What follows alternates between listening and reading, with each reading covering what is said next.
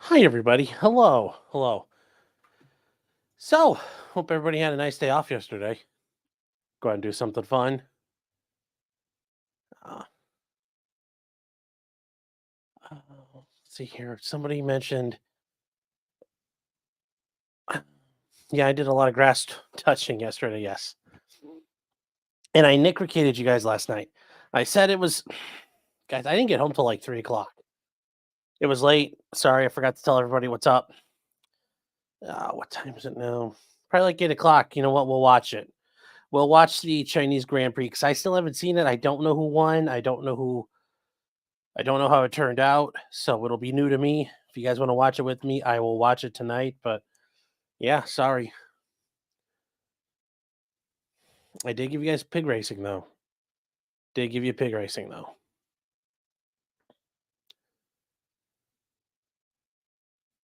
And you know what? League of Pigs is really good. I found the first couple of seasons, they look really good too. So we'll probably watch those a little bit as we go on locals.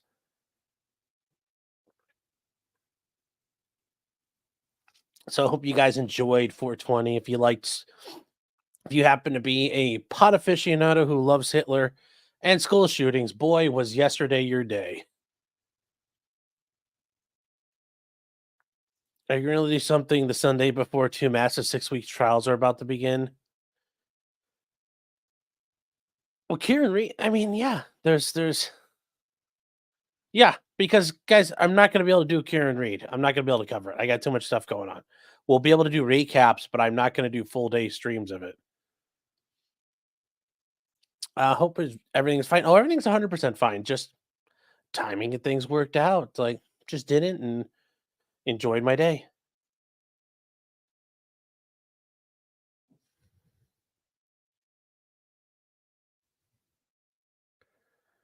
Do you watch Rocket Power and Mohawk? I don't know what that is.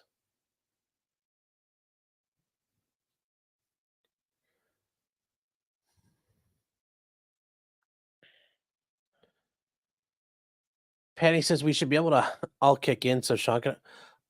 I like going outside though. I mean, that's part of it, the very least you get to go outside. Get to touch grass and, I mean, at times I don't like it's not enjoyable, but hey, it's free steps and also you get to make everything nice and pretty. I don't know why you wouldn't want to do it if you couldn't have to. You don't have to go to EDB for coverage. Well, I think you might have to a little bit there. And besides, everybody thinks it's all a scam and Karen Reed, it's all a frame job. Like, I'm not so sure. I don't know, Tim. I don't know, Tim. We'll find out, though. We'll find out.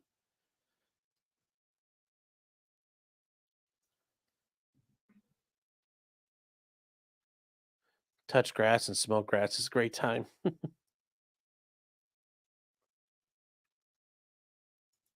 Patty says allergies for me. Well, I have allergies really bad too, but I think it's good. So, all right, guys, we're going to get started. This is a massive, massive lawsuit. It's going to take a little while to get through, but we're going to get started. And I don't know why I have these on from there.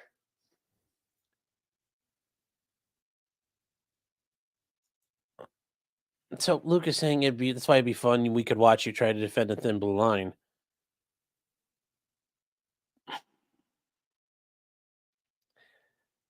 It's not that I defend the thin blue line. It's just the idea of, conspiracy after conspiracy after conspiracy after conspiracy. Are there really conspiracies? Is there really a massive conspiracy here? Just by definition, the odds are no. So we'll see what happens. Anyways, we're gonna get started with Riley Gaines and a bunch of people who are suing the NCAA. And this is part of a multi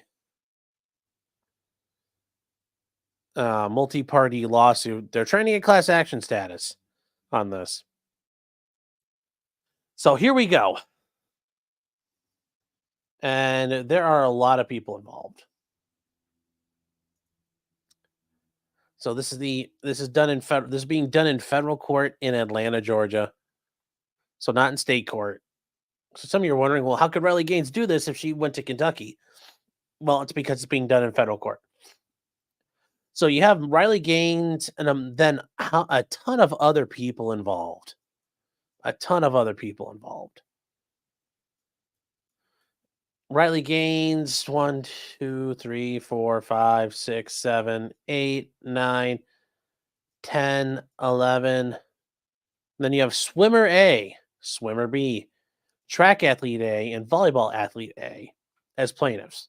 So 1, 2, 3, 4, 5, 6, 7, 8, 10, 11, 12, 13, 14, 15, 16. Just 16 named. There might be an opportunity to open up the class later if they do get the class action status, but it's not guaranteed. So it might just be these ones for now. For now, it's not a class action yet. You have to get certified. So you ask for to be designated a class action. You don't automatically get one. The court has to grant it. And who are they suing in this case? Well, a lot of people.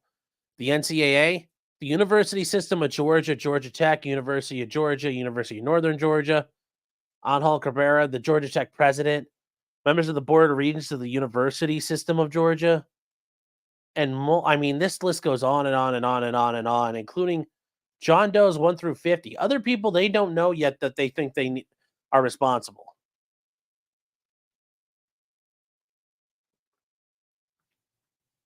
It's a lot of people, guys. So they're suing for damages, declaratory relief, equitable relief, and class relief, and a demand for a jury trial. So they're seeking class relief. So they might get it, they might not. They've got a long way to go so far. This was filed on March 14th. The NCAA and all the other parties have not responded yet. They've got till in May to respond, so it's going to be a little while before we hear any updates. So as you can see here, I think it's Rika or Rekka. Guyergy says that, I swam the 500 freestyle at the NCAAs on March 17th, 2022, where I got 17th, which means I didn't make it back to the finals. I'm a fifth-year senior. This is my last college meet ever, and I feel frustrated. It feels like that final spot was taken away from me because the NCAA's decision to let someone in who is not a biological female compete. It hurts me, my team, and the other women in the pool. Now, from the way I understood things, some of you might say, well, she got 17, so what does it matter? Yeah, that's kind of the obvious question. Well, if she got 17s, what's the problem here? Well, she didn't make it back to the finals, so you have to qualify to get into the finals, and then the finals determine who's the national champion. So it's the top 16 get into the finals. Well, if there was one person if there was a guy there who did better than her, well, that bumped her out. And that's where she gets burned at that point, and that's where she feels like she got screwed. Now, some people might say, well, why wasn't she better than the other 15 girls that placed ahead of her? Well, that's another argument as well. Certainly one the NCAA is going to make is, well, they could have just been better. So they get to the naming of all the people. Swimmer A and Swimmer B are both proceeding under a pseudonym, protect them from retribution and reprisal.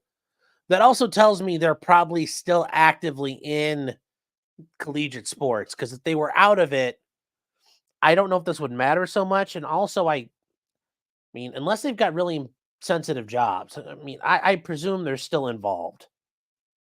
I presume they're still involved, but you never know.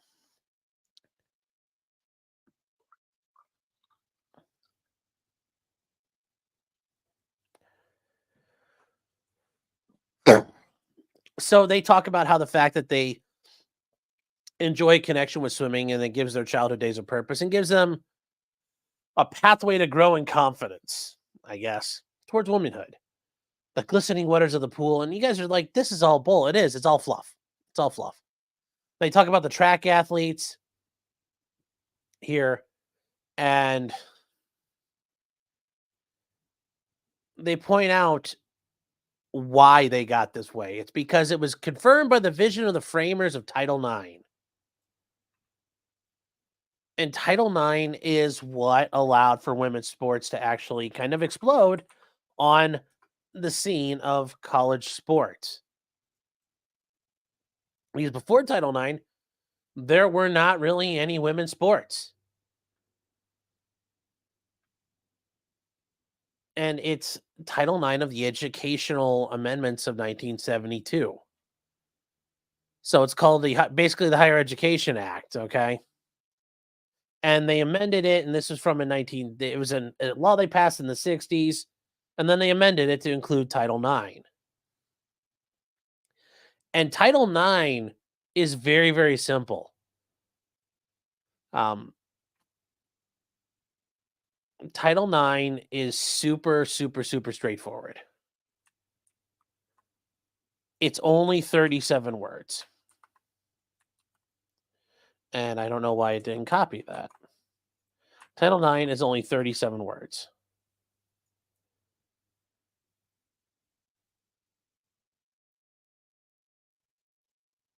So here is Title IX in a nutshell. No person in the United States shall, on the basis of sex, be excluded from participation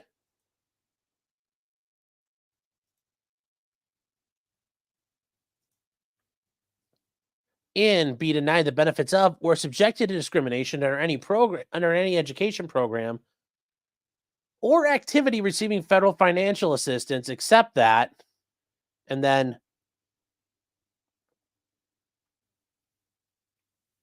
they talk about some situations where it doesn't apply, and there are issues where they can do it. But that is Title IX. This is Title IX right here. This is the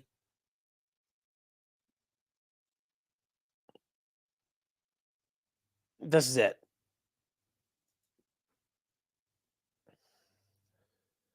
You know, people like to think there's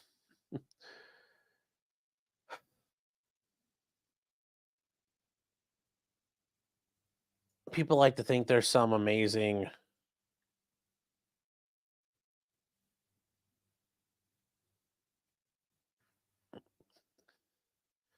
that's it. That's Title IX in a nutshell there, okay? There is no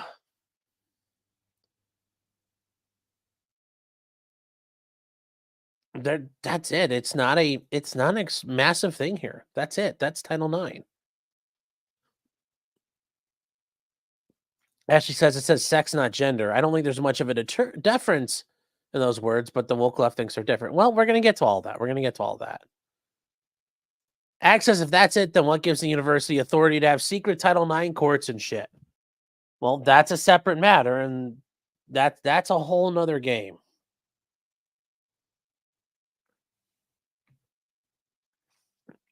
That is a different name. That's a whole different thing. But that's Title IX in a nutshell. I know some of you are thinking, "Oh, well, what's it all about?" I'm like, "That's it." I wish I could tell you there's more to it, but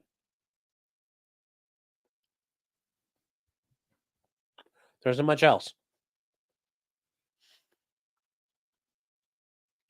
And the framers of Title IX, they wanted and anticipated that sex-separated sports, women could, there would be equal opportunity if you separated it out and gave them protection. And that society would benefit from the lack of discrimination and allow women to take advantage of the same rights and things that men were.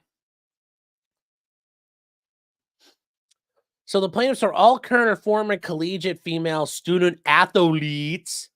We can make fun of the NCAA for the whole student athlete thing later. And bring this case for the future women the promise of Title IX that's being denied to them. And working in concert with its college members and universities, including those specifically that are part of the university system of Georgia. So there's a focus on specifically things going on in Georgia, like the main focus, but it's other places as well.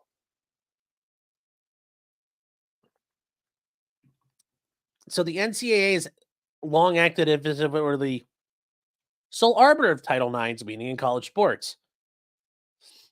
Well, I mean, it's kind of they're the national collegiate. They're the organization in charge of national collegiate athletics.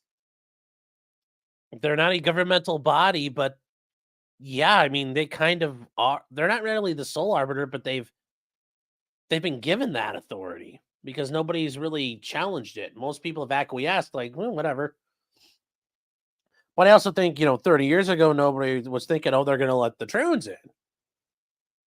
But yes, they basically are. I mean, to argue that they aren't, or to say it's outrageous they've acted that way, I mean, why wouldn't they? They've had the authority forever now. Why would they?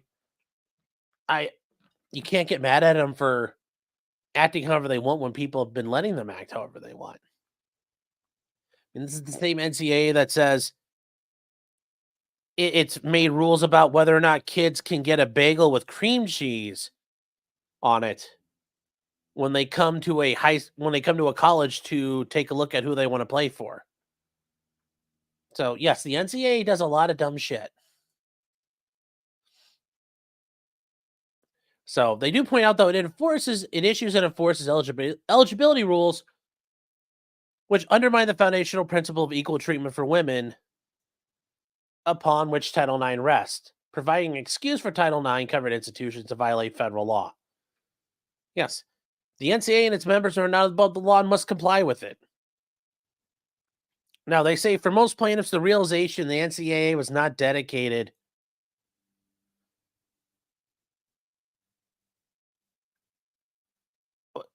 damn autocorrect funny was in the 2021 through 2022 women's swimming season. During her junior year at the 2020 and the season prior, Riley Gaines finished 7th in the 200-yard freestyle event. Riley did not have her best race, and a goal for 2021 and 2022, her senior year, became standing on the podium. It wasn't to win. And that's where one of these things, people who are defending Riley Gaines, like, she was denied the championship. It's like her goal was just to get on the podium, which some might say doesn't matter, but I do think it matters. Have the right facts. Have the right facts. Have the right understanding. So Riley swam well at the beginning of her season and did really, really good. At the University of Kentucky, the swim practice after the mid-year meet is a much anticipated event. It is then the head coach hands to each team member sheets of paper listing the nation's top-ranked swimmers in each event. Riley and her teammates were a competitive group and ready to go.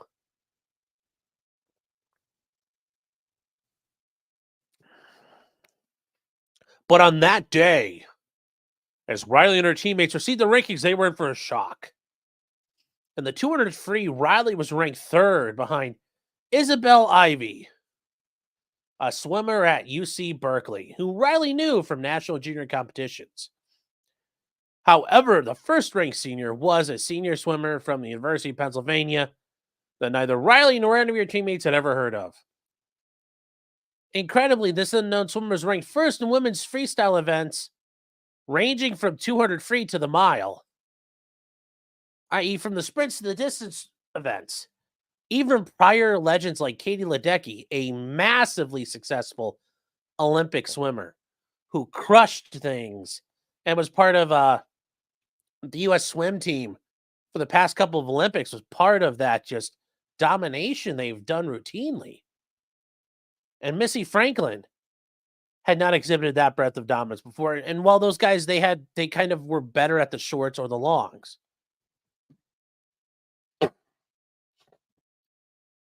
And nobody had ever heard of this swimmer at UPenn, which is Penn. If you guys have ever heard of Penn, it's one of the Ivy League schools. It's where the Wharton Business School is. So if you've ever heard of Penn, that's why it's called UPenn. University of Pennsylvania. Not known for its NCAA swimming prominence, that swimmer was named Lia Thomas. The source of Thomas's abrupt rise to dominance atop the NCAA was not discovered until a few days later when they found an article mentioning that Thomas had competed previously on the UPenn swimming team as Will Thomas. The secret of his meteoric ascendant to dominance in women's swimming was retained male advantage.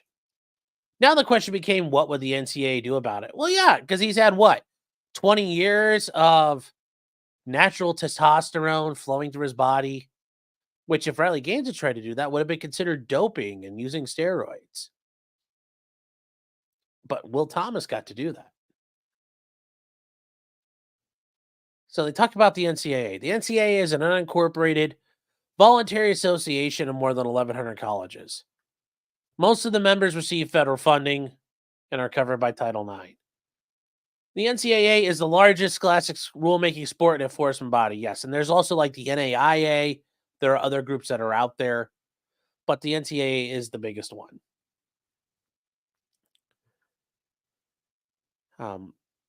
They do talk about the terms male and female, women and men are used in this complaint in their strict biological sense, as these terms are used in Title IX sport-specific regulations adopted in chronological proximity to Title IX's passage, without regard for gender or identity. Likewise, sex is used herein as it was meant in Title IX to refer solely to binary biological sex.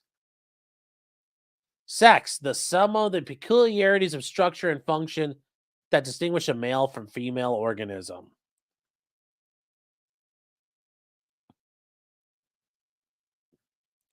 The NCAA is also a multi-billion-dollar business venture intended to, among other things, maximize the revenue flow to college sports and reduce the expenses of members by dictating and exposing the rules which sports are played. Yes, it's all about helping the schools make money. Through its ability to obtain compliance with its rules from its members, the NCAA has turned college sports in the United States into big business. Yep. By showing that there's stuff there, it's all big business now. Oh, and somebody asked earlier, what is on the cup here? Well, hold on. We'll bring this up.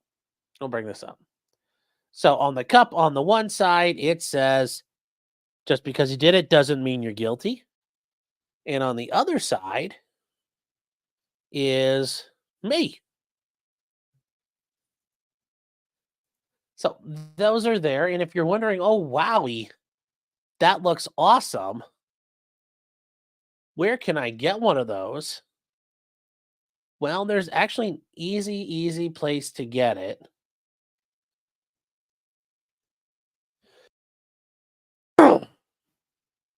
Excuse me.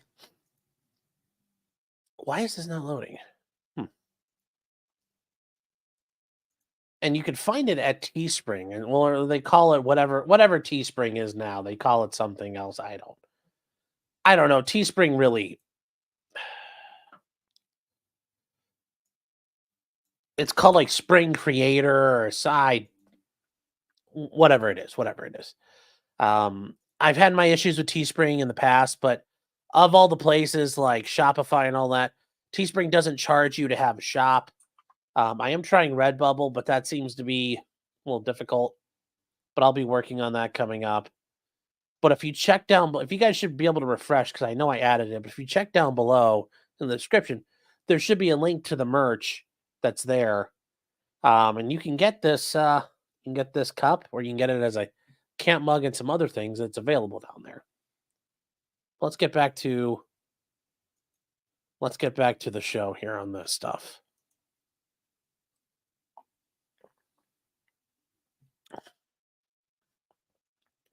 So it should be down there. Maybe the mods can post a link. Like I said, it's down there, but yes, the mods can also post a link too.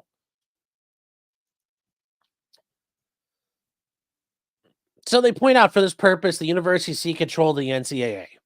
And that's true. Seek control.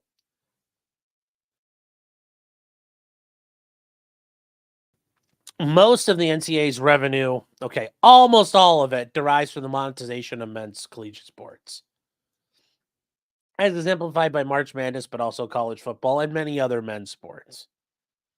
Over the last decade and a half, the exploitative conduct of the NCAA and the enormous profits of the NCAA and its member institutions derived from the monopolization of men's college sports has come under increasing scrutiny and legal challenges, leading to the Supreme Court's unanimous decision in NCAA versus Alston, and Justice Kavanaugh's pointed admission and concurrence that the NCAA is not above the law. Yes.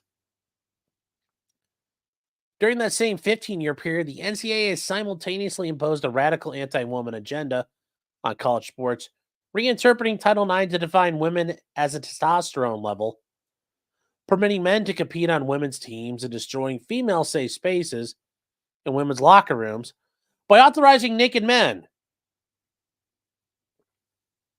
possessing full male genitalia to disrobe in front of non-consenting college women and creating situations which unwilling college female athletes unwittingly or reluctantly expose their naked or partially clad bodies to males, subjecting women to a loss of their right to bodily privacy. Promoting policies to deprive women of equal opportunities and safe spaces in collegiate sports appears to facilitate the NCAA's goal of retaining control of the monetization of college sport.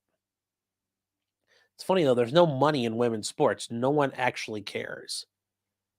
Women's sports don't make enough money on their own.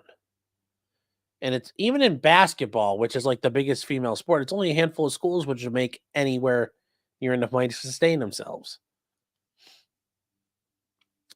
Though the NCAA's transgender eligibility policies, the NCAA is aligned with the most radical elements of so-called diversity, equity, and inclusion agenda on college campuses, facilitating the NCAA's effort to shore up its flagging on campus approval ratings and furtherance of its drive to monetize sports. Okay. And we will get to their transgender eligibility policies. And actually, I think we can bring those up here. Hold on. Where did I put it?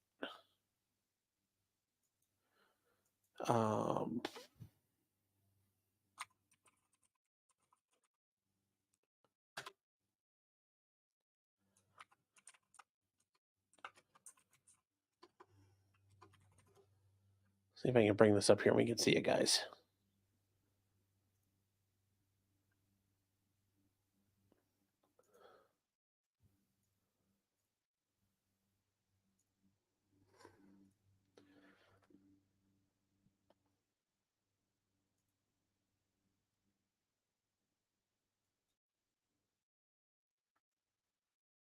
So here is this transgender student athlete participation policy. So here are the rules.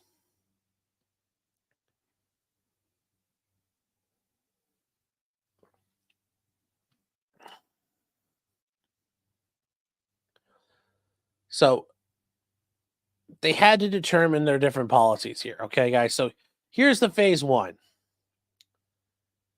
For participation in the 2022 and Winter Spring Championships, transgender athletes had to provide documentation to the governing body within 4 weeks before their dates. Okay. This documentation had to demonstrate compliance with the 2010 NCAA policy, which requires 1 year of testosterone suppression treatment. It also had to document a one-time serum testosterone level that fell below the maximum allowable level for the sport in which the student athlete was competing within 4 weeks of the championship for that sport. That meant student athletes who already fulfilled the 2010 policy only needed to provide one validated serum level.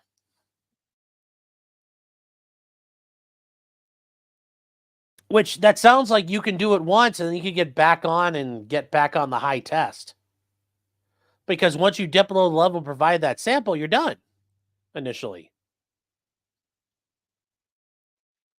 Then they point out that beginning in August of 2022, they need to provide documentation that meets the above, the older policy. So this one,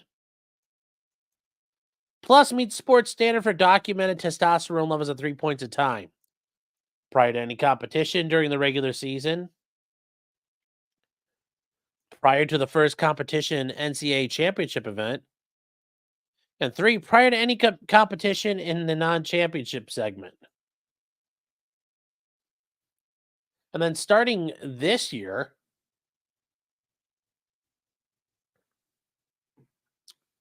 you have to provide notice and twice annually.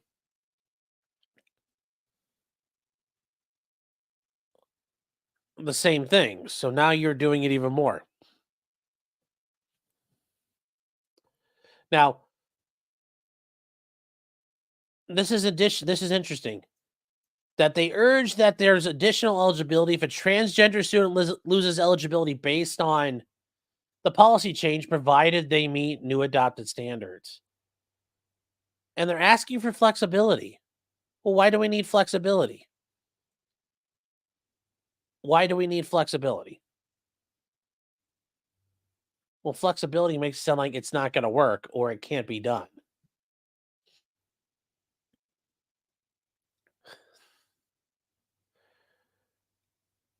Just makes you wonder. Makes you wonder.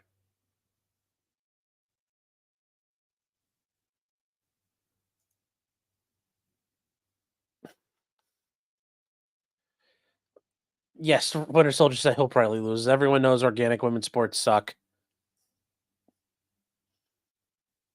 I welcome men that will never be a women.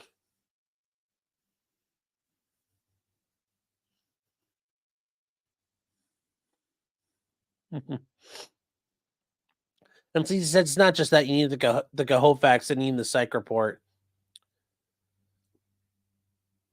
What are you guys talking about? What are you guys talking about here? Ghost Reese says maybe doping should be allowed in NCAA. Yeah.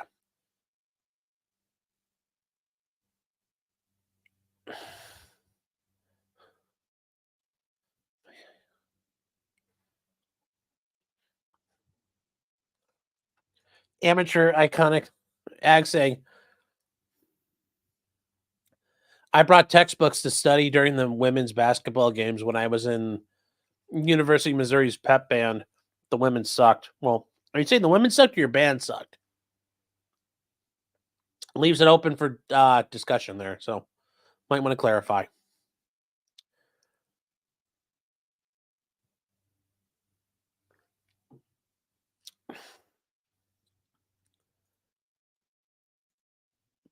So they talk about to minimizing the dissent from its policies, which harm women. The NCAA, through its institutions and public colleges, has sought to suppress the speech of free males by exerting pressure on them to enforce a code of silence. And they've imposed LGBTQIAP square root cosine codes of conduct, which outline the consequences for engaging in homophobic and transphobic behaviors, and proclaim offending conduct or language will not be tolerated. Well, there'll never be a woman. That's just what it is.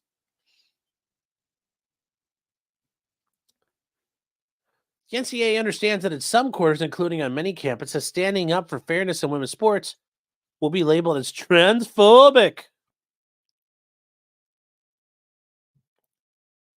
Thus, the NCAA sample team code of conduct is a speech code calculated to chill student athletes from expressing personal opinions about transgender eligibility, contrary to those imposed by the NCAA. And the neat part is you can go here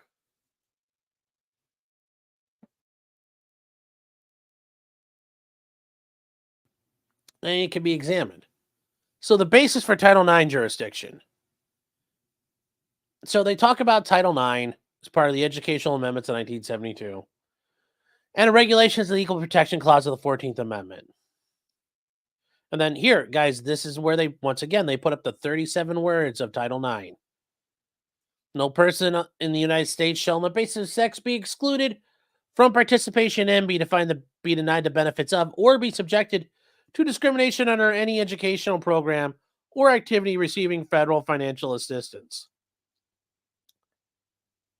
So the regulation adopted defines recipient of federal assistance as any to whom federal financial assistance is extended directly or through another recipient which operates an educational program or activity receives benefits from such assistance. Program or activity means all operations of any entity that is established by two or more of the entities described in paragraph H1, 2, or 3 of this section. Any part of which is extended federal financial assistance. So groups that are afforded federal financial assistance, if they establish an entity such as an association, which is what the NCAA is, the schools came together to do that. Huh. A college or university or other post-secondary institution is an entity. Private organizations which receive federal financial assistance or principally engage in the business of providing education are entities. Virtually all of the NCAA members are entities described by the CFR, which further outlines the education amendments. In NCAA versus Smith, the Supreme Court decided the NCAA was not covered by the predecessor because the association received dues from recipients of federal funds. In Smith, though, the court was careful to point out that its decision was narrow and addressed the question of whether the receipt of funds alone from colleges and universities created Title IX coverage. And hold on one second here, guys. I'll be right back.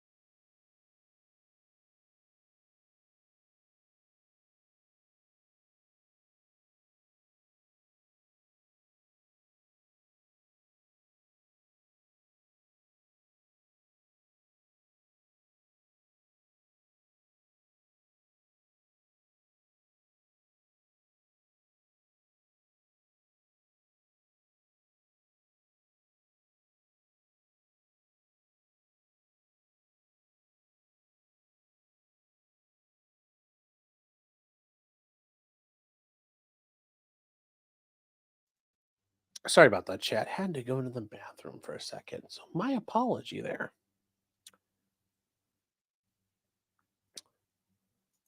Thought I was going to be able to hold it for a while, and I'm like, yeah, I'll just go now.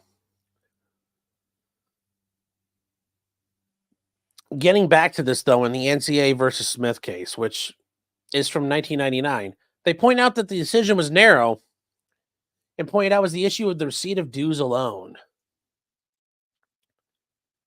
Now, both Smith and the United States' amicus curiae argued the NCAA should be accountable under Title IX as colleges and universities are recipients of federal financial assistance when the recipient cedes controlling authority over a federally funded program to another entity. The controlling entity is covered by Title IX regardless whether itself is not a recipient. And that's the interesting part about Smith. Both parties that are at odds said, hey, Supreme Court, look, we both agree, both of us agree that the NCAA is covered. Supreme Court said, nope, you're not. Which, that's an interesting thing, if you think about it. Generally speaking, if both parties agree to an issue, courts generally say, okay, yeah, whatever. If you guys are both in agreement, cool, done. Supreme Court just said, nope. So,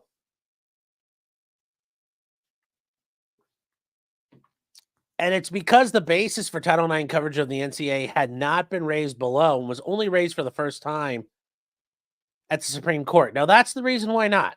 But still, you'd think, even if both sides agreed to it, the court would let it out of the way, but they still said nope. So the courts declined to consider the seating control argument.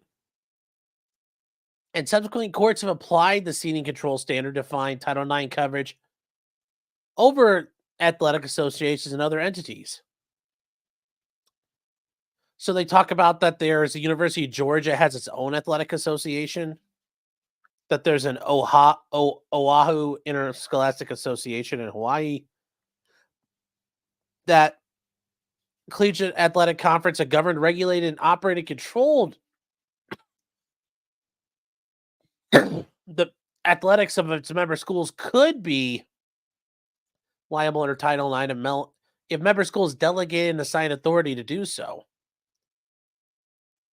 It's happened with the Michigan. In Michigan, they did it with the High School Athletic Association. In Kentucky with the High School Athletic Association. Once again, it covers not only colleges, but high schools. It's not just higher education alone, it's public education. So high schools are governed by it. It's Title IX is a very, very wide reaching and broad encompassing act.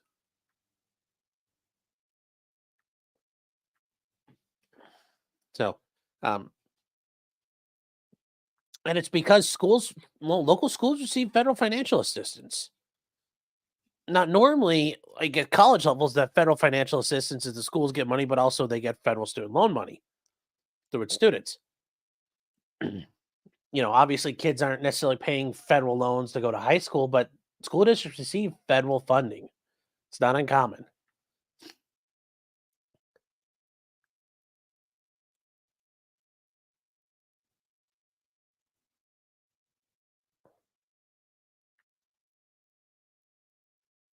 I had to poo. If I was that fast, that'd be impressive. I wish you could do it that fast. Just make the women wear jock straps. That would be. That's funny. That's funny. And WMMAC now for $4.99. Thank you. Say, listening to Sitch and Adam. We'll catch the replay. Well, thank you. They blocked me from chat, so you get the money.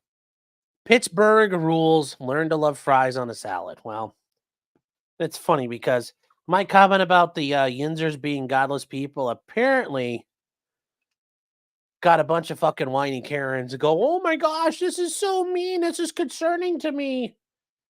And I've had to explain to a couple people I interact with on YouTube here. They're like, what's this all about? Some people said this is concerning to them. And it's like, are you fucking kidding me? But hey, I guess people have to have soggy tampons over something. And getting mad at the Yinzers is apparently too much for some. And I'm not joking. That's really a thing that happened there. So, getting back to this, they point out the instant case presents an opportunity for a decision left open by the Supreme Court.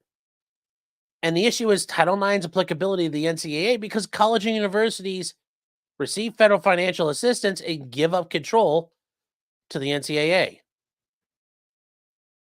And yes, the organizations delegate rulemaking and enforcement authority. These organizations let them make the rules, and then, like, for example, Penn State's a great example. Penn State got the death penalty for its football team. Why? Oh, because all the stuff happened with Joe Paterno and Jerry Sandusky.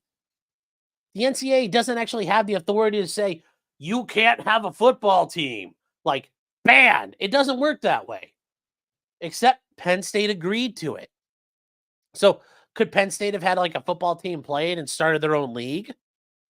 Well, actually, I don't know if there might have been like probably a non-compete thing there, but ultimately, they just weren't allowed to compete in NCAA games. They weren't allowed, and the NCAA wouldn't let its other members compete with it. But could Penn State have started up? Could they have played other games? Possibly, sure. It was just the NCAA was not letting them do stuff in their league. So that's how it works. They have that enforcement authority. They can suspend players. They can ban people. They can fine people. They can fine universities. They can do all kinds of things. They can strip people of their eligibility. And it's because all these universities see that authority, that's how it works. If everybody ignored them, they would lose their power in an instant. But it's because organizations allow them to, that's how their power is derived. So you could call it basically popular sovereignty. As long as everybody's willing to give it to them, they can do as they wish.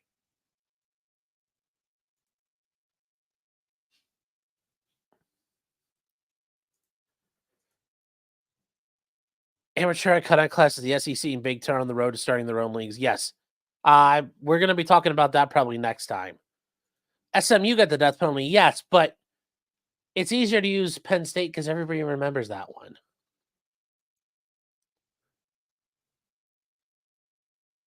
Are Sitch and Adam still convinced Trump is going to jail? I have not had the chance to listen to Sitch and Adam lately just because, especially a lot of Sundays, we're here. So I don't know if they have. I mean, certainly I'd be curious to hear their thoughts on it. So I mean, I enjoyed them the one time I was on there. We were talking about Alec Baldwin and whatnot, and I'd like to go back on there sometime again if they ever have stuff they're curious about. I mean, especially after listening to them have President Sunday on talking about Daniel Penny. That was amazing. My dad was a prosecutor. Okay.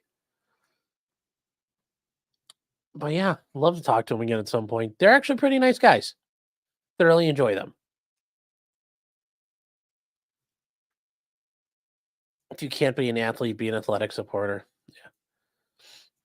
Sean's mad that old Penn State Joe didn't go to prison too. I, honestly, I guarantee you Paterno knew what was going on and covered it up. I don't see how he couldn't know. I don't know how he didn't know what happened. Personally, I don't see how he didn't know. So,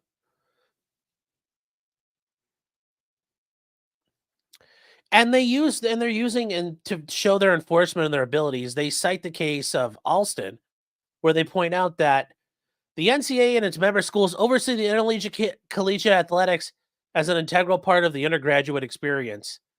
It's almost like we're so important. We're so important. We help these student athletes. They're not slaves, guys. They're student athletes.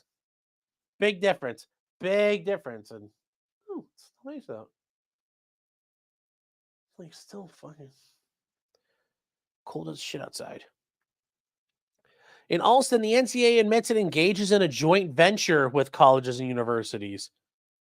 Conceding it establishes rules and controls the important aspects of member institutions' mission related to college athletics. Yes. And this is where you start breaking down their words, and this is a good part of a legal argument is, the NCAA used those words, and you have to presume they used them and intended to use those words specifically. For a joint venture to exist, there must be not only a joint interest in the purpose of the enterprise, but also an equal right, express or implied, direct and control the conduct of another. The element of mutual control is a crucial element of a joint venture. Thus, the NCAA's members covered by Title IX have ceded control over the rules and regulations to the NCAA. This makes them subject to Title IX. Should the NCAA contest whether it exercised control over aspects of intercollegiate sport, making it accountable under Title IX, plaintiffs are entitled to discovery on this question, other factors that make the NCAA subject to Title IX. Which, that's the thing I think the NCAA would be afraid of is discovery, because I can only imagine all the crap that's out there. I'm sure we'd find out, well, we already know the NCAA and their student athletes are very corrupt. And probably, I wouldn't be surprised if they violate federal law the way they collude on issues and do certain things. But I think the NCAA would loathe to be in discovery. I mean, who really does want to be in discovery? Do you really want somebody subpoenaing your phone records, emails, and all that stuff and just sifting through your life? No, nobody wants that. No organization wants that. It's just that's screw you for digging through our lives like that.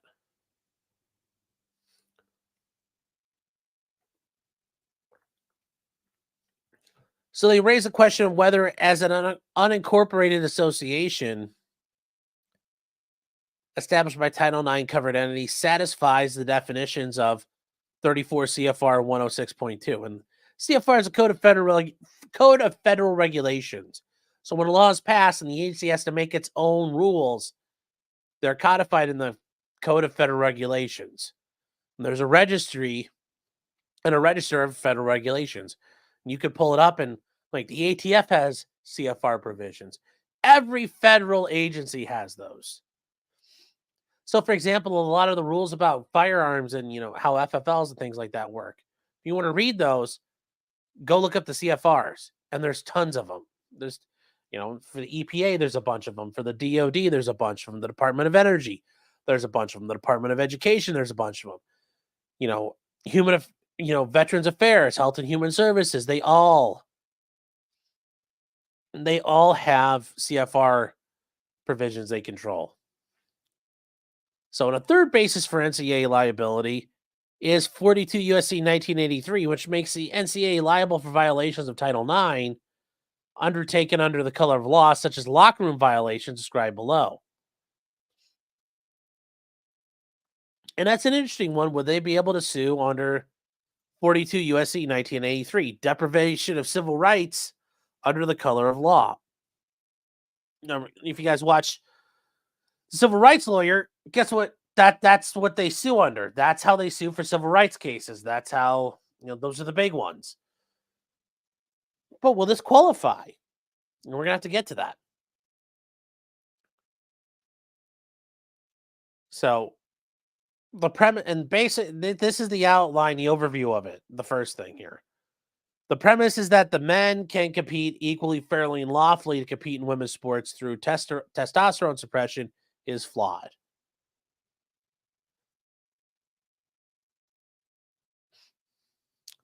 And they point out the sole justification for its discriminatory policies, which are imposed upon all D1, 2, and 3 members, is that biological differences between males and females can allegedly be overcome by a program of testosterone suppression in males who identify as transgender, which sounds great, but those guys don't lose their muscle mass, bone density, body frame size, or anything they may have already.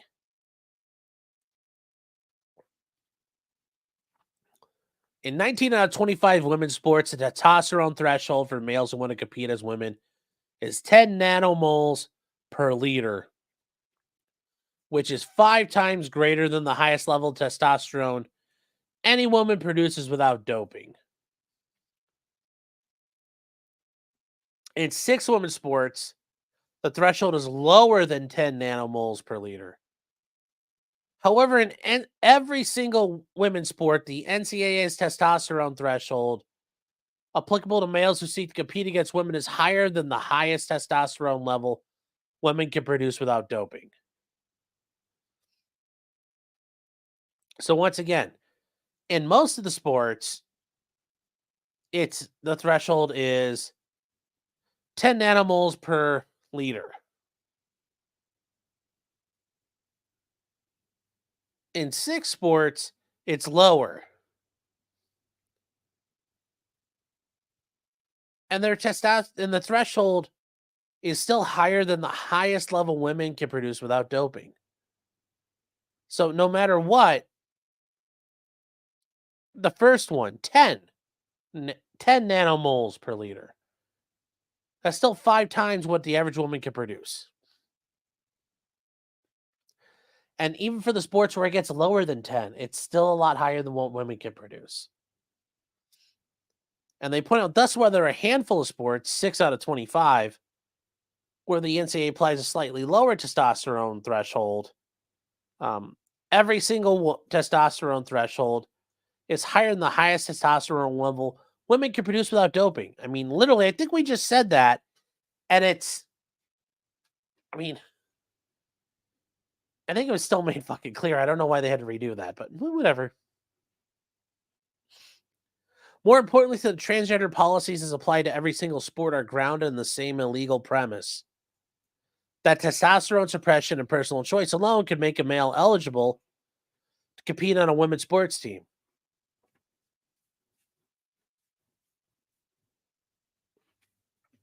Now we're getting into the issues they're pointing out this is wrong as a matter of scientific fact in peer-reviewed research, which now we're getting the battle of experts and scientists, and this is where I think they might have problems. This is where I think they might have problems because it's well, which person is legit? Which test, which peer reviewed thing is the correct one? And I think there's going to be a lot of I can see a court saying there's a lot of clash here. That this is where you can say, look, I don't know. There's so much stuff going on. I don't know where to look. I don't know who to believe. I could easily see a court doing that. So that's where I think it's going to end up. Would I like to see the courts do the right thing? Sure, but I don't know. And they point out the testosterone suppression excuse is wrong as a matter of law. Well, we'll see if it is. Title IX cannot reasonably interpreted from males to take females' places in women's sports merely if males are willing to suppress their testosterone level. Well, apparently the NCAA says, sorry, we do think so. They point out the policies fail to effectively accommodate the physical abilities of women and give women equal competitive opportunities in comparison to men. Well, I mean, yeah, it looks like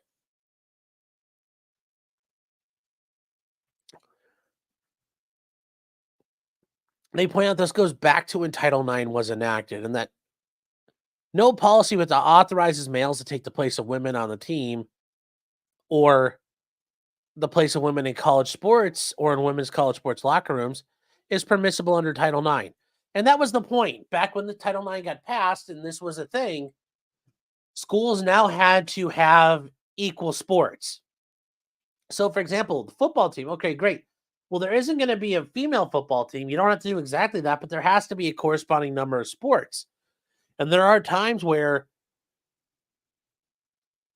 when Title IX happened, schools had to decrease male sports teams of the funding forms. So, look, we can't fund everybody. We have to fund these female teams as well. Those are things that happen at times. And it was the idea was you can't replace women and just write them off. Well, the funny thing is this basically is replacing women and writing them off.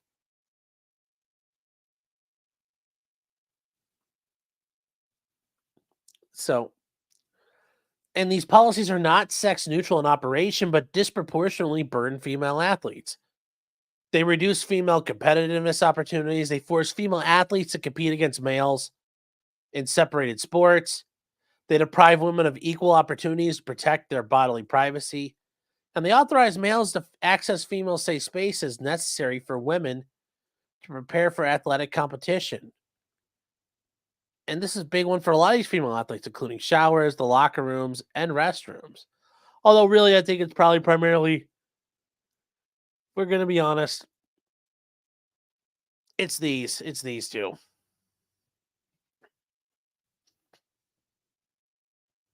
And this just keeps going here. And they should have known that there are discriminatory impacts here.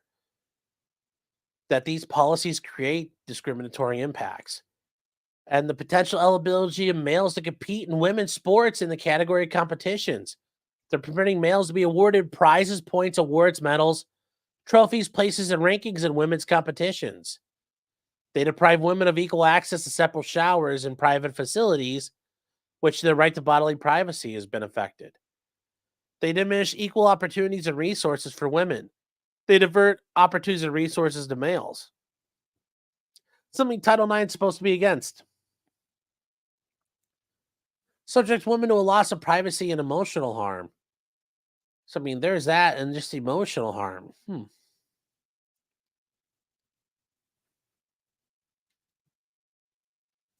Excuse me. They deprive women of fair opportunity to prepare to compete in college sports by allowing males access to women's spaces, including locker rooms, and disproportionately impact to suppress the free speech rights of women advocating for their rights. Safe spaces and a reasonable and correct application of Title IX and equal protection principles. So they're alleging a lot of things here. Zero Skill says problem solved. Just stop sending women to school. Well,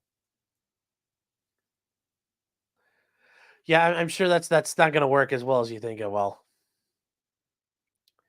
I'm sure that's not going to work as well as you think.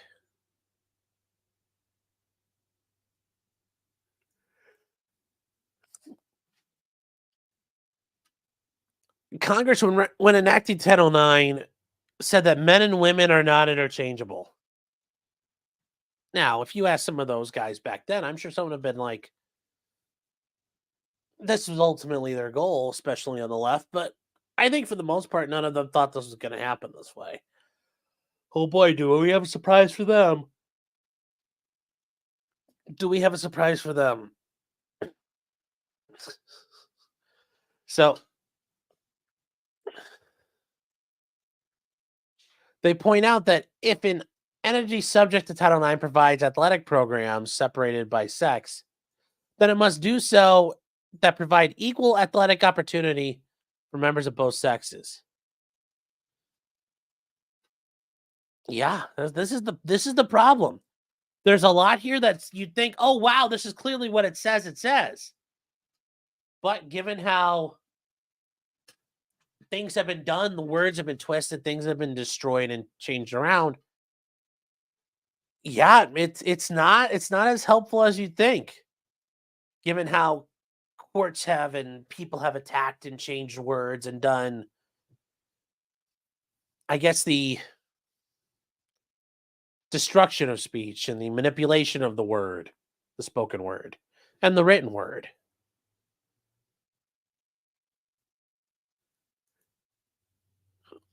Porcelain Thunder says, I'm going to buy a cheetah to run track. It's going to identify as a dude. To be fair, I will say, ironically, in history, that's actually kind of happened already. When Jesse Owens competed in the Berlin Olympics, the Germans weren't actually mad that Jesse Owens beat them. It was very interesting because ultimately, when they looked at Jesse Owens, they saw him as an animal. So to the Germans, this is literally no different than if you would put a horse in the Olympics. So, for example, let's say you were doing the 100-meter dash, and you put a horse up there, and the horse beat everybody. The Germans would have said, well, of course that horse won. It's a horse. They didn't see Jesse Owens as a human being. So they weren't like, now you might also argue that's a bunch of malding, coping, and seething. Sure. But to the Germans, they said, well, of course this is going to be a superior physical specimen. He's not a human being. And that was, that's, I'm not saying that's a precedent allowing for the racing of animals during human events.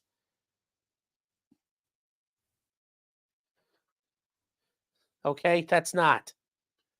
And cynic, no, that doesn't mean Sarah Jessica Parker is an Olympic athlete. She can. No, you're not You're not taking her out of the pasture and putting her in the start blocks. No, you can't do that to her. She's enjoying life on the farm. The Germans were not even mad. Well, I think there was probably a little bit of coping and seething there and a little bit of malding that I'm sure they wanted to win all the races. They couldn't even win the race to Moscow. And it was just them racing.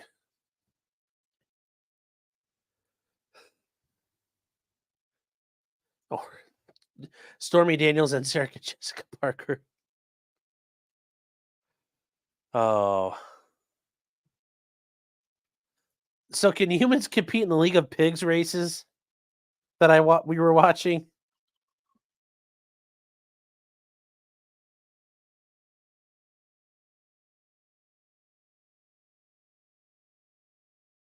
I don't understand why you guys don't like the League of Pigs. It's wholesome entertainment. It's a lot of fun.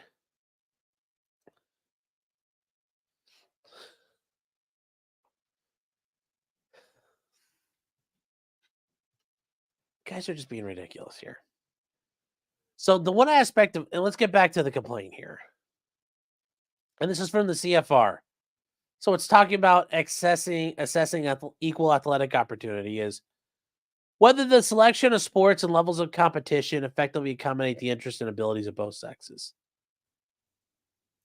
Well, of course, and then Lia Thomas supporters and the transgender supporters will say, "Well, sex and gender are different things anyway, and his sex—that's who he is underneath." Remember, there's always gonna be an answer for it, so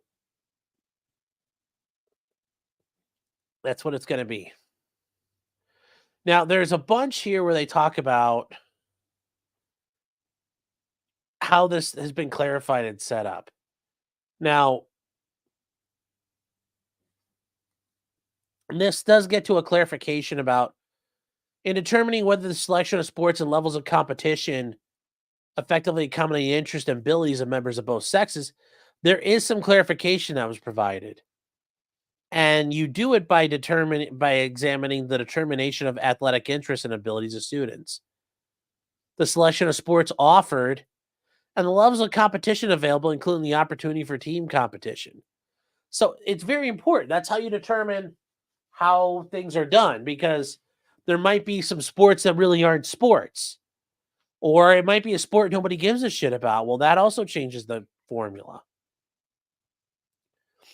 And then it says finally, an overall determination of compliance will be based on whether the institution's policies are discriminatory in language or effect, whether substantial and unjustified disparities exist in the program as a whole between male and female, or whether substantial disparities exist in individual segments between opportunities afforded to male and female students. And yeah, that's more policy interpretation. And this is from the Federal Register.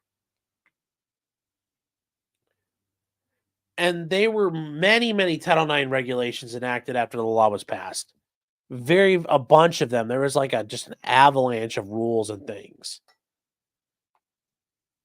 And they pointed out that women must be affirmatively protected with separate sports teams, competitions, and locker rooms to achieve equality and equal opportunity.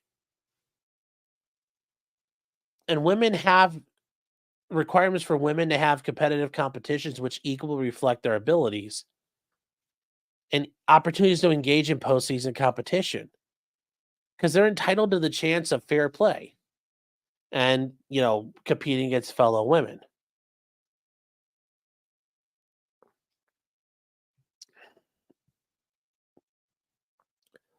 And there's a problem because a man can rely upon his inherent maleness, including physical and athletic advantages to take women's place as titles and public recognition.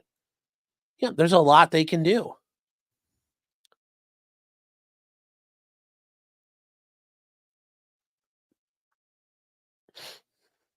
And there are multiple issues here, and it's because it's neither myth nor stereotype. There are inherent differences between male and born female, and those born male, including transgender women, have physiological advantages in many sports. Yeah. If you guys have never seen the picture of Lia Thomas standing next to all the people that he raced against, holy cow, he's huge compared to everyone else.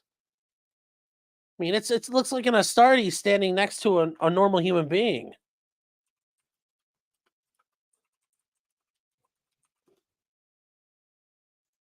I mean, if you guys have never seen these pictures, this is part of where is it?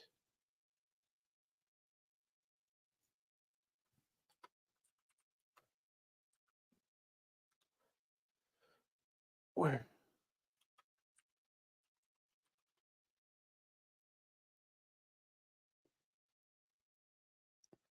this is this is actually a great example.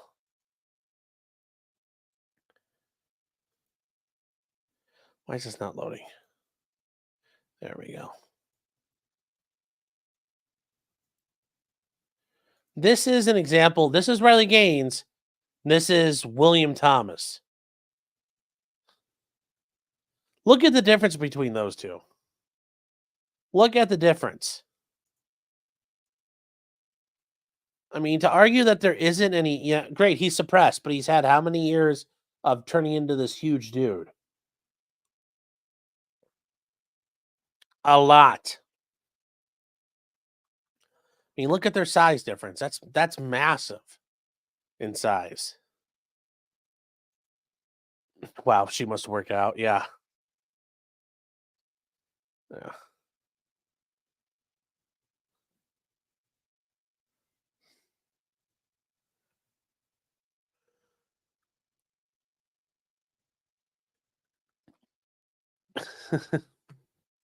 And Riley Gaines, I would consider tall for a girl. Yes, Riley Gaines is a actually she's fairly she's bigger than she is a well built for as far as women are concerned. I mean, if you guys have not seen her, there's some pictures of her out there where she's for a woman, yeah, she's not, dainty. Like here's an example of Riley Gaines. I mean here's Riley Gaines. I mean, look at her. I mean, how many women do you see where they got four like that or their forearms are all veined up? I mean, obviously, yes, she got like, did a pump and all that for the pictures, but she's not just a girly girl. She's yeah.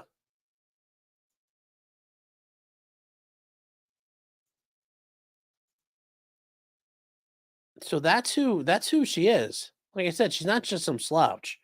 She's not just a schlub. She's got the veins.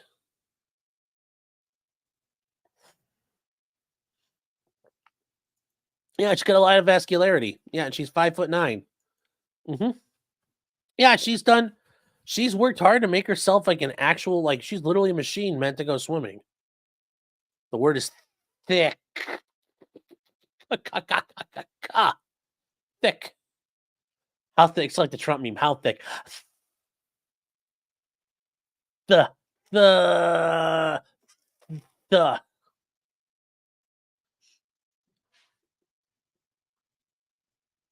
Yeah.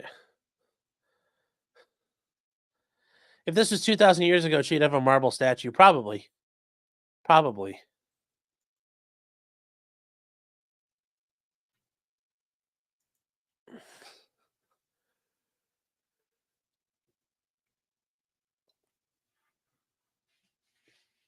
Um. So why is this all important ultimately? And it's because the NCAA purports to interpret Title IX for everybody. And why is this? Because they've reinterpreted the term sex to force biological women to cede opportunities and equal treatment to whom the NCAA defines as trans women, but which faithful adherence to the plain language of Title IX to be defined as males for purposes of Title IX's application to college students. And their current policy is available to get, and their guidance on transgender student athletes, not the touching your balls, or staring up your butthole TSA, but transgender student athletes.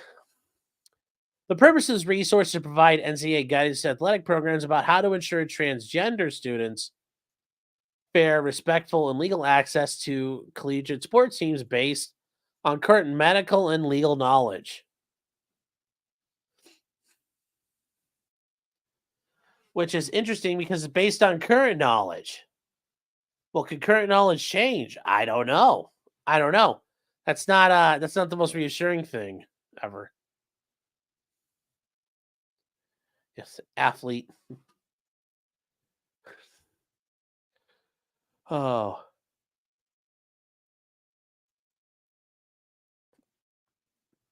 So it bases its guidance um on legal access upon Title IX. So they claim like, look, we're just using the law, guys. Don't get mad at us. We're just doing what we can. We're just doing the best we can here. The NCAA instructs its 1,100 plus members that they must interpret Title IX to comply with NCAA rules. And if you don't, the NCAA gets mad at you, and then, well, you're gonna have a bad day.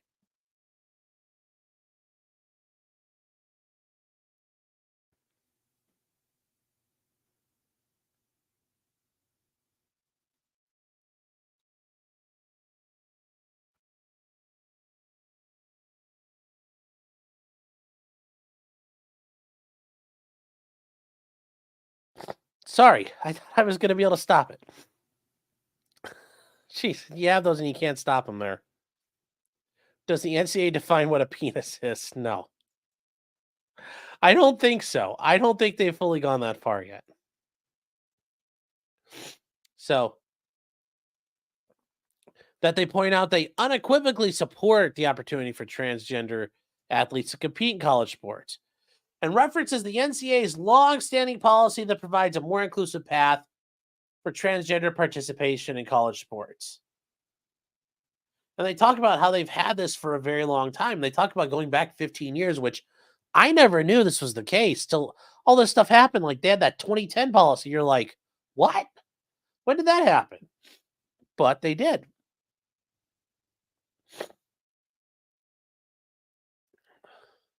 So, in one of their things, they put together a resource called On the Team. And it likewise conveys that the NCAA's guidance to high school and collegiate programs about how to ensure transgender students fair, respectfully, and legal access is provided to them.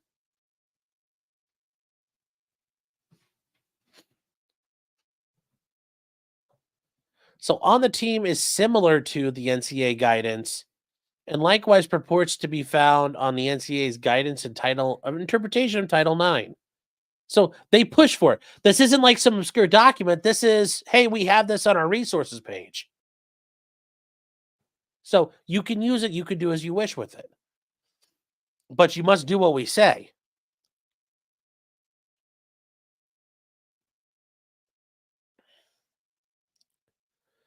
So the NCAA's interpretation requiring a pathway for males who identify as transgender to be included is in some respects consonant with the pending regulatory guidance and rulemaking issued for public comment by the Office of Civil Rights in the Department of Education. And this is a rule proposed by the Department of Education talking about the non-discrimination on the basis of sex in education programs or activities receiving federal financial assistance, sex-related eligibility criteria for male and female athlete teams. So I think this is their attempt to basically knock them out. And you guys, I don't know why I said it like that, but it's meant to take this out. It's meant to say, look, this is a separate thing. It doesn't actually count here. And the federal government's getting involved. And that gives a lot of cover to the NCAA because if the federal government's making interpretations of federal law and regulations, well, it gives the NCAA a lot of cover and they can do as they wish.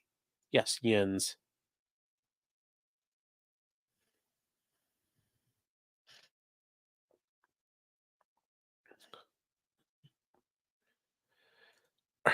RBMKA says, how do women teabag? Is that defined?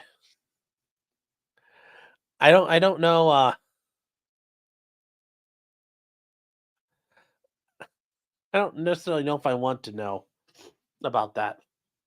So they point out that the agency guidance for rulemaking is not faithful to the ordinary meaning of Title IX's language, nor is it a reasonable interpretation of it, nor is it consistent with DOE regulations issued in far closer chronological proximity um, to the passage of Title IX. Well, the other thing, though, here is, and we're talking about this now with the ATF case, where it's looks like it might be trimming. It's not going to kill Chevron, but it's going to trim it back. Well, this might be a good way to attack it. This might be another way that Chevron could be attacked. And if the Supreme Court issues a ruling that's far more expansive than just for the ATF, then yes, this could be applied to this case because that would be an applicable. It would be an applicable use of that opinion. And in likely, as long as this case trudges on for a bit, we will get that interpretation from the Supreme Court back, and this may help Riley Gaines and the girls, or it may not help them. I don't see it hurting them. And they talk about because it does go against all the parts of Title IX the way it was put together, the interpretive guidance is not entitled to deference and cannot justify the transgender policy. Well, we'll see. I think ultimately a court's going to try to punt on this if it can and just dismiss it. And I don't say that to doom pill people or make people sad, but I think it's just the reality of what's going to happen here. I don't see this George waffle flopping. That's the female version of teabagging. Acts as the DOE would be the agency here, I assume. Yes, it's not going to be the ATF. But I have the feeling if the court really wants to protect Chevron, it's really going to clip the ATF's wings more than others. Or maybe it does take the hatchet to the entirety of Chevron and trims it away some. One of you head says I might pack it in early. Well, we're probably going to get about halfway through this and probably take a break and come back to the rest of it because it is 160 pages and there's only so much we can do at a time. So in 2022, the defendant's Title IX violations harmed the hundreds of student athletes at the women's swimming and diving championships here in Atlanta, Georgia. Well, there we go. That's the other reason why they're doing it here. It all occurred here. All the injury happened here. This is where Riley Gaines was injured. And her injury was her violations of her Title IX rights.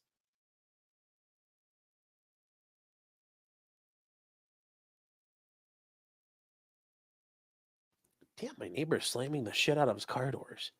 So the NCAA serially violated Title IX by personally adopting and amending policies and taking actions intended to authorize Thomas biological bail to compete on the UPenn women's team and access the women's locker rooms on the NCAA competitions.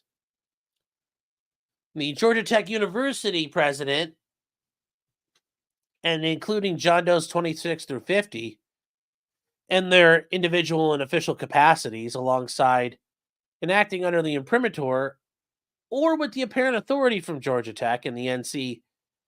I think we threw an extra A in there, but the NCAA,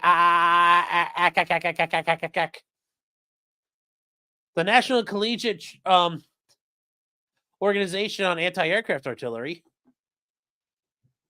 jointly organized the 2022 Swimming and Diving Championships held in Georgia Tech's Aquatic Center. So that is where I think they get to. There were all kinds of Georgia Tech officials involved because that's how it normally works. Who's ever the hosting location, they already have their people involved. So that's why there's so many John Does. It's like all the other people, administrators, and people involved that enabled this and put it into action are going to get hammered. Now, does this mean the guy whose job is to sit there and like he tests the pool pH? No, they're not going after that guy. The extra A is for Aaron.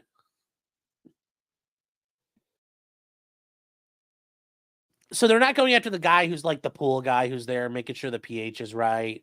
Or like if some guy's job is sit there and like empty out the pool skimmers and the baskets.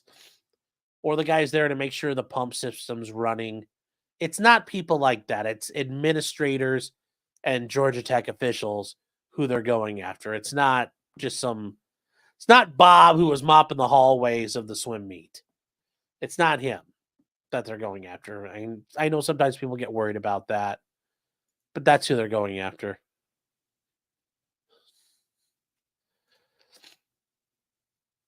So one or more of the defendants participated in the Title IX violations. That's how they're getting because they willingly work together because their job is to do what Georgia Tech ceded that authority, and they're working with as Georgia Tech people.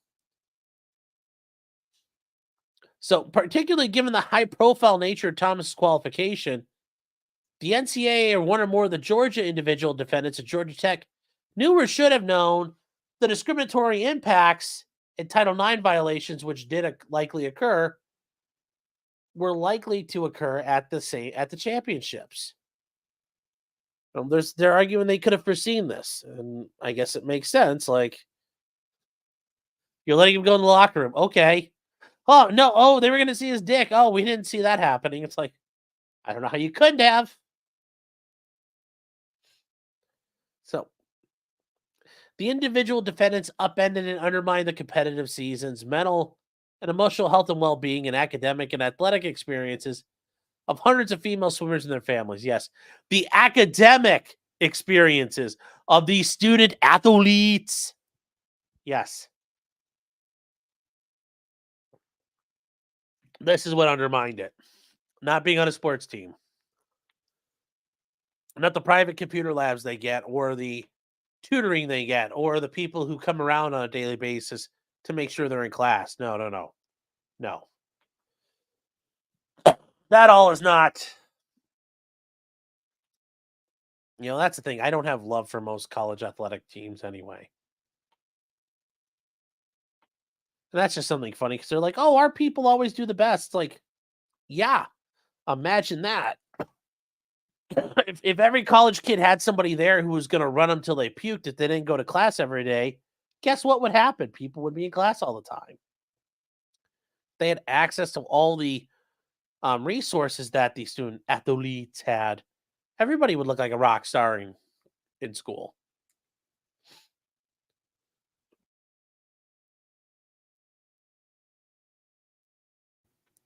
Do I like Michigan? Yes, I do. I do not like the Ohio State University. Bella's saying, why can't they be charged as accessories for sexual assault for what Riley did to them in the locker rooms? I think you mean what Lia Thomas or Will Thomas did to them in the locker rooms. Well, part of the issue is, and I'm assuming Georgia here, it's sexual assault statute. Um,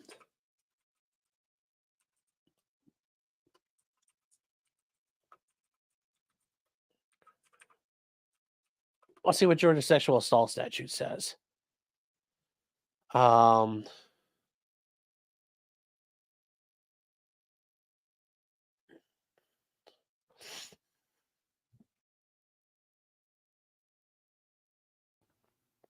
let's see here.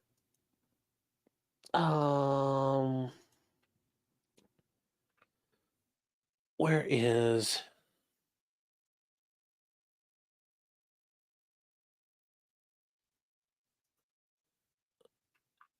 when it comes to the ideas of like sexual,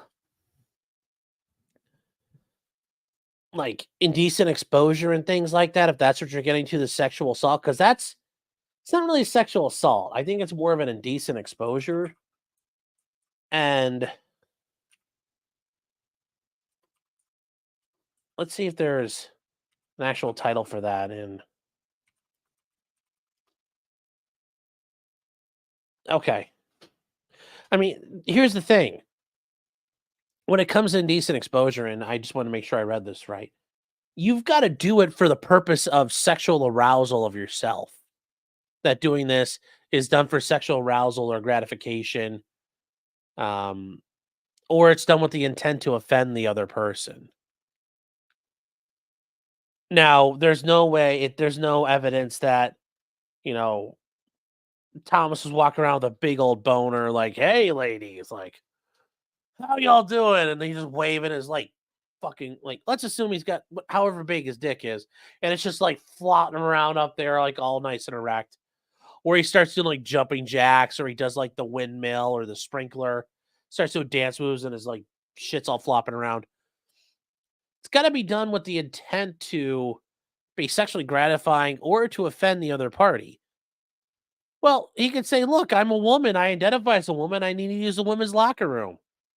So therefore, you've already killed his intent.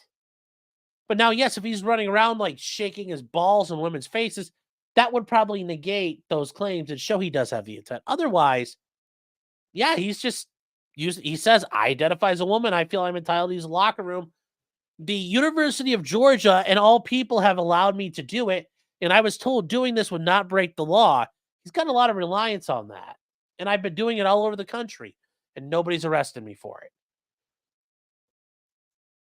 So yeah, I don't think there would be in this situation.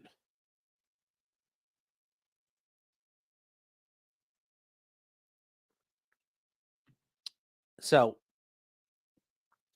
they talk about how these groups are liable for applying the NCAA's incorrect interpretation of Title IX in Georgia, and that's fair. They are liable. and they're kind of stuck with that. So, and they point out that all this is in relation to Thomas's unlawful eligibility in participation in the championships, where Thomas competed in 3 swimming event finals, finishing first, then one where he tied for 5th and 8th, and earning 45 points for Penn's swim team. And that's the thing. That's the funny part. Will Thomas was a mediocre male swimmer, and he still wasn't that good as a female swimmer. Because look, he got first once, and then a couple times he got 5th place and then 8th place. So he kind of sucked still. But for people like Riley Gaines, that him being there and taking that spot, it's not that he won and I couldn't win. It's that now I couldn't get in front of him, and he denied me that opportunity to get 4th place or 7th place or 8th place. Now, the times where he won, okay, yeah, you could say he denied me that. And that one on its face makes more sense. I know it's a little counterintuitive saying he denied me the right to get 2nd place.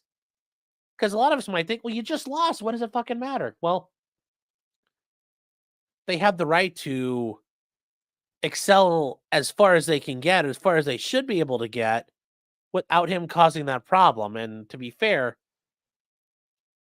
I don't disagree with them in that sense. It's just it looks hard and it's kind of goofy to do that.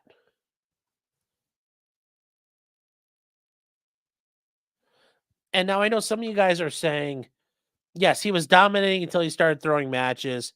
I always wonder if the 8th place was intentional. It very well could have been. It very well could have been. We don't know. We'll never know for sure what is intentional, what wasn't. But it does seem weird. He was listed as being like number 1 all over the place. And then finally, when push came to shove, he couldn't do it. Because even with those stats, he's still in the contention probably for, like, if he went to the Olympics, he'd be smashing the records of a lot of Olympian swimmers. But I don't see, I guess it's just hard. People like that who they went into this because obviously he sucked and he switched over being a woman. Usually, if you're doing that, if you're that obsessed with winning, you keep winning. It's kind of like the guys who go to the women's powerlifting events and they just fucking dominate. They don't normally throw it. They're so obsessed and such a loser that they're worried about winning. They intentionally fuck the women over as hard as they could. Brandon says he could write an "If I Did It" book. And that way we could find out. Yes. If I threw it.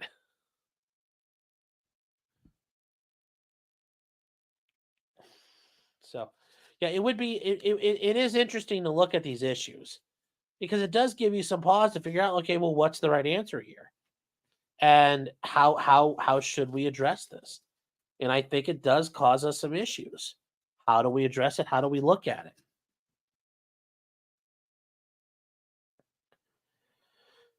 But like I said, I guess there's, you can have that theory about him throwing a couple of these just to throw the scent off. But I it's hard because normally when people do this, they're obsessed with wanting the win. So they're going to just, they want to stack up all those wins.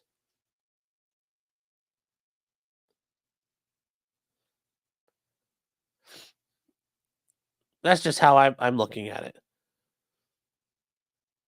So the plaintiffs are entitled to injunctive relief in joining future applications on the NCAA's eligibility policies. So they're seeking injunctions because this is an ongoing harm that will consistently happen, not just to them, but all members of the class, which are all female athletes, are subjected to this potentially. So pursuant to Federal Rule 20, a group of current student athletes with remaining college eligibility who have been injured by their policies, who are injured by the NCAA's adoption of this, and they are threatened with having to compete with males who are reasonably likely to be injured by these policies have joined this action to seek declaratory relief. And this is the issue here. You're seeking an injunction. Okay, well, you have to show there's a likelihood on the merits you will win. I don't know if they're going to get that. There is something, in case you were wondering, can you get emotional distress and punitive damages for constitutional violations? Recognize the potential applicability of Title IX.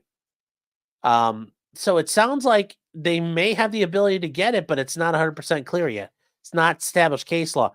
There's case law that lends to the idea they can get it, but it's not set in stone, and there's nothing explicitly for them.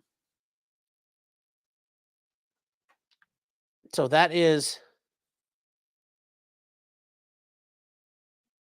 yeah, like I said, I just don't think they're going to get an injunction here, especially on top of everything else. They're going to get they're going to get denied on that.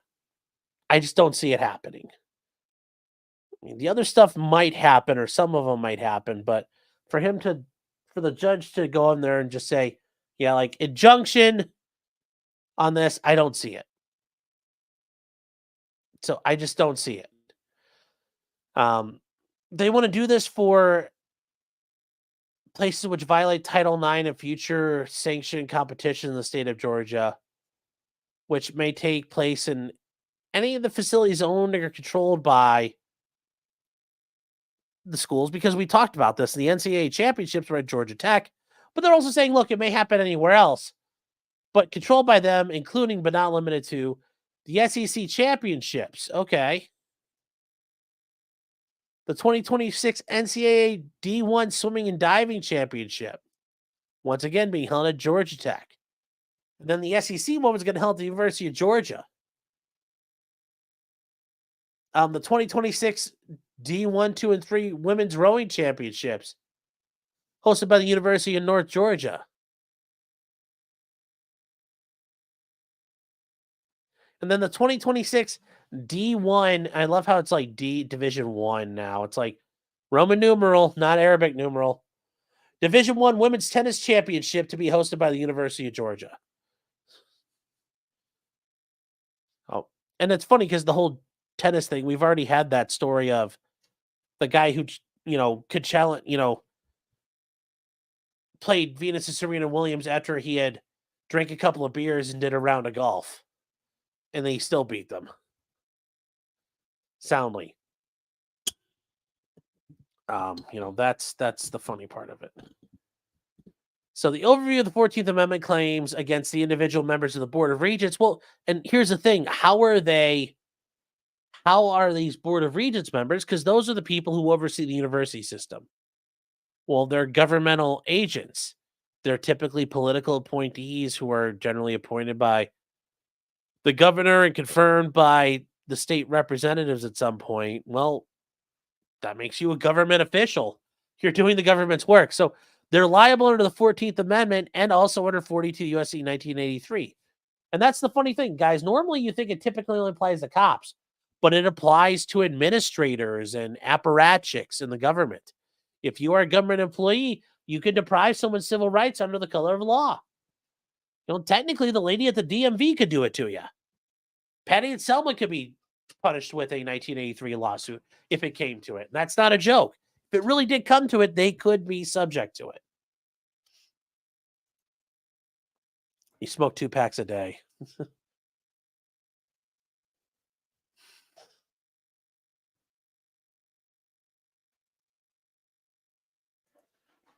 Alpha Fox says, yes, this is the base look.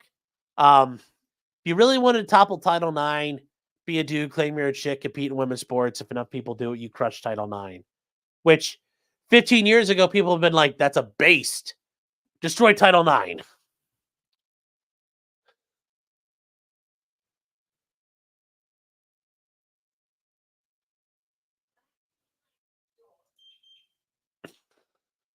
Wooksy says, imagine if Michael Phelps impregnated Lia Thomas. What a fine swimming baby. Yes, that kid would be a freak of nature. Yeah, he was drunk. Well, he wasn't drunk, but he had a couple of beers, and he smoked a cigar that day, too. And he won 6-1, 6-2. Yeah, he dominated them. Siobhan says the Toast defense is still going strong, I bet. Ooksy says, back when I was in my 20s, it was more just the East Germans doing weird things. Yeah, there were jokes about the East German female athletes being named all Johann.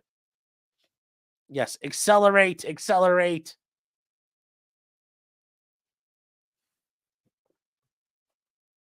Alpha says, am I getting paged? What? I don't get it. I saw a drunk guy bowl a 300. Well, that's probably more luck than anything. Probably more luck than anything there. So they talk about the Civil Rights Act of 1871, then 42 U.S.C. 1983. So a state university is without question a state actor. Exactly. There's no question about that.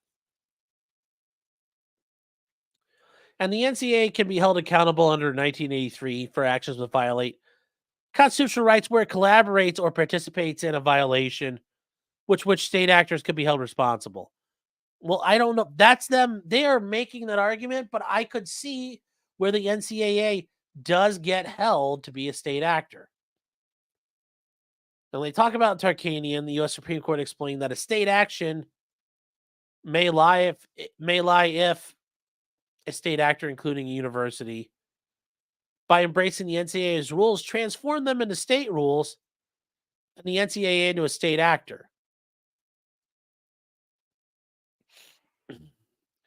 Then they talk about the violations by agent or employees of the Georgia University system, the Board of Regents, the Georgia Tech, their president. And the NCAA may be imposed where the state actor delegates the authority to the private actor. And that's true. The NCAA has been ceded authority by these universities and by these parties saying, look, we'll let you make the decisions for us. So, yes, they're now making decisions that a state actor would do. So, they go on to further point out that the 11th Circuit recognized sex-based constitutional right to bodily privacy because most people have a special sense of privacy in their genitals. And involuntary exposure to them in the presence of other people of the other sex may be especially demeaning and humiliating. So they point out without notice to female swimmers competing in 2022, the Georgia individual defendants and or one or more of the state actors with them, with the apparent state authority, did this. So that's how they rope in all these groups. They're all working together. And they said, look, you can do this. We'll all work together. We're going to let you do this too. Basically, they said, like, we're going to let you govern us harder, Daddy. And all of that kind of came together. So that's why all these parties and people were named. That's on it's again why all these John Does are there. Well, who were all the people involved at Georgia Tech that were involved in this? There's probably like a gajillion people who are involved. You probably have like a facilities administrator. You probably have the guy who runs the swimming facility. All different kinds of people. There's probably DEI people at Georgia Tech, and there's just so many people involved you can't even think about it. I mean, think about all the positions that universities have nowadays, especially big ones. They have like crap loads of people who are involved in the administration on a day-to-day basis. So that's why you have all these John Does. You don't even know who they are. You might need discovery to figure out who was involved, what positions were involved. So, and they directed women swimmers and teams that Thomas was entitled to use all the locker rooms. And that's the ultimate issue here, and that he was a fully grown adult male with full male genitalia. We use the locker rooms used by more than 300 female student athletes, depriving them of their separated facilities and facilities where their right to bodily privacy can be protected. Now, exposing the women to shock. Okay, well, I know this is being churched up for court, but it's like, were they really shocked? Humiliation and embarrassment in violation of the right to bodily privacy. Well, that makes you wonder, he must not have had a little wiener, because if he had a little wiener, they wouldn't have been humiliated or embarrassed. They would have been laughing at him. So, although are they sitting there thinking, They're humiliated and embarrassed. Like what? That they don't have as big a wiener as he does? I get the idea of shocking, but being humiliated or embarrassed.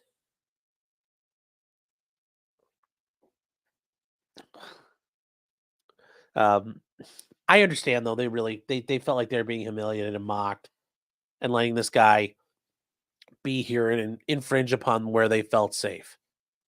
I understand that's what they're getting at.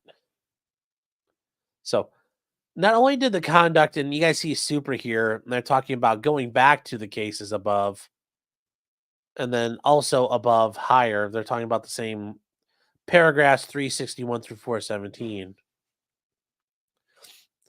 That the NCAA or its agents with the Georgia defendants and the other state actors acting with apparent authority under Title IX.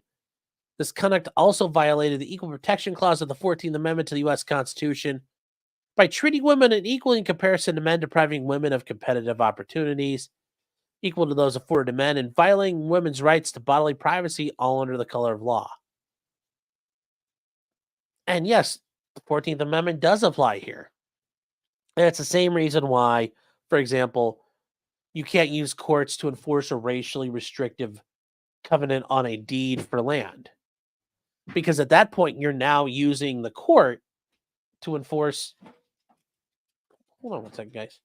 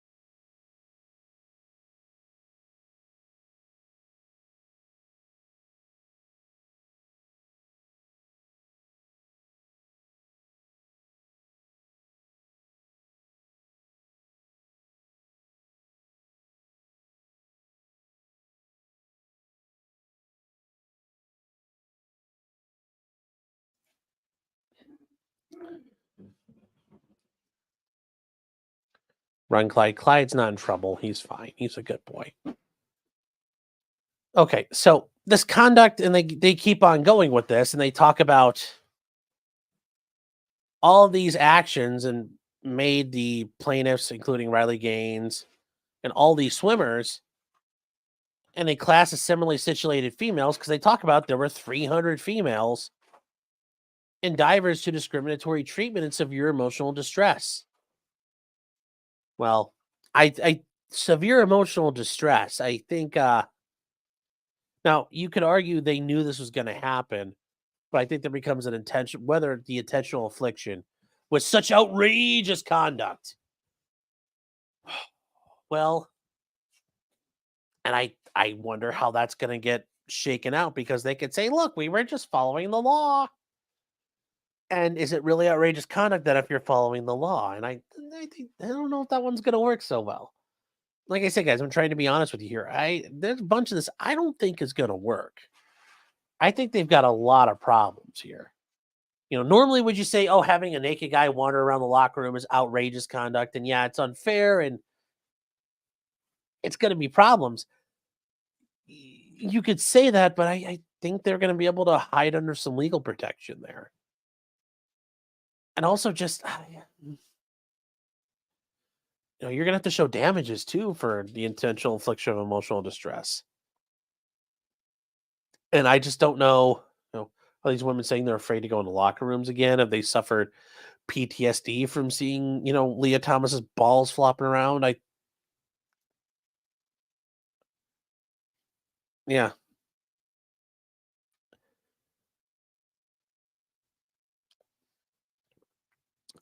Shaban saying no duty to provide water or protect, but collusion, IED, and conspiracy are a thing. Yeah, they are. Yep. I just and you're saying that basically it sucks they don't have a case for that traumatic exposure. Well, was it really? I guess I'm not going to sit here and say it couldn't be traumatic. But I think traumatic could be I think it's a very broad situation there. Oh, Bella's saying they sent a rape victim to re-education because she cried and said she was uncomfortable. Well, that could be an issue then.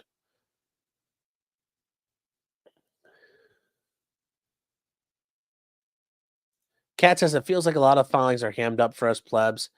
Well, that's part of the issue here too. This is not just to the court.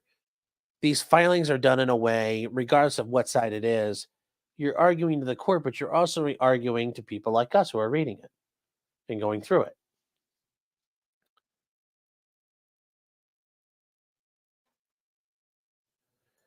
Um, Colleen, all my friends, 3 says it is indecent exposure in the women's locker room. Well, remember what I said. Indecent exposure is generally you're doing it for your own arousal or gratification, or with the intent to offend the other people. And for Lia Thomas, he's going to say, "Look, I wasn't doing it to offend anybody, and I wasn't running around with a big old boner." And there's no proof that there was any gratification or arousal like later. They're like, oh, he kept that in his mind and he used that for his own pleasure or gratification.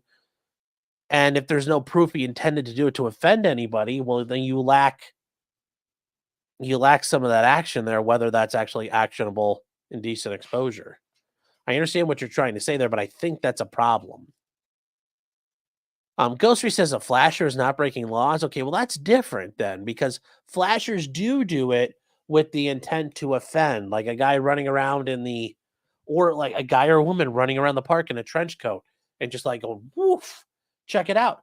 That's being done with the intent to offend, and people, they get a rush out of it for gratification and arousal. I mean, there is some proof, like your actions are discernible ways to figure out intent.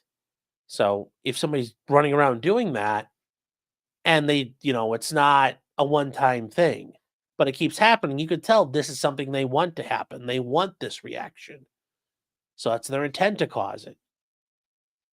There is intention. He was parading it around without a towel. Well, that's, you could, I think if I was, I mean, here's what I would argue if I was his attorney.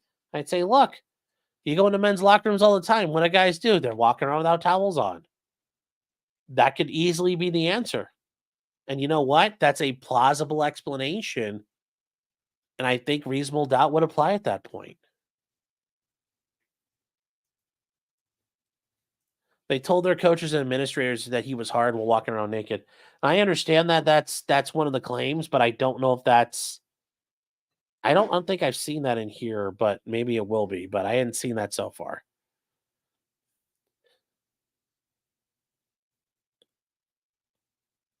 Um Ghost Reese says my coworker exposed his hard erection to me while we were alone in my office. I was horrified. He was smiling. Well, that would obviously be a case of indecent exposure. 100%. And if you're in a separate thing in a room like that, you might even be able to argue it's other kinds of crimes. But yeah, definitely at the very least it would be.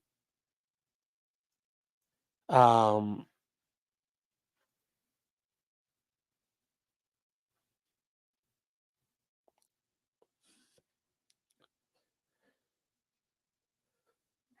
and porcelain, it all depends. Like I said, you need a lot of information there to make it sustained. Catherine says, but it's not the men's room. You're right. It's not. But like I said, he can let's say I was defending him. Here's what I'd say. Well, you know what? It's his first. He's still figuring out how to be a woman. He's still figuring out how to be a woman. He doesn't know the rules. He's still trying to figure it out. It's a confusing time for everybody, including my client. My client is transitioning. He's trying to find himself in the world. And imagine, you think it's confusing. Imagine how it is for him. That all the people, half the people in this country hate him. They think he's a monster. Oh, I'm just telling you, I think there's so many ways you can do this. And I'm not saying, like, if he came to my office, yeah, I'd probably Let's say it happened. Let's say they did the swim meets here in Cleveland and this happened.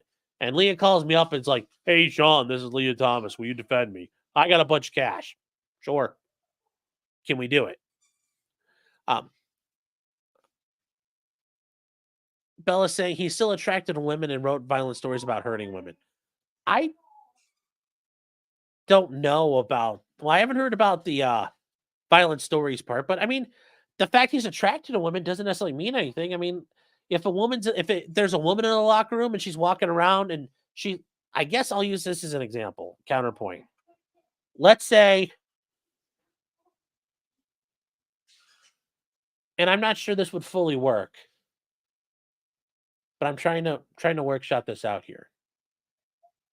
So you have a woman and she's an avowed lesbian. Like she's like she basically hands out business cards saying like, "Hi, my name's Susie Suserson. I'm professional swimmer and professional lesbian." And she's in the locker room and she's walking around and she's naked and she's got big old her nipples are fucking like you could start cutting glass with those nipples. And she's clearly aroused. Is that like I said, I think you start getting the issues there. Like, well, she's like, "Oh my God, this is so hot." And she's just, I'm being obnoxious because it's not really gonna ever be like that. But if we're like, would that be, I mean, we'd have to have a problem there too. And it's like, there's, and what you could say if her nipples were it's cold. It's cold in the locker room. Where she was excited for the swimming. I mean, there's like I said, there's a million different ways that I think that can be explained away that gets you to reasonable doubt. Like I said, I'm just telling you guys. Sweet Tooth says, fuck that. I'm like, I understand. I'm not saying that these are acceptable or these are right. I'm just telling you these are not as easy as you guys would like to think they are. I understand we're upset about it. If it threw all competition, yeah.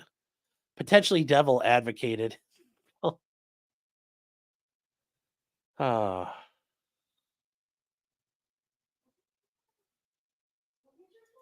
So, Alpha, what are you doing here? Gotta cut out the stick in the berries. Well, a woman could do indecent exposure too, though. It's not just a male thing. Luke says cash is the important part. Well, yeah. So anonymous, or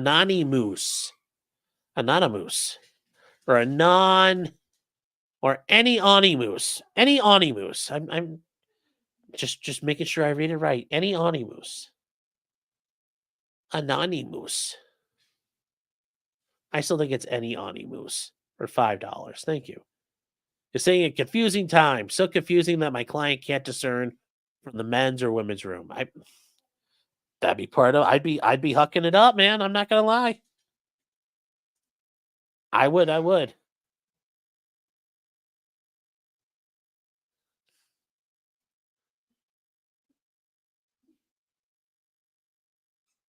Brandon said was going, or I'm gonna come, but I got excited.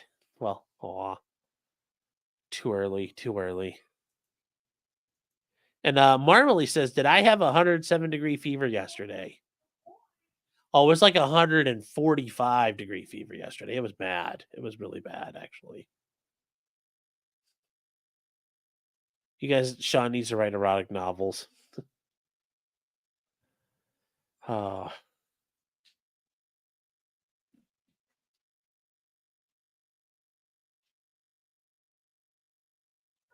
Alpha Fox says, "Yeah, so runs into the Sam's issue I'm talking about. The same issue. I mean, it could be. Anani Moose. Well, there's too many Y's. Because you have two Y's in there, so it's any Ani.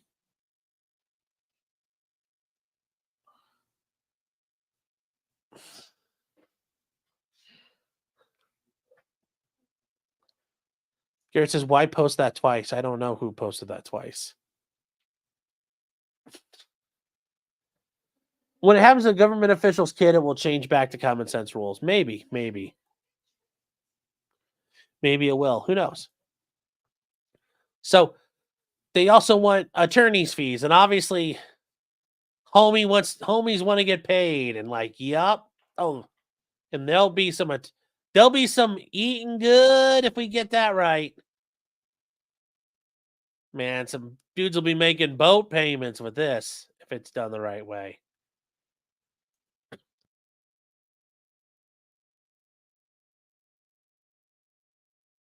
So there's multiple ways they have jurisdiction over this case, and the court does through 14 U.S.C. 1983, through multiple parts of 1331. There's multiple ways here. It's also a Title IX case. If you're suing under the Title IX of that's federal law, so you're already in federal court there. The claims for declaratory and injunctive relief are authorized under 28 U.S.C. 2201 and 2. Venue is proper, as all defendants reside in the state of Georgia within the meaning of the venue statute. The venue is proper because a substantial part of the complaint and the events herein occurred in this district and division. Okay. So the parties. Swim Ray resides in the U.S. and competed in the 2022 championships. Swim Ray is going under a pseudonym because she's currently enrolled and attending an NCAA institution and reasonably fears retribution and reprisal. Swimmer B also is currently there, and they fear retribution and reprisal.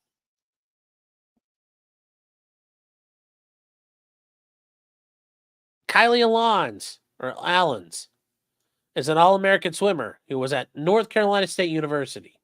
Riley Gaines was at the University of Kentucky. Rekha Gregory went to Virginia Tech. Caitlin Wheeler. Oh my God, that's a lot of phonetic spelling there. Holy Jesus. Went to the University of Kentucky. So, and they point out, note regarding the pseudonym filings, after the clerk's office assigned a case number and was given notice to the court assignment of counsel for plaintiffs, intends to file a motion for swimmer A, B, and the track and field athletes A and the volleyball athletes to proceed under a pseudonym and supporting brief. These filings will include some documents filed under seal.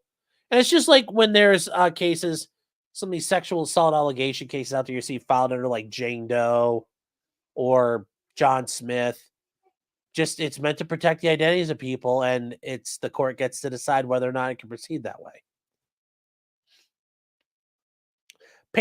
Plaintiff Ainsley Arizin is a sophomore two-sport athlete in soccer and track and field at the University of Arkansas. The University of Arkansas, a school where she's an 800-meter runner and a member of the Arkansas D1 track and field team, and a member of the Arkansas women's soccer team. In high school, she was the first runner from the state of Iowa to win a national championship, winning the 800-meter national championship in 2 minutes, 6 seconds, and 2 minutes, 6 seconds, and 0.52, whatever the fuck, 5,200s. Another plaintiff, Ellie is a junior tennis player at the University of Kentucky, where she competes on the team. Notice she's not an All-American. And this girl, is she considered an All-American? I don't see it. Because you see with all these swimmers, they're all, look at this, All-American, All-American, All-American, All-American. Well, that shows they know what they're doing.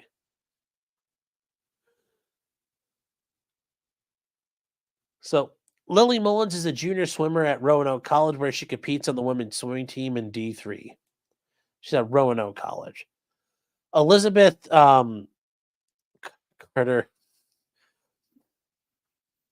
Her nickname's Carter. That's interesting. What's your name? Elizabeth. We're going to nickname you Carter from now on. Is a sophomore swimmer at Roanoke College, where she competes on the women's swimming team. Katie Blankenship's a sophomore swimmer at Roanoke College. And they got a bunch of people here. Susanna Price is on the swimming at the Roanoke College. Katie Pearson is a swimmer at Roanoke College. Juliana Morrow is a swimmer at Roanoke College. It's got Division III people here. Track athlete is a track and field athlete who competes in women's track and field in D3. Athlete A is moving to proceed under a pseudonym because she fears retribution and reprisal. Volleyball athlete A is a freshman volleyball athlete who competes on a women's volleyball team in D2. Volleyball athlete A is proceeding under a pseudonym because they fear retribution and reprisal. Makes sense. Each plaintiff is female by biological sex. Yep, there ain't no bussy on the plaintiff's side.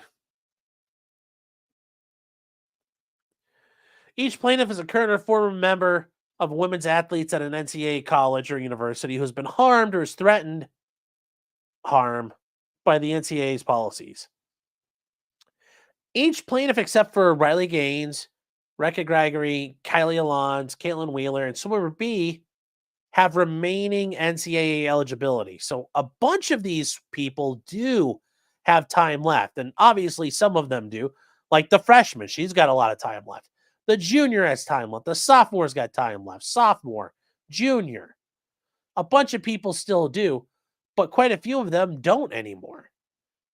And that becomes an issue because if they're all gone, that's also a grounds for these people don't have any there.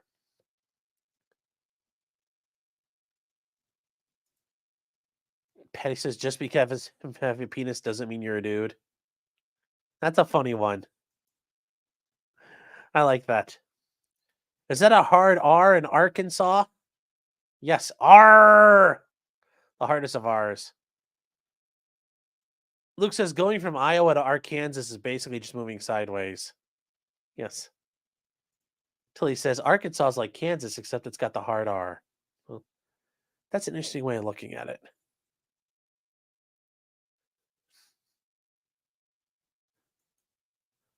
Shout out here, lawyer spelling. Well, I'm just saying it's the way it can be interpreted. Job well done says Arkansas what? Arkansas was a state before Kansas. We get to decide how it's pronounced. Funny, funny. I can't believe you call my relative Katie instead of Kate. Well, deal with it.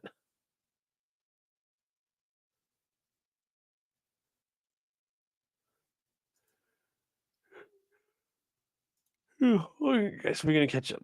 So, they talk about the NCAA being an unincorporated association with its place of business in Indianapolis, Indiana. The NCAA is subject to Title IX. I'd argue that's a legal conclusion that is not an actual fact. And I assume when the defendants respond, they'll say this is a legal conclusion. So therefore they deny. They'll say, response to 135, the NCAA, this is denied, but if forced to answer, we'd argue this is a legal conclusion, not demanding of a response. Because that's a legal conclusion they want the court to determine. The NCAA members are primarily institutions which receive federal funds that are subject to Title IX. I think everybody but the NCAA is going to say they might be without knowledge or they don't know. The NCAA is going to say, okay, yes, there's all of our members are subject to Title IX. The NCAA exists in part to dictate and enforce the rules. Yep. NCAA members pay dues. Yep. In return for payment of dues, the NCAA regulates collegiate athletics, which members and people participate in. The members agree to comply with all the rules. The NCAA members submit rules and regulations regarding, among other things, how they may recruit student athletes, when they may recruit student athletes, when representatives of members may contact prospective student athletes. And we talk about that. I'm not joking, guys. There are rules governing all of that. And especially like this becomes a big deal with like football and some of the bigger sports where they invite people out. They can't pay for you to get there. And there's only so much they could do. But if they're holding a thing where they're inviting all, like the University of Michigan's inviting people from all over the country to come check it out. Well, there for a while, the NCAA had rules on like you could offer them breakfast. You could offer them bagels. Okay. But putting cream cheese out, giving them free cream cheese, or giving them jam and butter. Well, some of it was okay, some of it wasn't. Like the NCAA has gotten that asinine in governing how they could do stuff there.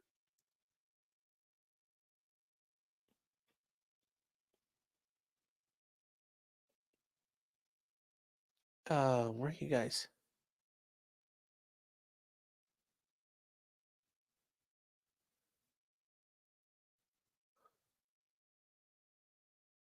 So Anonymous.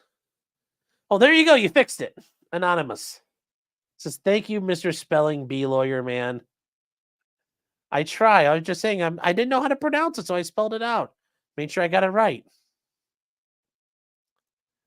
Yes, Siobhan. Yeah, look at Sage Steele.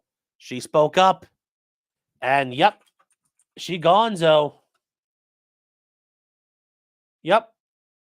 Yep. Sage Steele was on ESPN and now she ain't on ESPN no more. No mo. So it happens. It happens. It happens.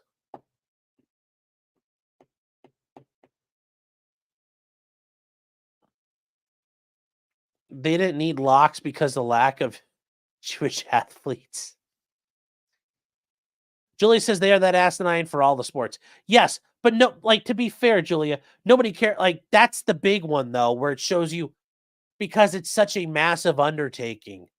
You know, how many people is the University of Michigan's football team going to invite to come out versus how many students does the women's like volleyball team bring every year? That's going to be a lot smaller. Just the scale of everything that was done at the college football level really shows you how much of a joke the NCAA is. Honestly, I was probably drunk when I put that name in. Yeah. Yes, Martina Navratilova. What about her?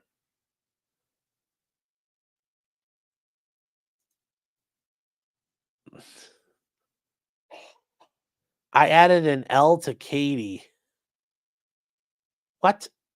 Shake my head. Well, you can shake your head all you want.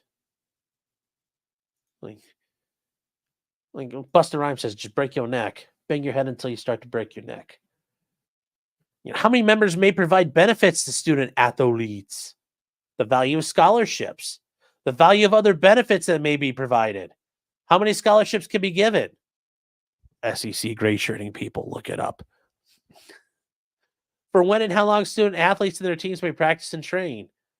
The start date, end date, and the length of season. The grades that must be achieved. When games may be scheduled. When games can be scheduled against non-association members. Who may coach teams? Who may tutor members? How many classes must they attend? What roles non-athlete students could play in the athletic departments? Isn't that funny? It's like, what roles can non-athlete students play? Why does it matter if you're having non-athlete students involved in an organization? The students go to that university and they're, oh, well, we're not letting you do that. Why? What role supporters, also known as boosters of a college or university, can play in relation to a member's athletic department? What drugs and medications they can use without notification? The rules under which athletic contests will be played. The venues at which national championships will be played. The rules for national championships. The distribution of revenues from certain tournaments. Oh, there we go. There's the big one. There's the big one. When student athletes may consider transferring. Who is considered a male and who is considered a female for the purpose of playing on sports teams. So the NCAA sponsor, regulate, and organized competitions and rules are applied frequently hosted by public colleges and universities in Georgia. For instance, in 2006, 16, and 2022, the D1 swimming and diving championships were hosted by Georgia Tech University there.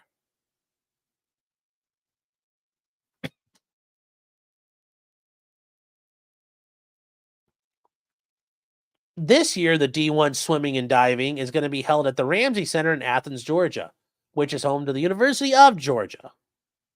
In 2026, D1 men's and women's swimming and diving will return to Hotlanta at Georgia Tech. The defendant University of Georgia system, through its Board of Regents, they are in charge of a lot of universities. So they govern they govern, control, supervise, and oversee the public colleges that comprise the University of Georgia system, which include the University of Georgia in Athens, Georgia, the Georgia Institute of Technology, which is also known as Georgia Tech, um, the University of North Georgia, and multiple other places.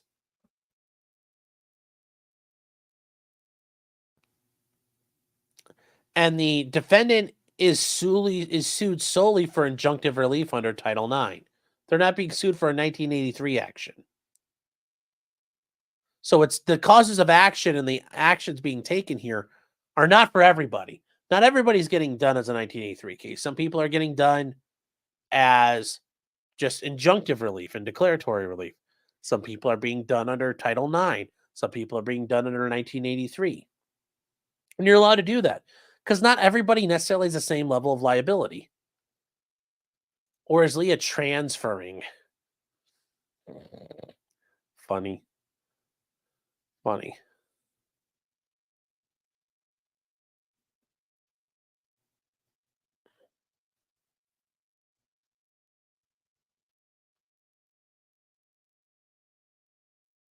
Technically is transferring. Yeah. Hey-oh. Hey-oh. Funny, funny.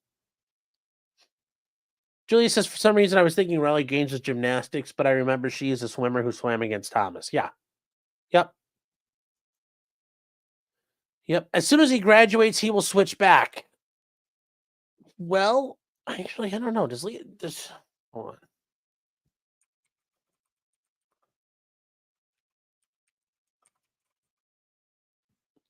Yeah, does he have any more eligibility? Let's see here. Uh,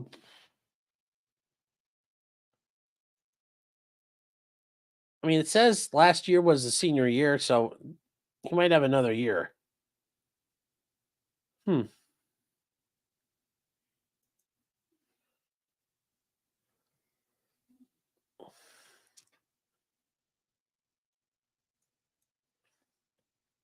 So I talk about the defendant, the Georgia Institute of Technology, also known as Georgia Tech, and is a research university located in Atlanta. The defendant, University of Georgia, is a research university located in Athens, Georgia. If you didn't know that, University of North Georgia is known as God. I forget how the hell you pronounce that.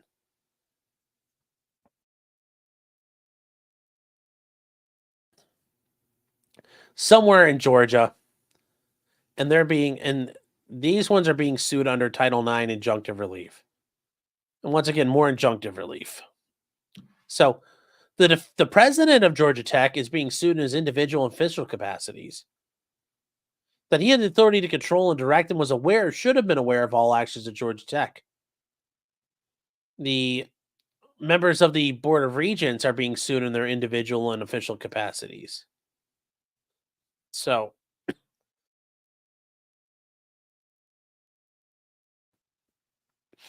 a lot of people here on the Board of Regents are being sued. And the Board of Regents are a good number of people. It's a good handful of people who do formulate things and oversee what's going on. So if you see this, there's a lot of members of the Board of Regents, not just like 5 people. Board of Regents is quite a few people here. See how many people are the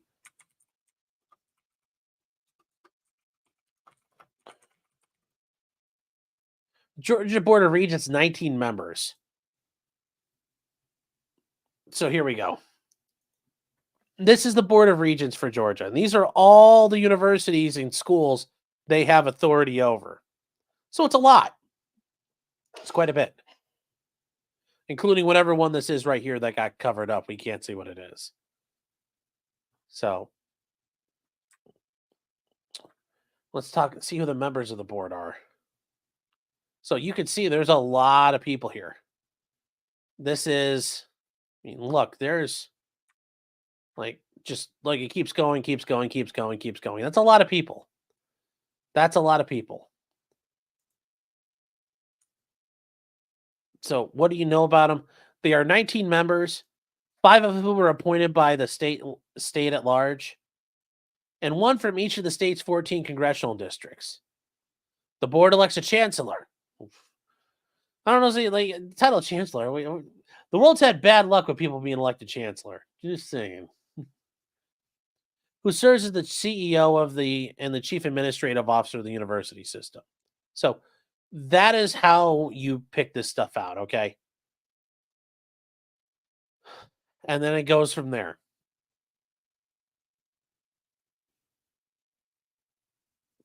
These positions are voluntary and they don't have financial remuneration. So that's a big thing. And I don't know if every state's this way, but there are a lot of states where this is not a paid position. So you're doing this as an additional like it's like if you join the board of a nonprofit organization. Typically, you're not getting paid. You're volunteering your time, donating your time. Now, when you get to the level of like a state board of regents, this is becoming a political game at that point and your involvement in how you're doing stuff.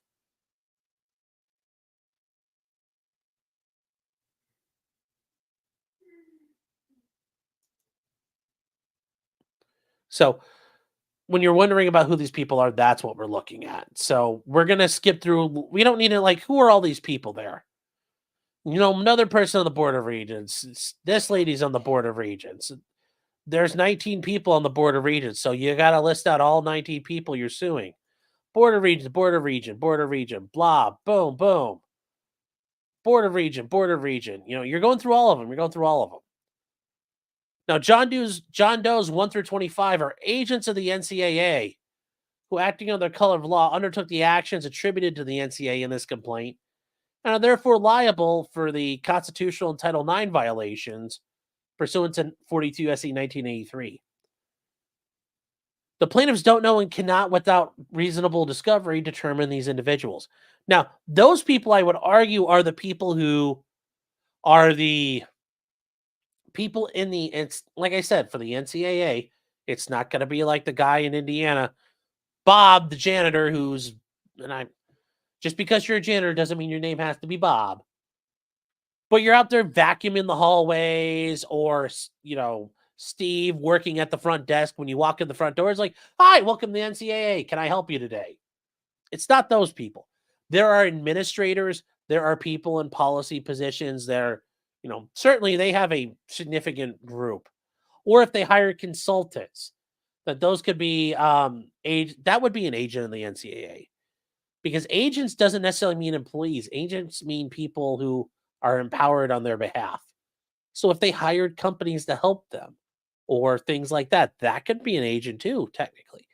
But the NCAA has probably working groups, people proposing and implementing policies and enforcing policies. So they don't know the NCAA's organizational structure. So that's probably not available out there because they don't have to produce it. They're not governed by the SEC or subject to federal or even state regulatory oversight. It's a private organization, so they don't have to do that stuff where an organization map is available. And even if it was, you might list people, but they might not have had a hand in this. So you're going to need that chart. You're going to need those communications. But right now they don't have it.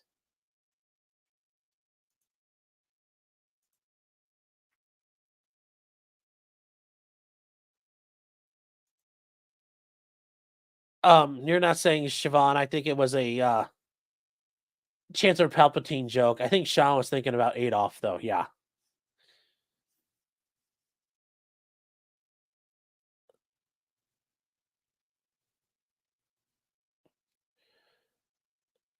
So, a super Janny. Arthur Fonzarelli on the board was on the board. At the time, it was called the NCAA. I should ban you for that joke. That's boo. Even if 2.0 heard that, she'd boo.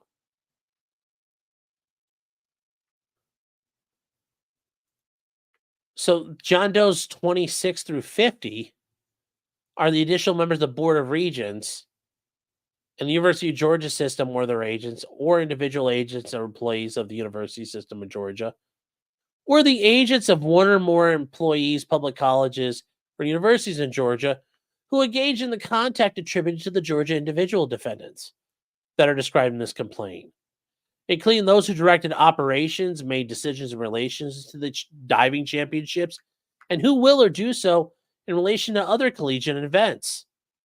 So once again, it comes down to, did they work for the Georgia Board of Regents? Did they work for the into universities individually, whoever they were people in charge of, like, the amount of oversight would have to be put together for that.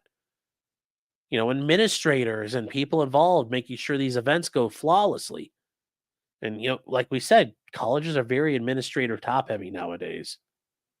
So there's likely a lot of people, and at least 25. There's probably more. There's probably a lot more. But and here's the thing, you could say, well, those organizations are publicly open. Yeah, but even then, I think the maze of administrators in an organization like the University of Georgia or Georgia Tech or the Board of Regents is going to be, they're state organizations. Like, that's trying to get an governmental organizational chart. Like, gonna be a little tough. They're gonna, they don't know who exactly did what, and that's gonna be a problem for them. That's why they're doing the John Does.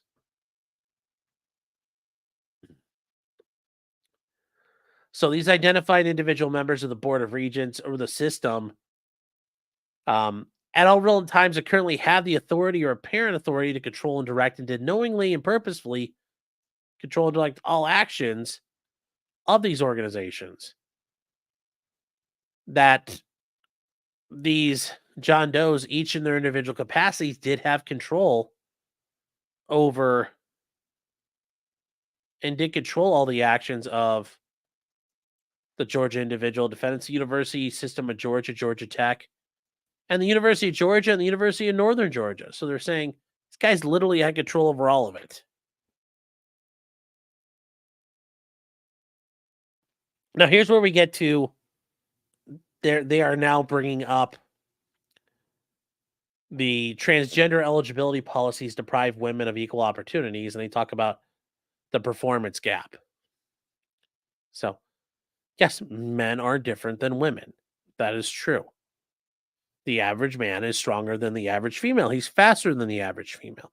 He's generally taller than the average female. He generally weighs more than the average female.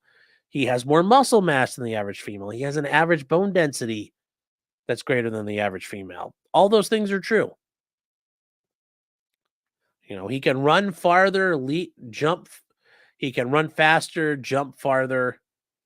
All those things compared to a average woman. And they point out the reason the Title IX and regulations endorse sex-separated sports is to give women a meaningful opportunity to compete. They would be denied were they required to compete against men. That's because men are better at being women than women.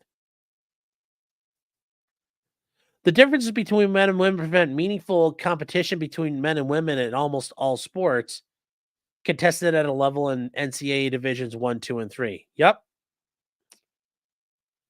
And they talk about a couple different people here that, the performance gap between males and females often amounts to 10 to 50%, depending on the sport. They go through a lot of different, and these are things we all understand and kind of, does anybody here disagree with this? That, the males have a significant advantage in a lot of sports. So what are some of the sports where, oh, we got to zoom out of here.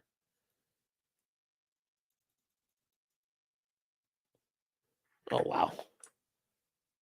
That didn't work.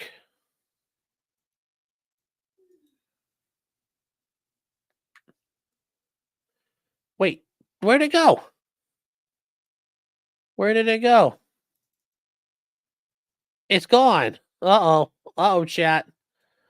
Oh, no, I deleted their document. Oh, no.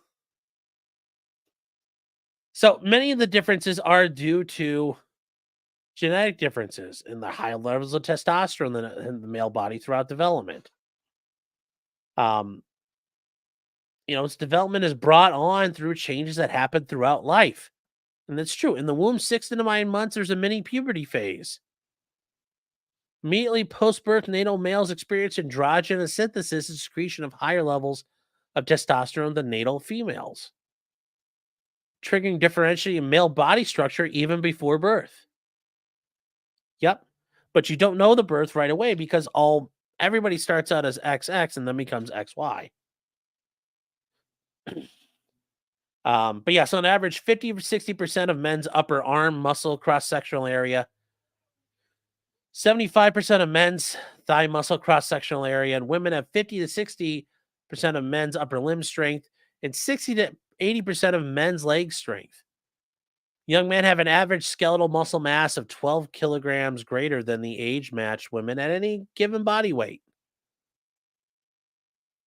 The impact of these differences is an obvious performance enhancing effect in particular sports that depend on strength and power, such as track and field events. Yep. Or such as the combat sports, wrestling, boxing, any other martial arts that are out there. Men have an inherent advantage.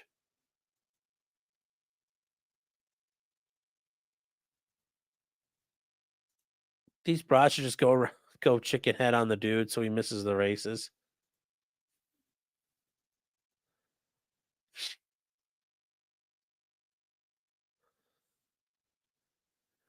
Some guys never reach over and grab a Y before they come out.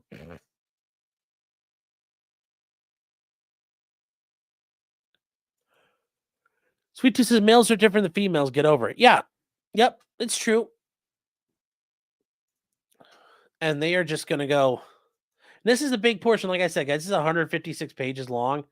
This is a good portion of it. I mean, when you zoom out, this is like you could see a lot of charts, a lot of graphs, things that are popping up in here, a lot of like links to things. This is a very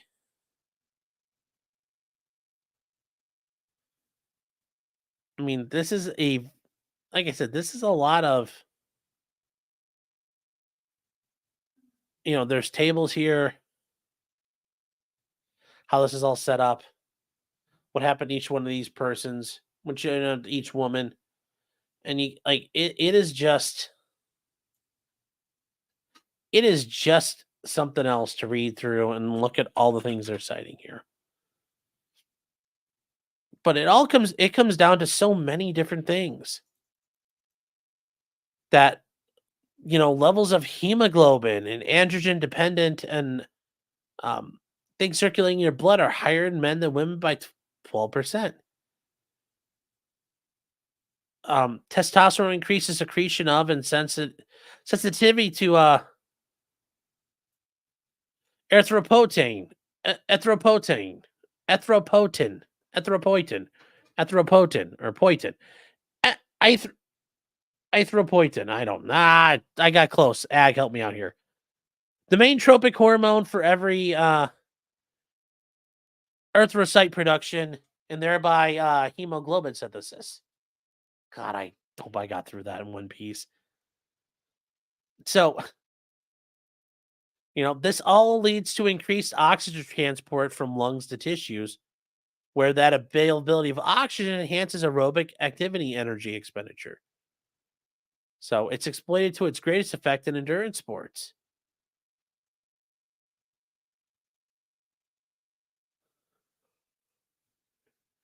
And they put out the average maximal oxygen transfer will be 10 times greater in men than in women, which is a direct result in their athletic capabilities. Yeah, the more oxygen you have, the more power you can do, the more things you can do, the faster you can do them, the longer, faster, longer, and harder.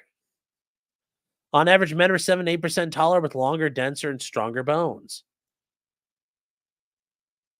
Whereas their femur cross sections are 50 to 75 and 85% of that of men.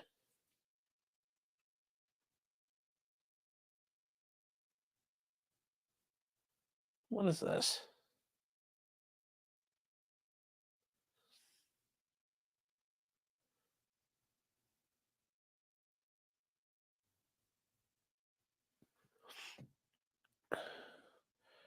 So they talk about there's more and more.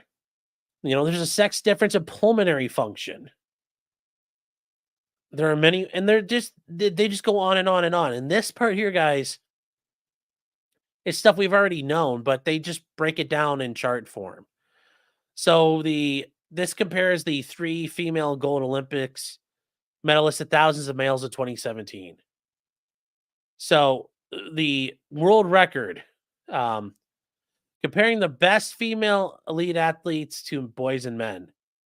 Personal 3 best for female gold medalists versus performances by boys and men.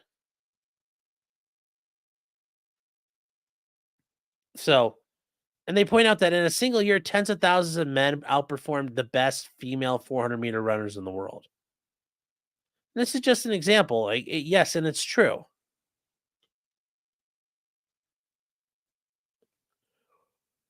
that there are so many more men who can do that age range. And then this one here, I did read this before. This one's a very it's very humorous, which shows that high school boys aged 14 to 15 have eclipsed many women's world records by large margins. Yep. So I don't, you know, this is for the 100 meters, a schoolboy male's record at 15. He can run it in 10.2 seconds. For females, is running in 10.4. The 800 meters, kid runs in 151. He beats them by 2 whole seconds. The 1500 meters is 3 minutes and 48 seconds. He beats them by 2 seconds.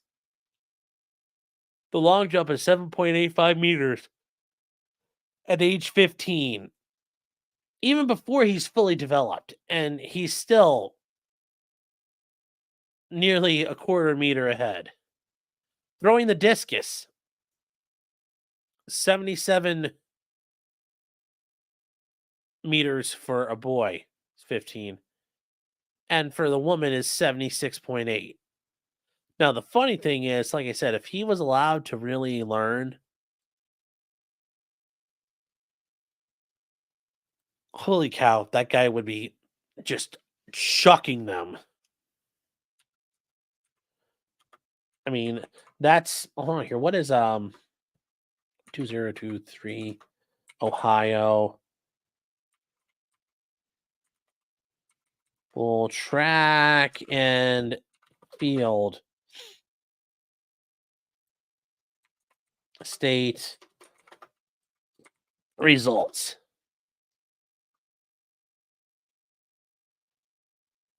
Let me see if there's hold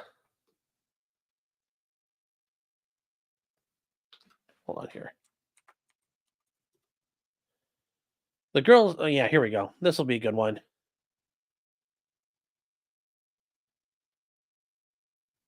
So for let me see here. Oh, this does the girls. Okay, well, I want the girls discus throwing with the boys.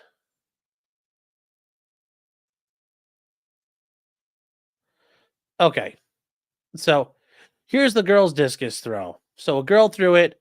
Her finals throw was 153 feet and 6 inches. Okay. The guy threw 179 feet, which, if you guys don't realize, that's a long distance, like over 20 feet, you're blowing the other person out of the water. So, and they just point out there's highly relevant and extremely large differences between the sexes in terms of physical capacity. And they just keep going here. Testosterone suppression does not bridge the male sport gap performance. And the NCAA has chosen that to be the eligibility definer because that's the only way it can work, at least in their heads. It's the only way they can do it that is,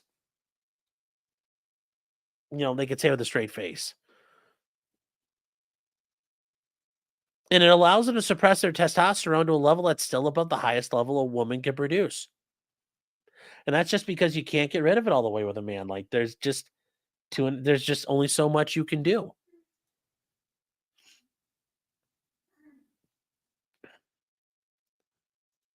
I should read that statistic with my manly macho voice. Yeah. Well,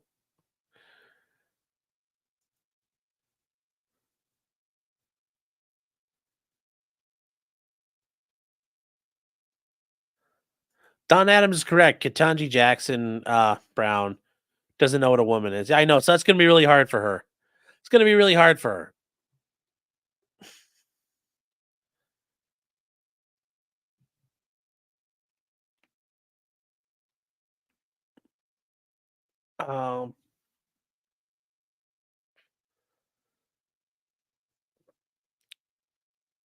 So hold on, you guys are asking. Oh, here, where was this? Did they mention the U.S. national soccer team being BTFO'd by a boys' high school team? So here's the thing with that.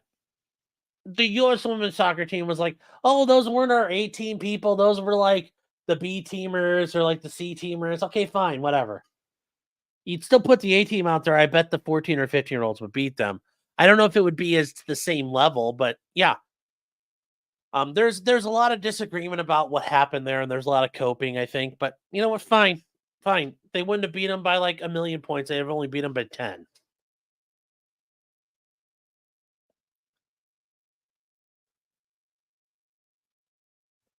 Tilly Singh, regardless of one's mental disorder, the human body knows what it is, XX or XY. Yeah. Siobhan says you can tell when they're male even without muscle, but putting the muscle mass on, of course, makes it even more obvious.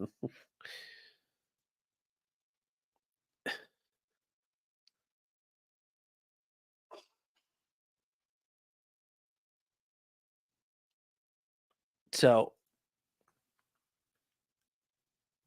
and they point out that the male who wishes to compete requires only a 1 year testosterone suppression.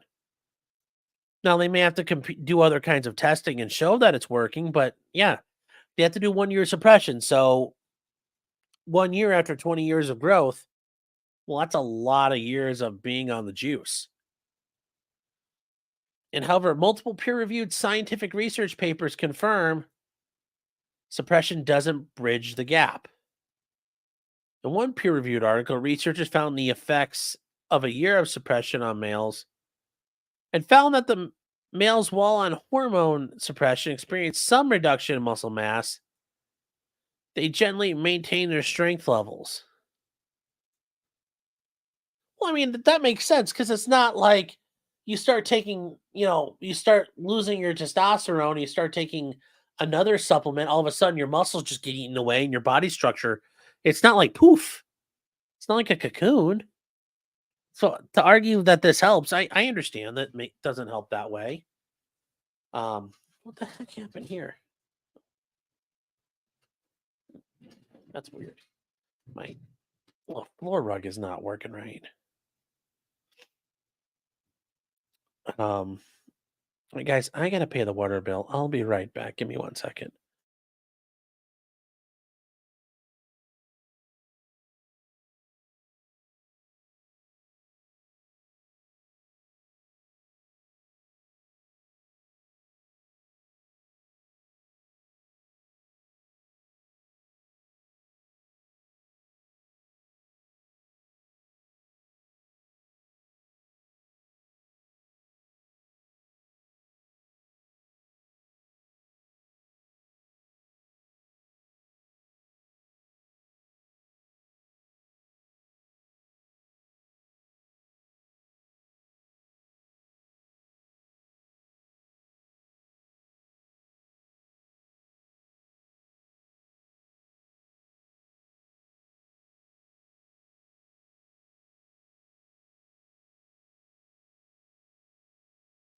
Well, and Island, that's exactly what I mentioned.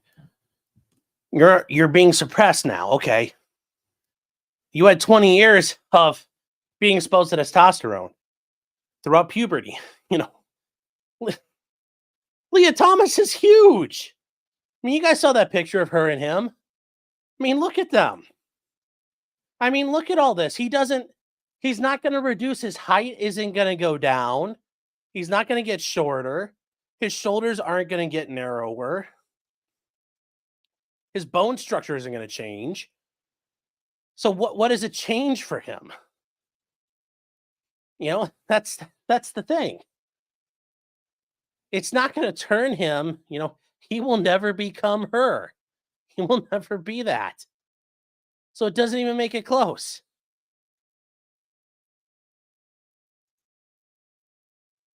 It will never make it close.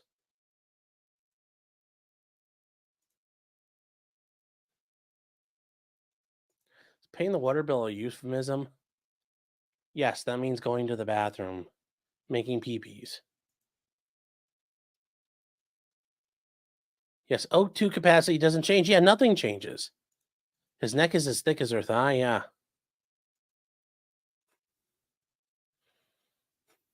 Yes. Very true. So, now this is where I think they run into problems because when it gets to this stuff here with the scientific articles, the defense are going to like, look, we have our own experts. And judges don't like being put in the middle of that because if they're both peer reviewed, like who's right, who's wrong? This creates a lot of problems. So this alone is, yes, it's helpful, but I'm sure they're going to be able to dig up peer reviewed articles that support them as well. Because remember, there's, there are garbage people and hacks in science who will say whatever you want to say for the right amount of money. And there's a lot of scientists out there who will say, oh, there's no difference. It's all okay. But the data Riley's pointing out says strength, lean body mass, muscle size, bone density are only trivially affected. The reductions observed are very small compared to the baseline differences between men and women. There are major performance and safety implications in sports where these attributes are competitively significant. I mean, yeah, like let's say, for like the Olympics, Floyd Mayweather says, I'm a woman now and jumps in the ring with women. Or even probably like you could probably put the probably 15th, not 15th, but like there are a lot of boxers you're going to put in the ring for the Olympics. If they start boxing the women in the Olympics, they could kill them. I mean, I remember for a while when Floyd Mayweather, people like, oh, he should box Ronda Rousey. She could fight him. It's like, no, she couldn't. She could kill him. I'm sorry, he could kill her. Floyd Mayweather would put her in the hospital if he doesn't kill her, and he could easily kill her. Like Ronda Rousey going against Floyd Mayweather is like me going against Mike Tyson. I'd probably die. And it's just like Ronda Rousey going up against a U.S.C guy. If she went up against Conor McGregor or whoever, a foot to the side of the face or that right hand coming in out of nowhere, well, Conor's would be a left hand of doom. She's going down. She might die from that or be like mentally retarded afterwards. So, yeah, there's a lot of safety concerns. Eventually, women are going to start getting injured. I mean, you're going to see it like in football and these other contact sports. Women are going to be sacrificed and crippled for PR points. So, when they talk about these peer-reviewed scientific studies, there's going to be other ones that come the other way, though. I love how they call this gender-affirming hormone treatment or GAT. GAT. Like, GYATT. GAT. That's very funny. And they just keep on talking about testosterone suppression in trans women. Doesn't really change a whole lot. That even after 3 years of testosterone suppression, there are still lasting male athletic advantages. Yeah. Unless he comes out looking like Rachel Levine, I don't know what he's going to do. Yep. Yeah.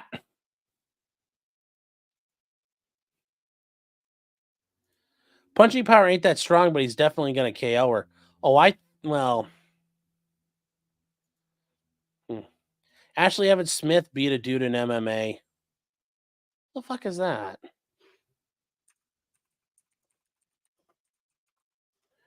She beat a guy in MMA. Well, who'd she beat? Who did she beat?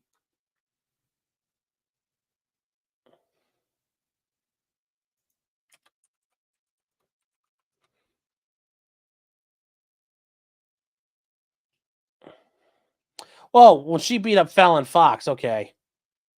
You're telling me she beat up you're telling me she beat up like a male UFC fighter. That's a funny joke. Funny joke.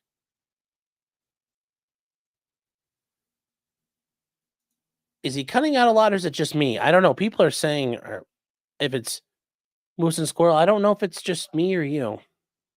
Yeah, she beat Fallon Fox. Ha ha ha ha ha. Yes. That's a very good joke. It's a very good joke. You're a funny guy, Sully. I like you. That's why I'm going to kill you last. Very funny. Very funny.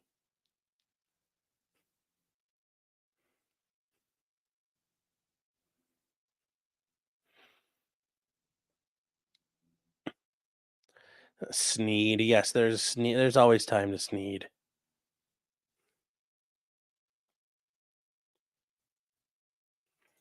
Well, near enough, it's not really a womanly argument. That's generally how a lot of people act.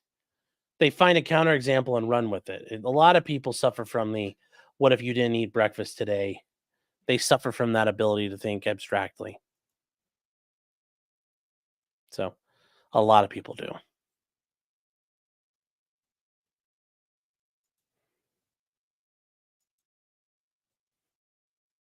So and they point out that while the policy only requires a year, apparently it's not enough. Nor have the NCAA ever published any data or supply study supporting its policy. Well,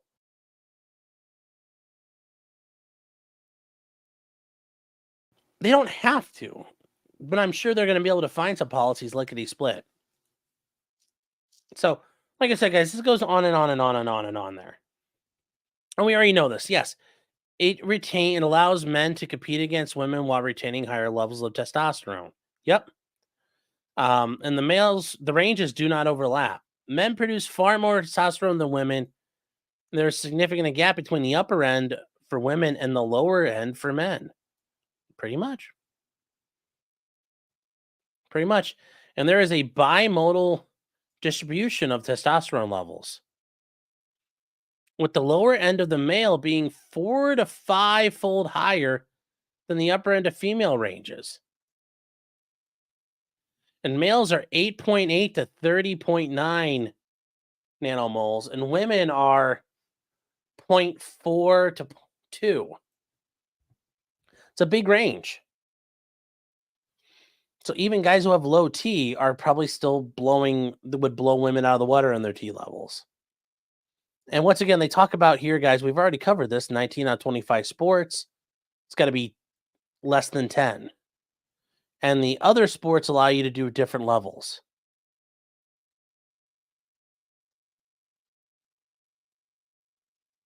So it's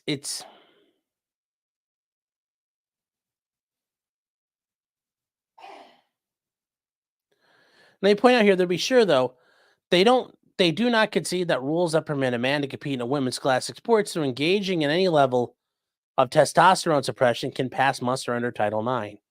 And I think they're pointing out it doesn't matter what they do, they can't fix it. And it's nice to see them put that in writing, saying there's nothing you could do to fix this. Biologically, it's impossible.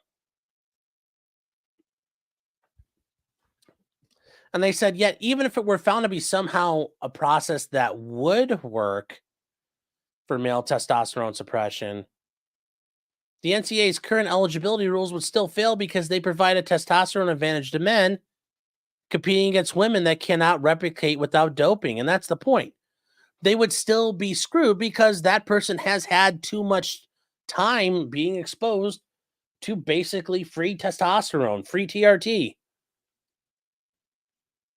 They, as a man going through puberty, you have naturally occurring testosterone and human growth hormone and all those things flowing through your body for free, and it's legal. A woman would need to take performance enhancing drugs to get that same level, and a girl going through puberty, if you were to give it to her, it might kill her, or cripple her with severe skeletal issues. But women can never do that unless they went to a doctor and got drug cocktails. And they point out that the NCAA's policy is not supported by robust research and was formally dispensed with years ago by the International Olympic Committee. And it turns out the International Olympic Committee, still relied upon by the NCAA, was withdrawn by the International Olympic Committee in 2021. So that's how it worked. They were relying on the Olympics. The Olympics, like, we quit doing that a while ago.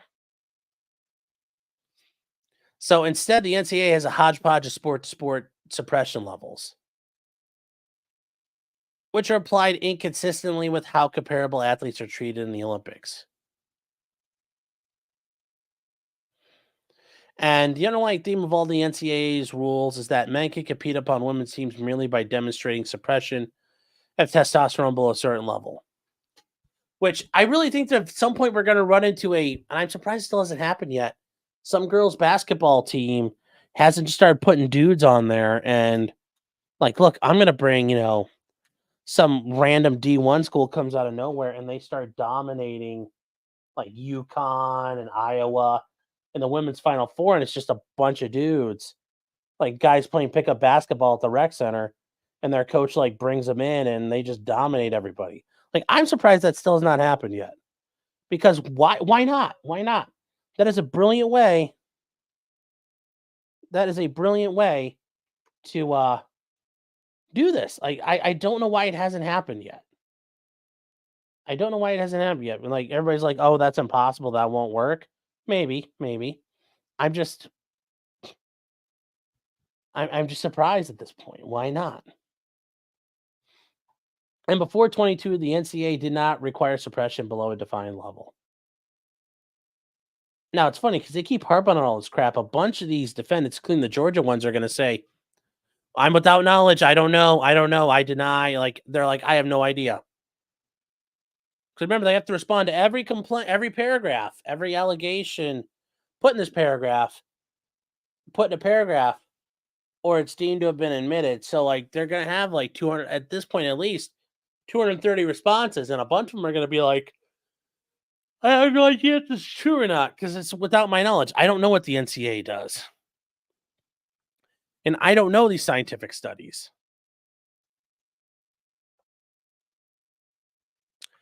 So, and this is where they point out that a male student athlete who affirms they are transgender will be allowed to compete if they could show their testosterone levels less than 10, 28 days before competing, and obtains the signature of a single medical professional affirming that they've gone hormone suppression for a year. However, no demonstration of a continuous level of suppression within that 1 year is required.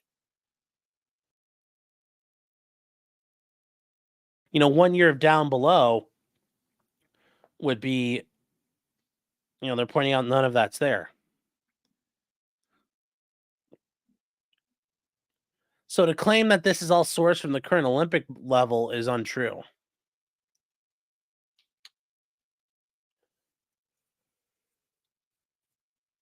And what do they use? They used an old 2015 2.5-page statement issued by the IOC in a meeting which included 4 lawyers and multiple employees and their medical staff.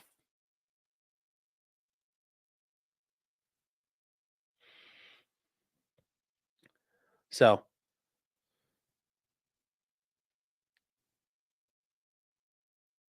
it's not very long, and they point out that the first page merely lists the people there. It's 2.5 pages long. So it's really only a page and a half long, which sounds like it's actually only a page. And so therefore it really isn't their policy. And then they point out that the IOC consensus statement was in fact replaced by the IOC in 2021.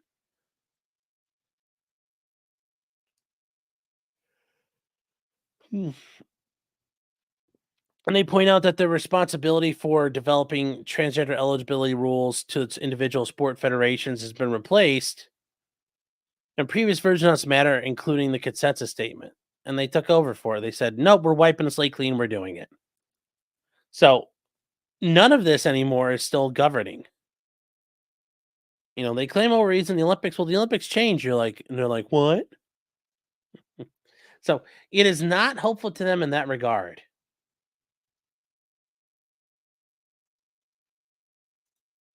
Siobhan saying, I thought the rule was undergrads plus age limit only. What? I don't know what you're.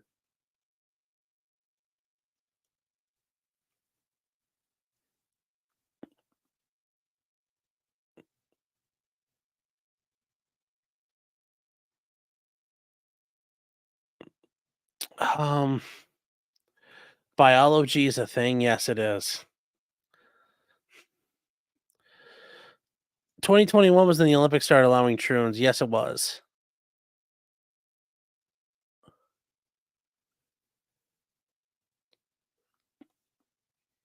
So let's see, where are we at here? Like in the ending of Ladybugs. Yes, or Joanna Man would be a full team. People are asking about the age limits of college athletes. Well, there really isn't an age limit for college athletes. I mean, you could be 50 years old and get assigned to an NCAA team and have eligibility. There's no real determination of that. So if that's what you're asking, like, if you hadn't gone to college yet and you had NCAA eligibility, you could be starting quarterback for the University of Alabama.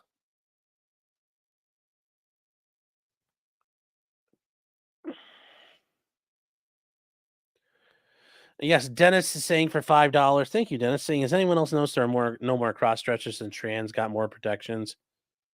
Job well done says, first of all, you're saying the quiet part out loud. Quit noticing things. Yes. But Dennis, thank you for the super chat. I appreciate it very, very much.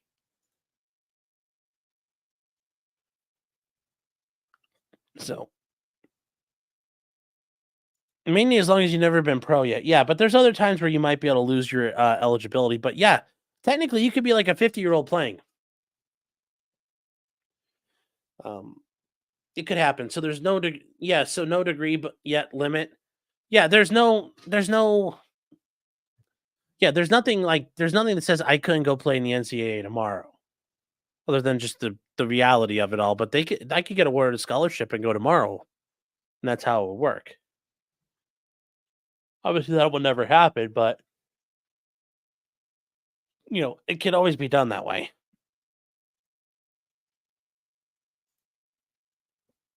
So they just keep on talking about this, that the NCAA's policy is driven by ideology, not science, but it gets even worse.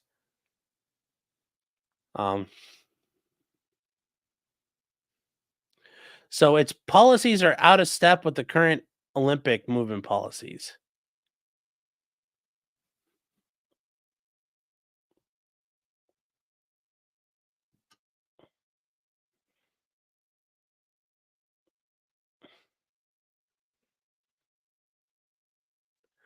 And once again, they point out it's just nonsense that guys can compete with women. A single year of testosterone suppression does not, in fact, align with the policies of the Olympic movement, and that's correct. Nor does the NCAA offer a shred of evidence and scientific data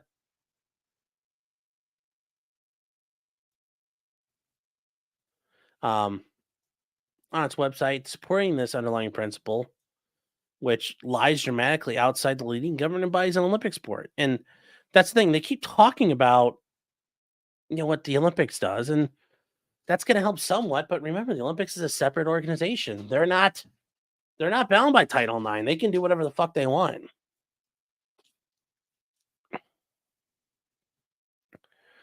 Now they talk about how does it work for swimming, for USA Swimming. You want to join the Olympic team. That you're not eligible unless you can demonstrate your concentration of testosterone is less than 5 nanomoles per liter for a period of at least 36 months before the date of application. And that's the thing, to get on these Olympic teams, it takes forever. These people, will prepare for years to go to just one Olympic event. And some, yes, are very good. They keep going and competing at multiple Olympics, but some of them, it's actually a multi-year thing to compete just that one time. Some of these sports, it's geared up that way, and for some of these swimmers, it's like that for them too. They're not all Katie Ledecky and Ryan Lochte and all these guys who just keep hossing it out year after year after year. So this must include at least 3 separate blood tests within the past 365 days preceding the application. The last test conducted within 90 days prior to the athlete's application. Thus, USA Swimming requires suppression under the maximum threshold for 36 months.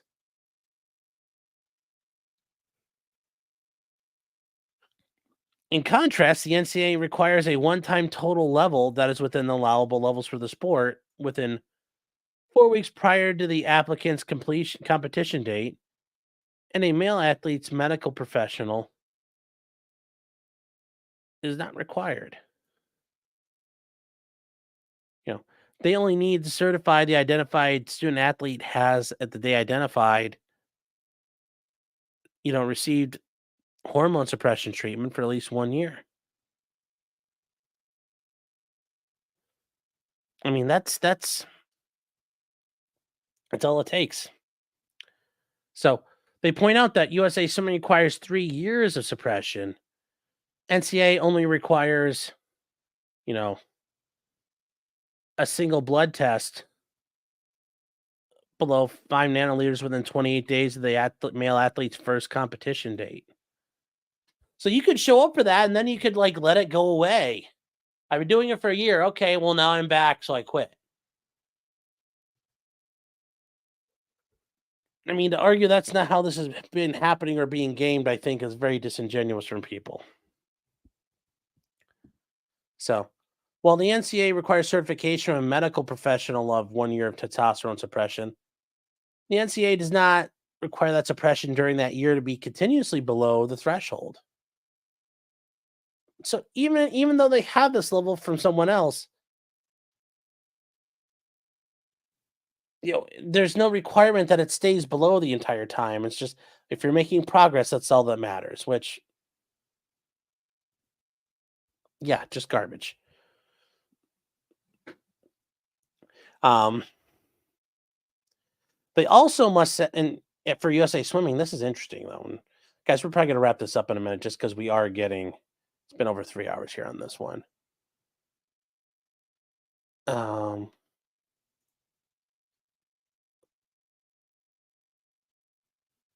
oh, you guys were talking about the year eligibility stuff. Yeah, I thought.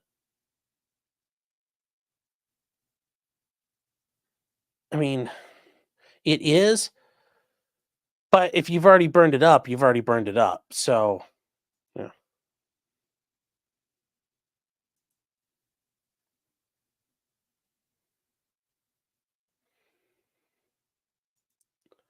But they talk about that there's an elite athlete and event fairness panel that, from a medical perspective, the prior physical development of the athlete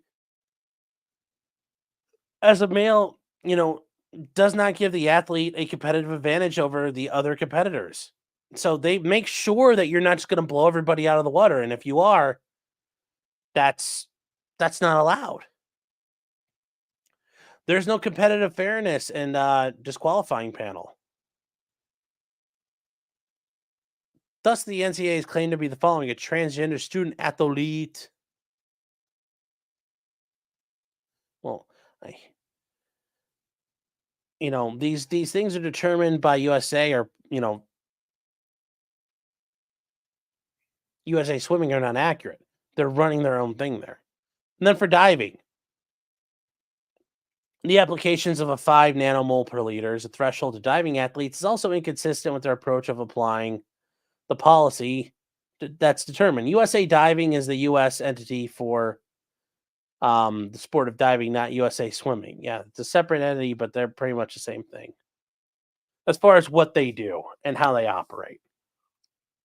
Thus, in the NCAA, we're applying sport by sport. The eligibility claims the USA Diving or its international federation, the World Aquatics. Sounds like something from Steve Zissou. USA Diving does not have transgender eligibility rules. Therefore, pursuant by the sport-by-sport approach it subscribes, the NCAA should, but does not apply the eligibility requirements of World Aquatics. World Aquatics rules do not permit a male athlete to compete in the women's category and World Aquatics events regardless of gender identity unless the athlete is undertaking gender transition and hormone suppression starting at the developmental stage known as Tanner Stage 2.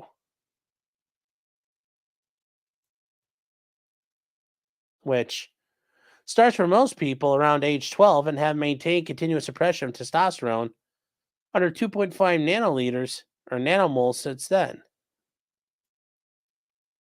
All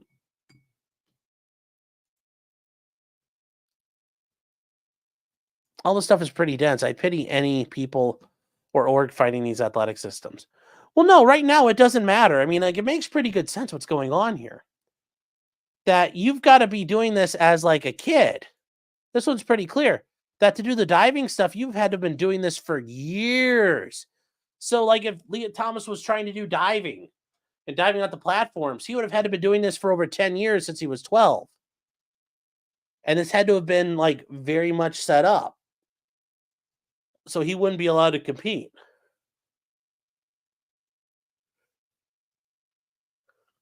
So that is a big difference here, which I thought was interesting because USA Diving is like, nope, can't do it. It's like, oof, oof. So water polo is another one. Women's water polo sets a threshold of it has to be less than 2.5 nanomoles per liter. And they cite the international federation known as World Aquatics as the benchmark. However, explained above, the eligibility policy for water polo, and if you guys have ever seen it, those people, men and women, are freaking huge. They are jacked. You know, it's everybody's big in water polo. Like it's a rough sport. If you guys have never watched it, it's something. It's very interesting to watch. But for water polo, it begins at Tanner stage 2, approximately age 12, as a starting point to qualify. Therefore, the NCAA is clearly not undertaking a faithful application of World Aquatics eligibility results for men who wish to compete. Thus, in all three women's aquatic sports, swimming, diving, and water polo, governed at the collegiate level by the NCAA does not apply Olympic sport procedures, contrary to what the NCAA claims. So, it's and I don't think those are lies. I'm assuming this is all true. Yes, Marco. Yeah. Is Marco Polo is that part of it as well? Yes. Marco Polo. Fish out of what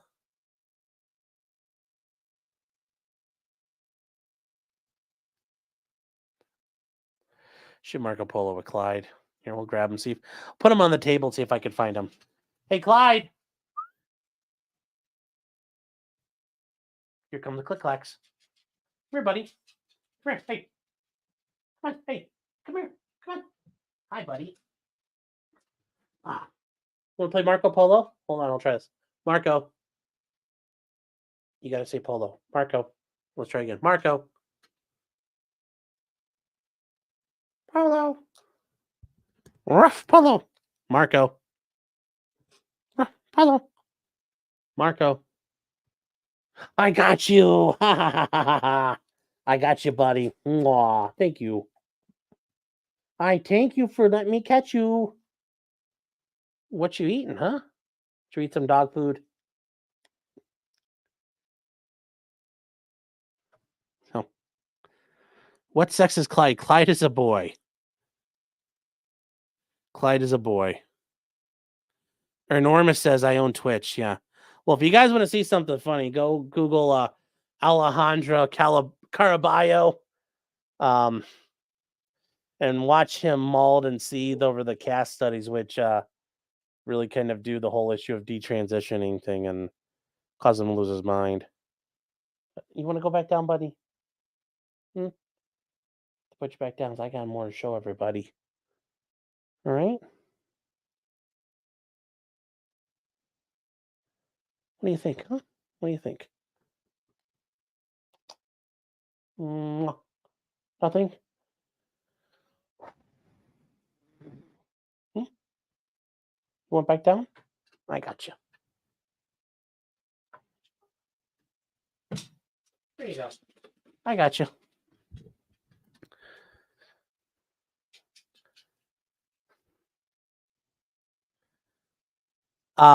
Debbie's saying Lia Thomas has a female girlfriend. She's giving interviews. That's interesting.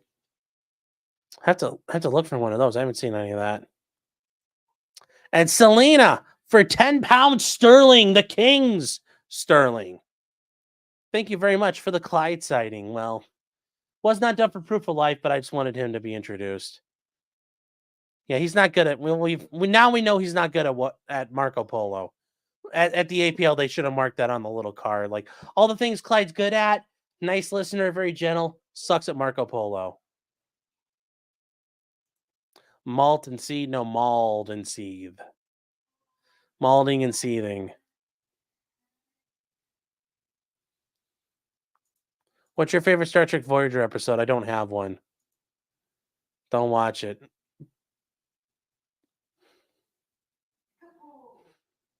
What would Clyde identify as? I'm assuming a dog.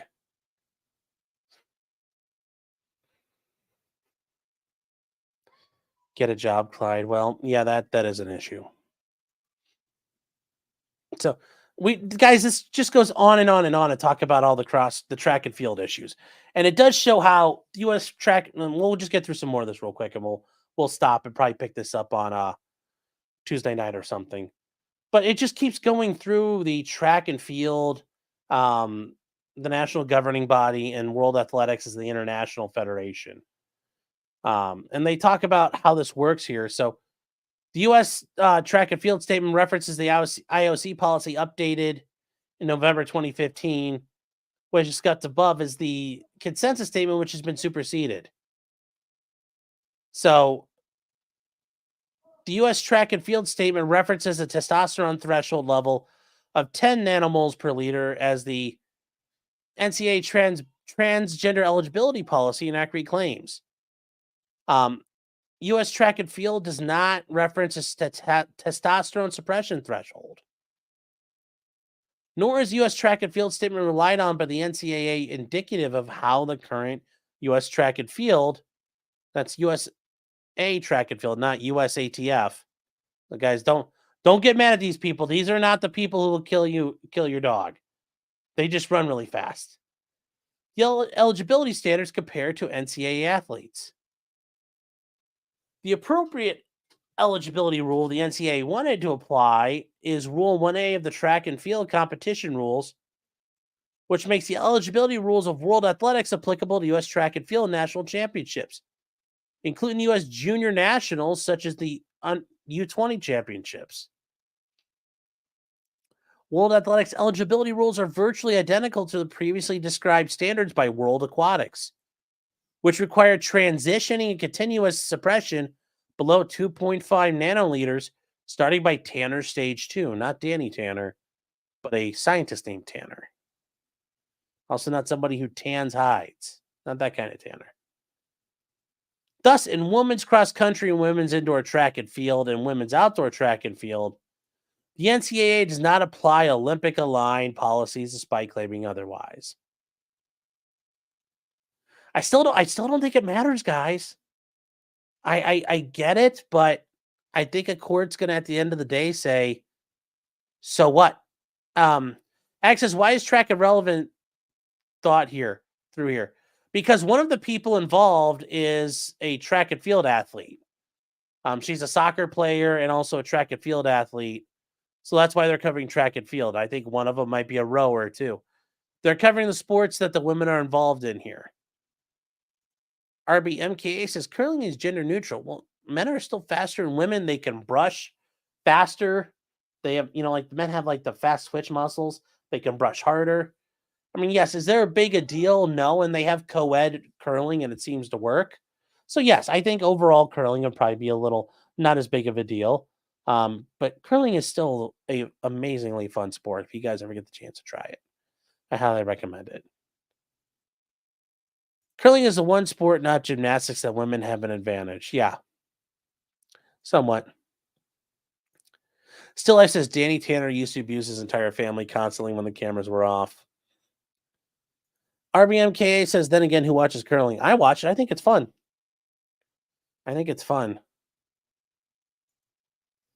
Still Life says that one time Danny put Uncle Joey in the ICU after Joey lost his job and relapsed. Siobhan saying, I didn't know women could be faster in that sense. Well, it helps in curling because you can be a little more graceful and faster on your feet. But yeah, there are co-ed curling teams, so it all works out.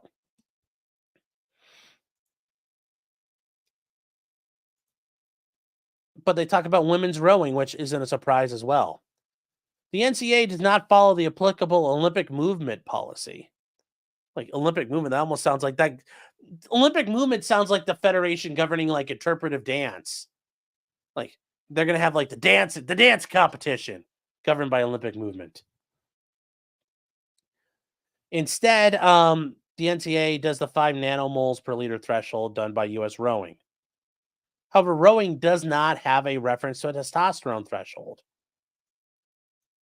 So once again, the Olympic alignment standard should have it look to World Rowing, also known as FISA, the Federation of I don't know what the hell that means. Federation du International Sailing Activities. I don't know, but it's not the bad FISA, guys. Not the bad FISA.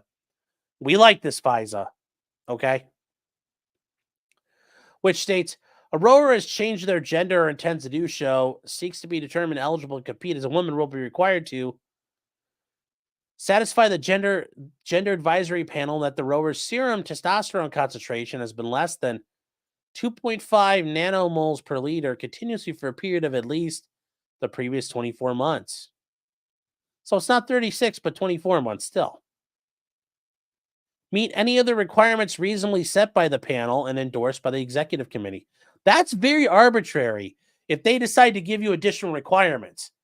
But I assume there's probably a lot more in their policy, because otherwise, if the panel sets something, a reasonable requirement, well, what's reasonable? That's a whole nother issue for another day, but I'm just saying that just on its face seems rather arbitrary. Accordingly, women's rowing is yet another women's sport in which the NCAA is not following the relevant Olympic sport policies. And I think a court's going to say, so what? I say, so what? That's outside of what we do here. I just have a feeling the court's going to say, so what at the end of the day? And dismiss it on summary judgment grounds. Because that's the next step. We know that. All these groups are going to come in and say they stated claim. Oh, they failed to state a claim upon which relief can be granted. And I think the court's going to say, yeah, I don't think this gets to discovery. I don't think this gets to discovery phase, chat. I just what it is. Row with one arm. Yeah.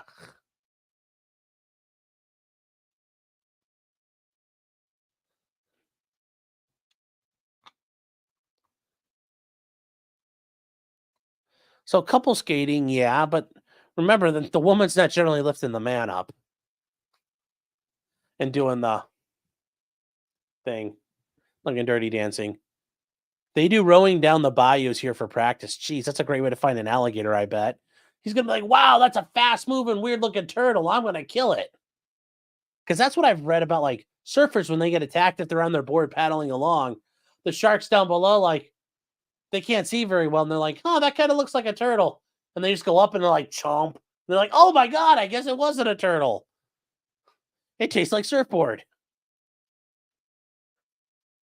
Riley better pony up.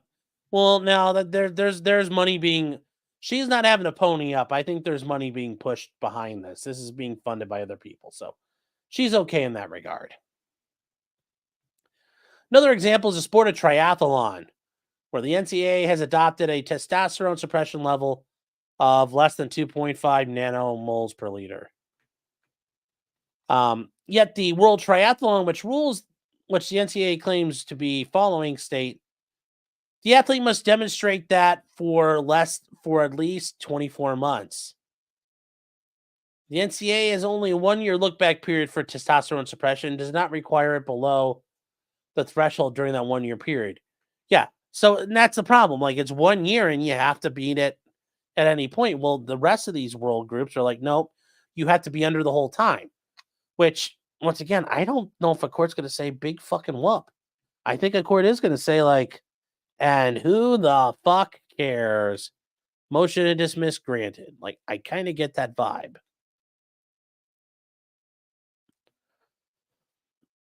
So they talk about all these sports. They expose women to higher safety risk. I 100% agree.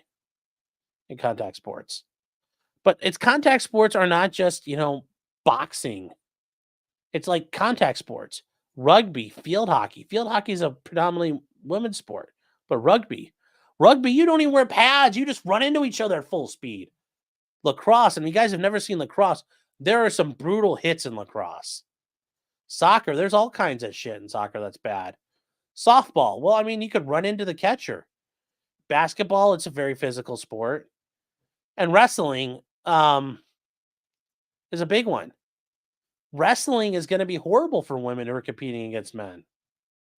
This would allow a man to compete against women while maintaining his retained male advantage. And by failing to protect women, it increases their risk of injury. And that raises the other issues of concussions, long-term issues of concussions, CTE. We're now learning that's a big issue, especially amongst the football players. And now we're learning against like MMA fighters and boxers. They have CTE problems. And we've learned that one concussion's enough is too many. I think in high schools now I think here in Ohio some of the rules are governing it. When I was a kid, it was like you had like more than 3 concussions in a football season, you were done. Now I think actually, what is the rules now?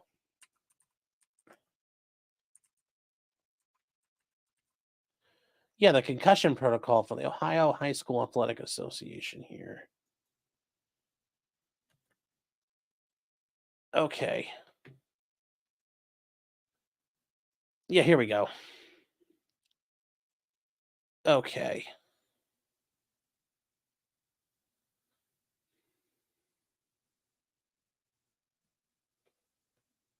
Okay.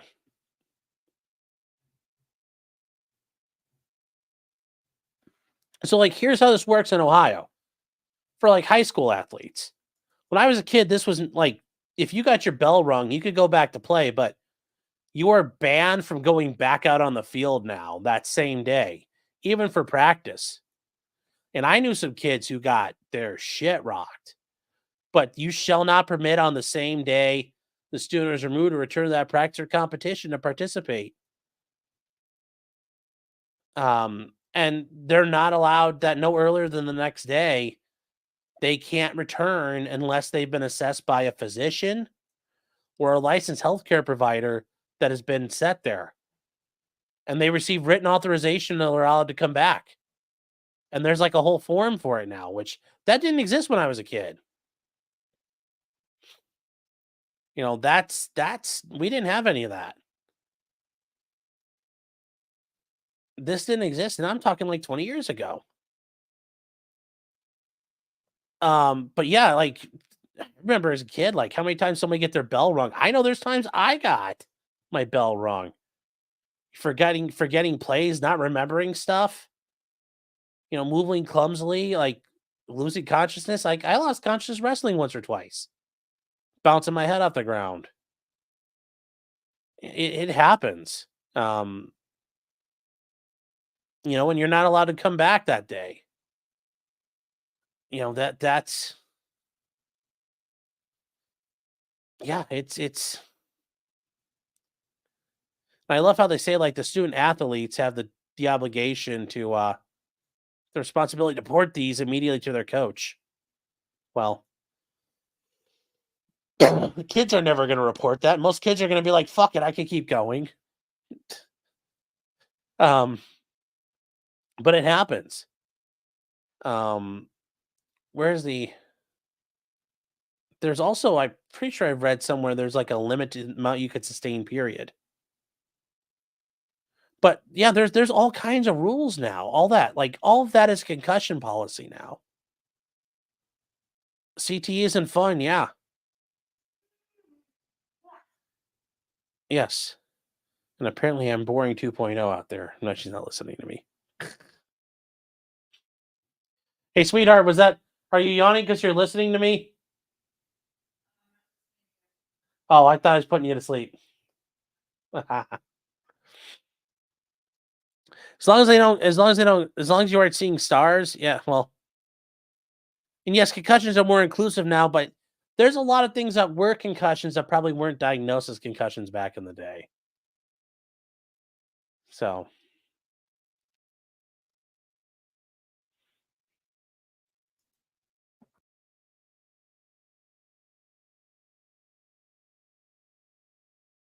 and yeah, I mean, I think a lot of people, yeah, young athletes can suffer significant long-term cognitive memory and fine motor impairment. Damage to the brain from collisions has been shown to cause mental health issues, and psychosis. And female athletes are 1.9 times more likely to develop a sports-related concussion than their male contemporaries are. And yeah, so they've diminished it because they're going to be men with the retained advantage in size, strength, power, and speed, and no NCAA monitoring of male testosterone suppression. These women are going to get hurt.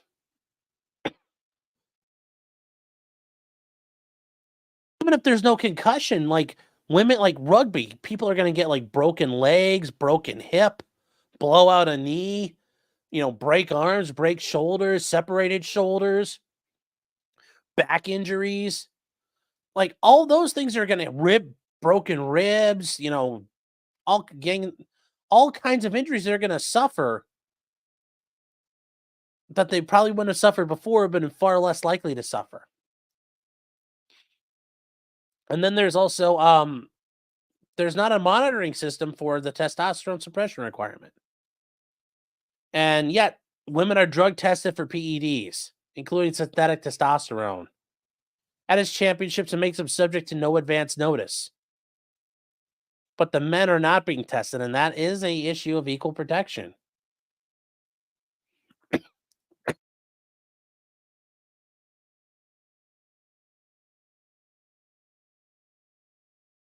Because if the men are not being tested, it's like them taking synthetic testosterone.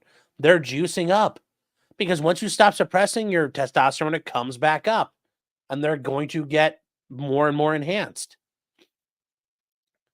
So, for instance, the NCAA does not cut independent arms length blood testing or monitoring appliance. Wow. That's interesting because, yeah, you think they would at some point. Nope. I mean, even USADA.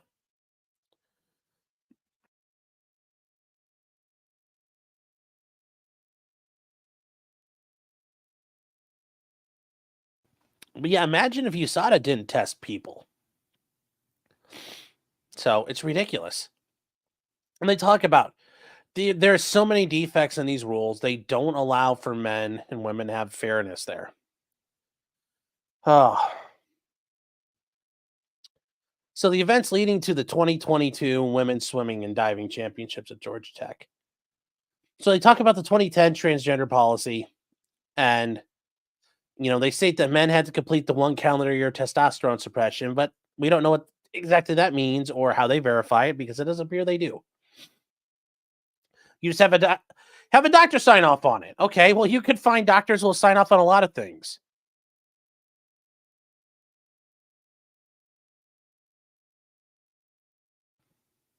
Nor was independent testing or monitoring of hormone levels required.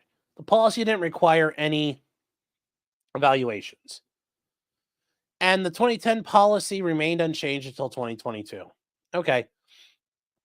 So in 2021, there was a new statement that the Board of Governors released a statement interpreted as directed at state legislators considering legislation to protect female athletes from males competing on teams. So, as they had in 2016 in relation to state legislators making this rule, they threatened to withdraw NCAA events from states where saving women's sports legislation was passed. Commenting on the policies, the leadership of the NCAA proclaimed, the Board of Governors firmly and unequivocally supports the opportunity for transgender student athletes to compete in college sports. Its commitment is grounded in our values of inclusion and fair competition. Yeah, it's so fair. The NCAA is a long-standing policy that provides a more inclusive path for transgender participation in college sports. Our approach, which requires testosterone suppression treatment for transgender women to compete in women's sports, embraces the evolving science on this issue and is anchored in the participation policies of both the IOC and the U.S. Olympic and Paralympic committees. Citation needed. Apparently, that's not true. Inclusion and fairness can coexist for all student athletes, including the transgender ones at all levels of sport. Our clear expectation as the association's top governing body is that all student athletes will be treated with dignity and respect. We are committed to ensuring the NCAA championships are open for all and earn the right to compete in them. But have they really earned that right? When determining where championships are held, NCAA policy directs that only locations where hosts can commit to providing an environment that is safe. Okay, well, are women getting paralyzed playing rugby safe, healthy, and free of discrimination should be selected. We will continue to closely monitor these situations to determine whether the NCAA can be conducted in ways that are welcoming and respectful. Throughout this and other communications, yes, they've made it clear they will retaliate against those which criticize or oppose transgender eligibility policies. The NCAA apparently believes that tough statements like this on transgender eligibility and threats of retaliation will generate support. Yeah. The NCAA also recognizes that the atmosphere in many college campuses makes it difficult for anyone, particularly for female athletes, to oppose transgender policies. Well, the NCAA is smart. Communists are smart. They understand things. So at the time they quoted this, the NCAA was preparing for the imminent release of what was likely to be an embarrassing and damaging loss in Alston, which was devastating and damaging for them. Was an absolute fucking horrible ruling for them. They got boned in Alston. And yeah, it was disastrous. It was disastrous. But they prepared, and you love it. They got smoked in court, and then what did they do? Well, let's go to the transgender issue. I mean, they went from like one hot button topic to another hot button topic. You gotta love that. You gotta love that nonsense there. You gotta love that. Um, why would they think this is what we need to do now? Um, it doesn't make any sense. It doesn't make any sense that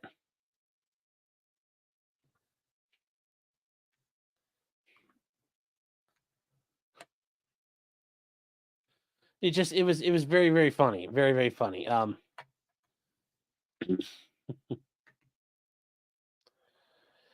Oh. And if you guys don't understand it or what that's about, well, Alston allowed student athletes to go make money finally.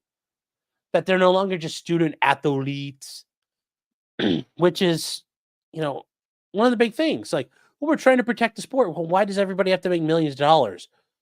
Well, the coaches are getting paid millions of dollars. You guys are making millions of dollars. The NCAA licensed video games to, like NCAA 2024. Well, that's different. Well, once they lost their money, they started molding and seething and they tuned out a little bit. So in April, they released their statement on its transgender policies appear to have been calculated to further its collegiate sport monetization aims, which I don't think the NCAA thought this through because it's not going to increase and deflect attention from the upcoming loss. Yeah, I still don't understand how this is going to further its monetization aims. Why? Because people like watching men's sports. So, like, if we let men compete in the women's sports, it'll be men's sports all year long. We'll make even more money. Maybe that's their goal. They're going to start soon. Their goal is to have female football, female college football, and that runs in the off season of male college football. So that way it's like football all the time. Kind of brilliant if you think about it. Maybe that's their goal. That would increase it because all the females are going to be just men running around. So it'll be male college football all year long. Kind of like how the USFL was doing that thing where it was in the NFL offseason. It was meant to kind of be like a filler. Great idea. Start your own country and compete. Yes, they can make their own country with that rainbow flag and take their other friends with them in Greenland. Well, they go somewhere.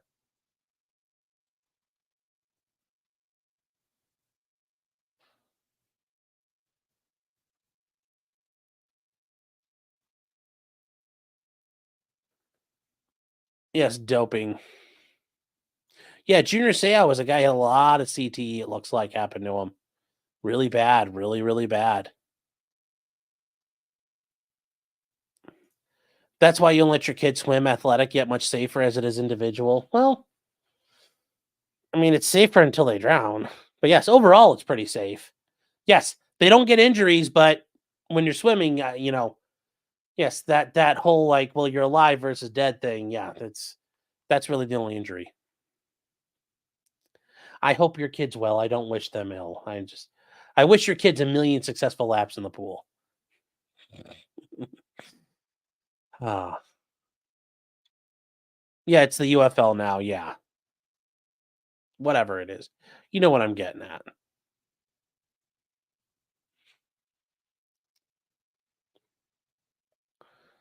Reject modern sport. Let's go back to American Gladiators. They did it for a while. They brought it back. Then there was like that weird thing The Rock was doing. I didn't know the Titans or whatever. Yeah, American Gladiators came back for a little while. Then it just like bombed on TV. But yes, the original American Gladiators was so cool.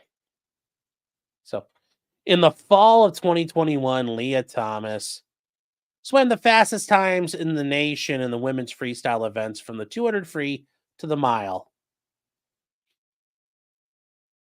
Which does show that he was better than them. So who knows what happened at the NCAA championships, because he was able to beat them at that point. So I understand where people are, and that's why I've heard that theory that, oh, he threw it. Well, it kind of makes some sense because he dominated and blew everybody out of the water at the halfway mark. So it's not like an 80s montage movie where those people can get that much better at swimming in that time. So who knows what happened? Maybe he had cramp, like I don't know, something happened. Maybe he had to like poop real bad and couldn't swim that fast. So yeah, it turns out he would be competitive, if not dominant. Dominating, to quote Unreal Tournament. Thomas's competitive performance is focused on the transgender policies. Riley Gaines was confident the NCAA would see the unfairness of letting Thomas, who had previously competed on UPenn's men's team, compete in the women's national championship, and she believed the NCAA would not allow Thomas to compete in Atlanta. Whoops. Not to make fun of you, Riley, but it's just like, whoops a doodle. That's it, though. I understand. I would have thought the same thing, too. Like, oh, they're not going to let him compete. And it's like, well, I was wrong. Many other women shared Riley's initial optimism. They trusted the NCAA to do the right thing and protect equal opportunities and be inclusive towards women. To the contrary, the NCAA made up its mind on what it would do. It just needed to figure out how to get there with the least possible off-campus damage to its reputation. And once again, I don't understand why they think this was going to make them money. We're going to let men compete. The NCAA knew it had on-campus support. Of course it did. And the NCAA can expect such support even as it battled the name, image, and likeness issues in the wake of Alston, which is true. The NCAA was making money off everybody's name, image, and likeness, but nobody else could. The student athletes couldn't do that, but the universities could do it, and the NCAA could do it, but not the student athletes, which is such bullshit. Well, we're the only ones professional enough to make money. It's not helpful to them. Well, they took it in the ass on that one. They lost a lot of money because of this decision. Because it was the NCAA's exploitation of college athletes. And it was a violation of antitrust laws. Yeah, they got boned hard. It was a 9-0 decision.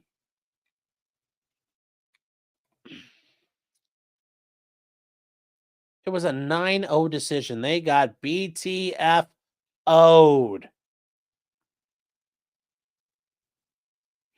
So it was I mean it was oof to them. Oof to them. So to support its policies, the NCAA participated in organizing forums to show it shows a public support for the NCAA and its policies. They also approved a speech code was in place in many college athletic departments. Because people would risk their scholarships or other discipline. The Ivy League supported the NCAA. Of course, the Ivy League would all be all in on the troon wagon. Of course they were, because they're just trooning out. And of course, Penn would definitely be on board with it because they're like, yay, our teams are competitive now. Yes, over the past several years, Lee and the University of Pennsylvania have worked with the NCAA to follow the appropriate protocols to comply with the NCAA policy on transgender athlete participation, which we now know just means, well, I've been taking drugs and at one point I tested below 10 nanomoles. Well, it just means when. Okay, yay. The league welcomes their participation in the sport of women's swimming and diving. Looks forward to celebrating the success of all of our student athletes throughout the season. Well, there's going to be no success but his. So the Board of Governors made an announcement which did not change the policy of allowing men to identify as transgender, but did seek additional political cover for the policy by purporting to align the policy with the sport-by-sport rules of the national governing bodies of Olympic sports. Well, they say that, but,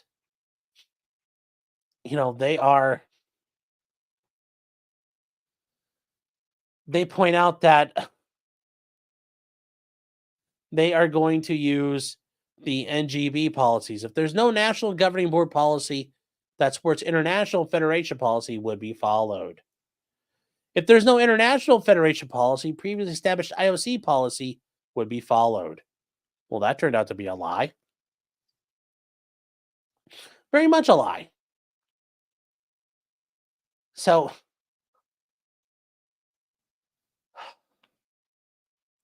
then starting with the 2022-23 year, the student athletes will need documented levels at the beginning of the season and a second documentation 6 months after the first.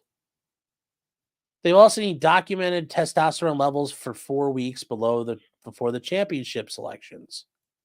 So 1 month before your national swim meet, you have to meet the standard. Okay. What about right before? Well, that doesn't mean you couldn't juice. There's no way to check. And I guarantee you they didn't randomly piss test Lia Thomas either. So I'm sure they'd be terrified of what they found. Or they would make sure that they didn't test for natural testosterone and wouldn't show up that way. Full implementation will begin in the 2023-24 year. So it's the year we're in now. Yes, we're steadfast in our support of transgender student athletes. Fostering fairness. It's so fair. It's so fair. It's important that we have a fair, safe, and respectful environment and can move forward with a new, clear understanding. Yeah. And approximately 80% of U.S. Olympians are either current or former college athletes. Yep. And they still don't obey U.S. Olympic policy. But they never had to before because nobody ever fucking did this shit.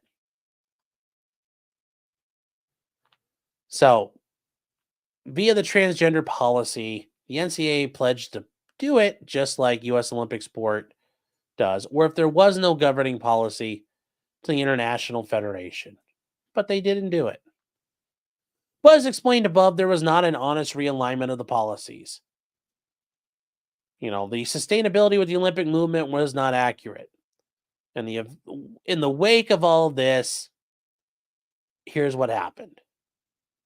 As of January 19th, when the NCAA issued its public pledge to follow the rules of the National Governing Board or International Group, neither the International Group nor U.S.A. Swimming had rules on the books regarding transgender eligibility because nobody was fucking doing it. Less than 2 weeks after the announcement, USA Swimming adopted detailed rules. The USA Swimming rules discussed above, which remain in effect today, provide that males wishing to do it must do 5 nanometers per month for 36 months and provide evidence they don't have a competitive advantage for retained male advantage. And this is where we talked about it. It's up to that review board and the panel of 3 independent medical experts. And those wishing to set, and to those wishing to be eligible to set American records, beginning with the 13 to 14 age group. Yeah. Now, had they been applied by the NCAA, Thomas would have been prevented from competing. See, I don't know, because to be fair, if the NCAA says we're going to set these rules, and then all of a sudden there were no rules at the time, I think that, Lia Thomas could probably argue a due process issue there. You now are switching me. They switch rules I can never apply to.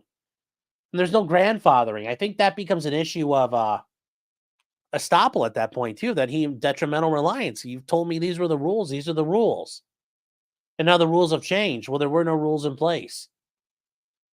I think that would actually be an issue for him because he wouldn't have been able to do 3 years because it's impossible. So I don't know if that really would have helped, but it probably would have kept him out of the competition long enough because I don't think any court would issue an injunction letting him swim.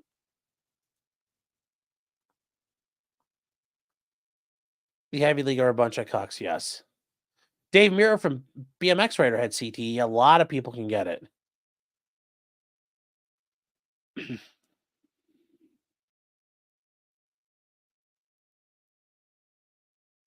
Sweet Tooth says they survived Sean 26 and 21. Their swimming career long past. Well, there you go.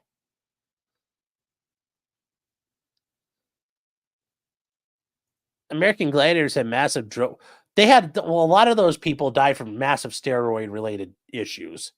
They had a lot of problems. But that was back in the early 90s when you could just juice up like a hoss and it was okay. Did Runkle move to the United States? No, he's still in Canada. He's still in Canada, Stan.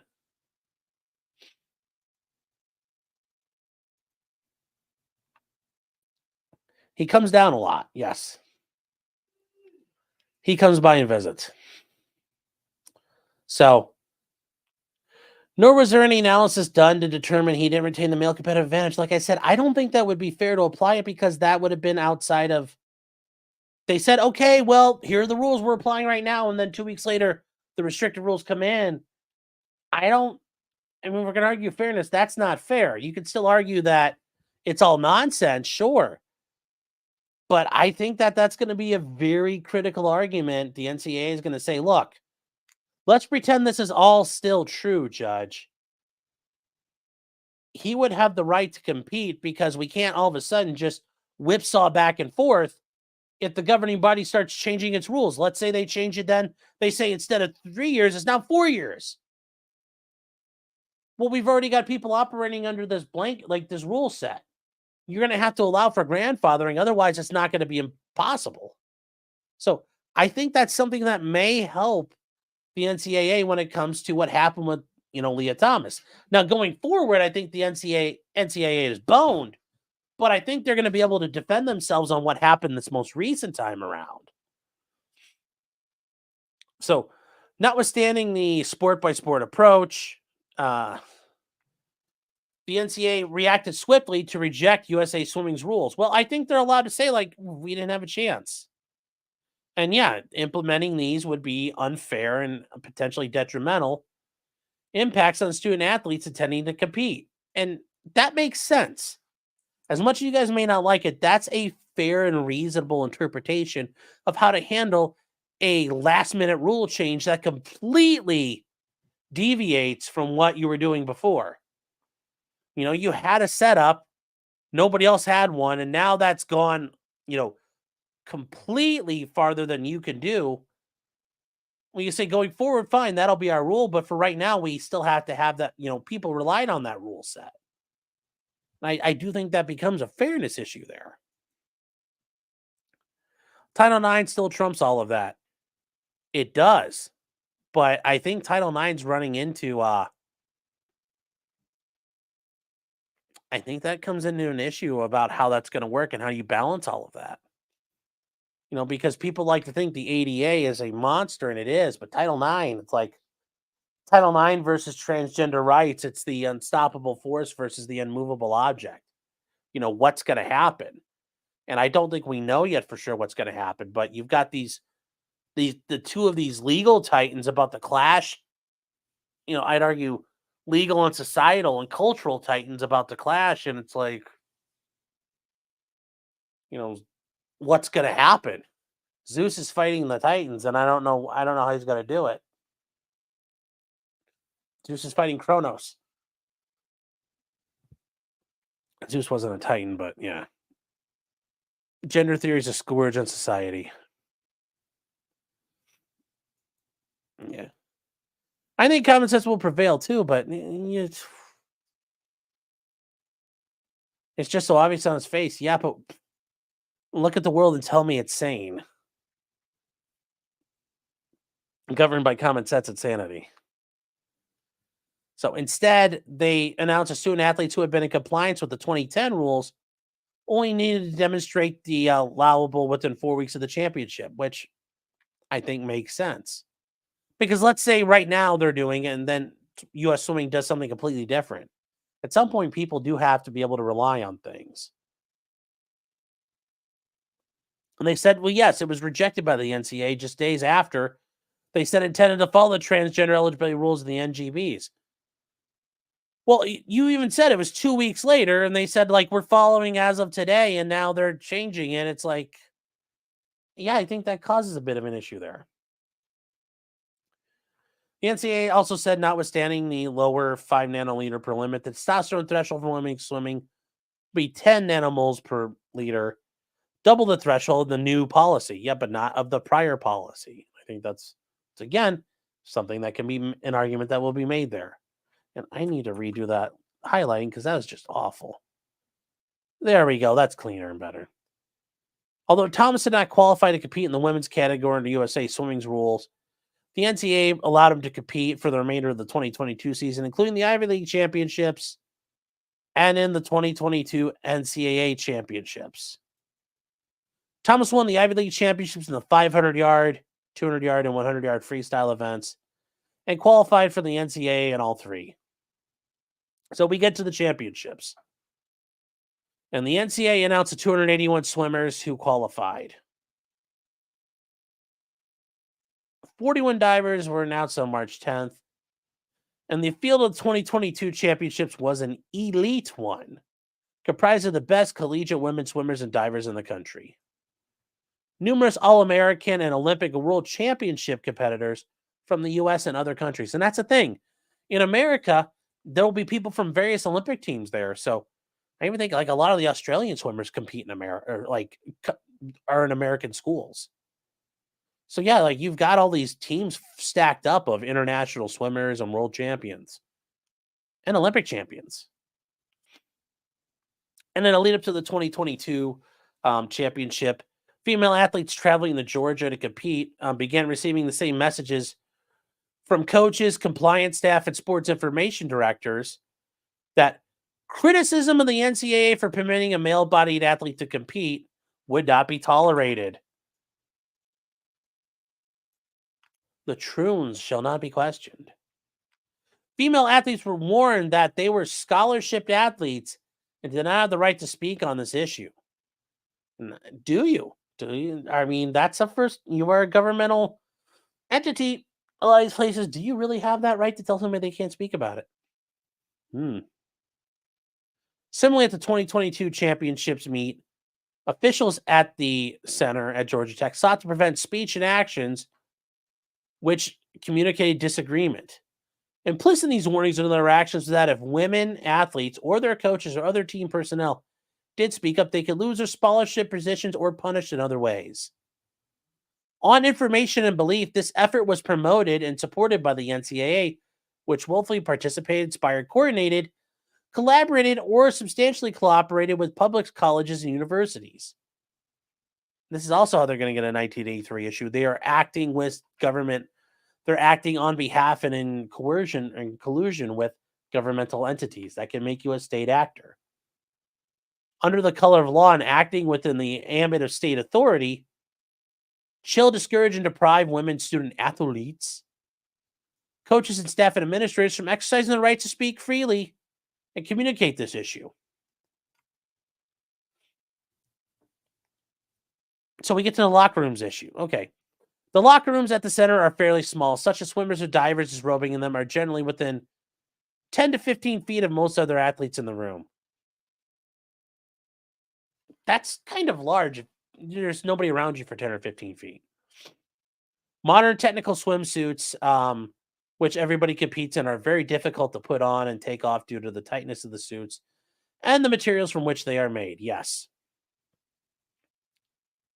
It's not uncommon for it to take 30 or 40 minutes for a female competitor to put on a competition suit. And almost all swimming and diving athletes require at least 15 to 20 minutes to put on their tech suit. Thus, while putting on their swimsuits, women must stand or sit undressed or partially clad with the private parts, i.e., their breasts, their butt, and their vagine, their bodies exposed for long periods of time, making the process um, a private activity that many women swimmers and divers prefer to engage in only in a secure and safe place, shielded from male access. Now, I'll defer. I don't know how long that takes. Yes, the handicapped shim with weights. Yes. We can get at least 2 more hours out of Sean. You got to meet the goal, chat. That's what it take. Siobhan, you're taking off. See ya. Have a great day.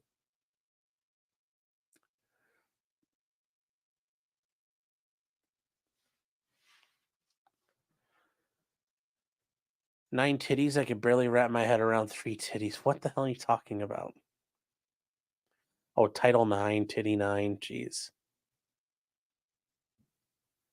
It probably doesn't take that long. I don't know. I don't know.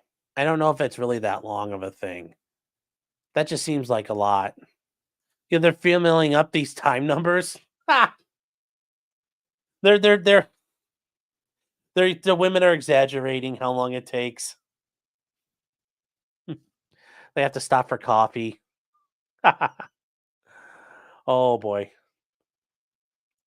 Additionally, during a competition such as the NCAA Division One competition, competitors must frequently change swimsuits and attire, ought to change from street clothes or warm-up gear to practice swimsuits for practice, or practice warming up in competition or tech suits shortly before competing and back into street clothes or warm-up gear or practice suit. What?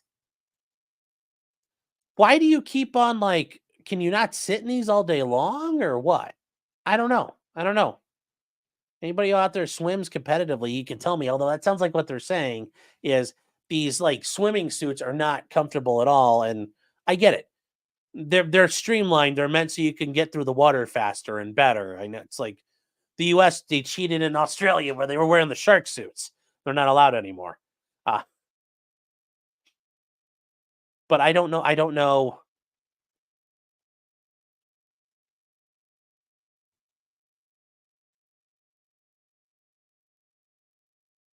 Speedos. Yeah, the men. I'm assuming it's probably not as bad. Yeah, you just kind of cram it all in.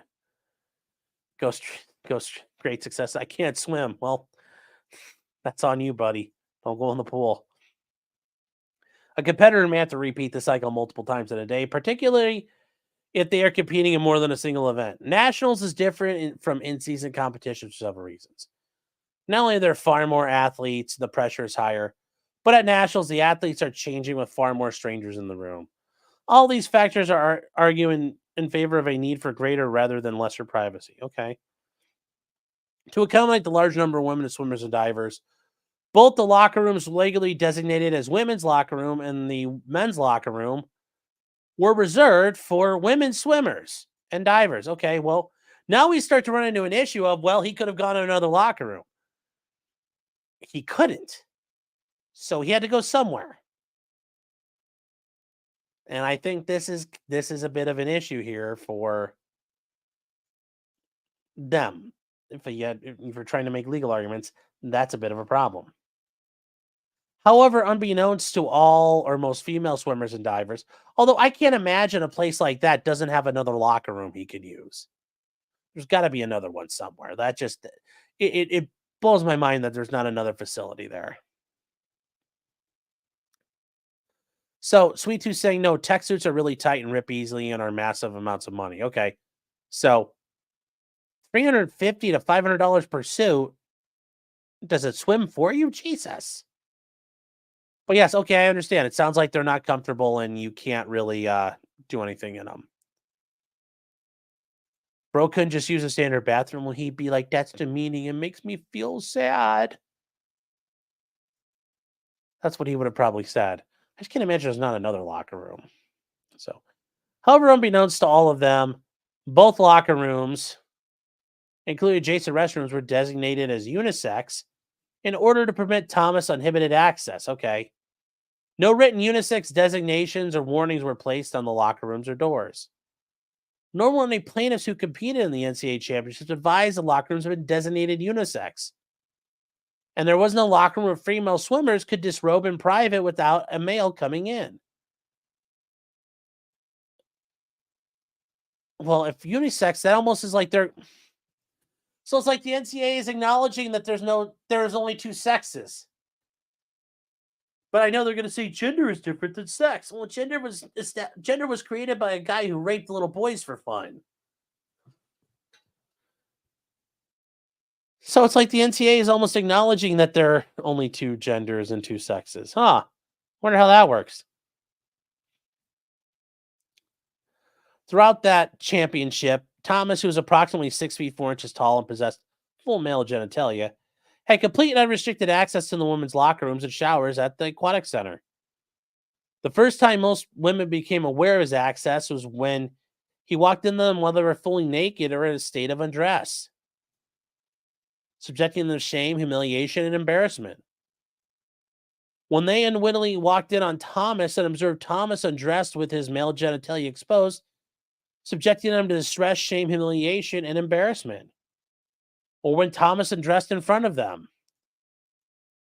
Swimmer A had no advance warning she would encounter a male. She had no consent. I thought consent was a big deal on college campuses. On the first day competition, Swimmer A walked in the locker room and was shocked to see a naked Thomas 10 feet in front of her in a full frontal view of his twig and berries. She found the experience disturbing and violating and promptly gathered belongings and walked into the hallway without changing. Swimmer A felt physical symptoms of a racing heartbeat and a racing mind. It felt like someone had flipped an adrenaline switch and she experienced a huge element of shock. She was upset. And she thought, I don't really like this, and felt very uncomfortable. And realized she would have to change her approach, and a focus for her would have to be trying to navigate the locker room. So not only being mentally prepared to swim for your career, well, now I have to think of my way around this dude waving his dick around.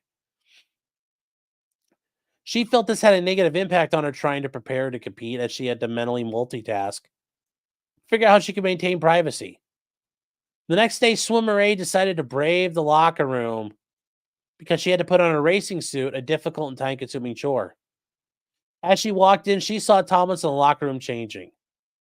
She again felt the sensations of anxiety and went to the adjacent bathroom, where she changed in a bathroom stall, even though it's not supposed to be done by swimmers and is difficult because of the reduced space and difficulty getting into a racing suit. It took Swimmer A 30 minutes in the stall to get her tech suit on. Swimmer A's perspective was that the locker room experience pretty much detracted from her preparation to compete. That's the last thing we should have to focus on. Certainly.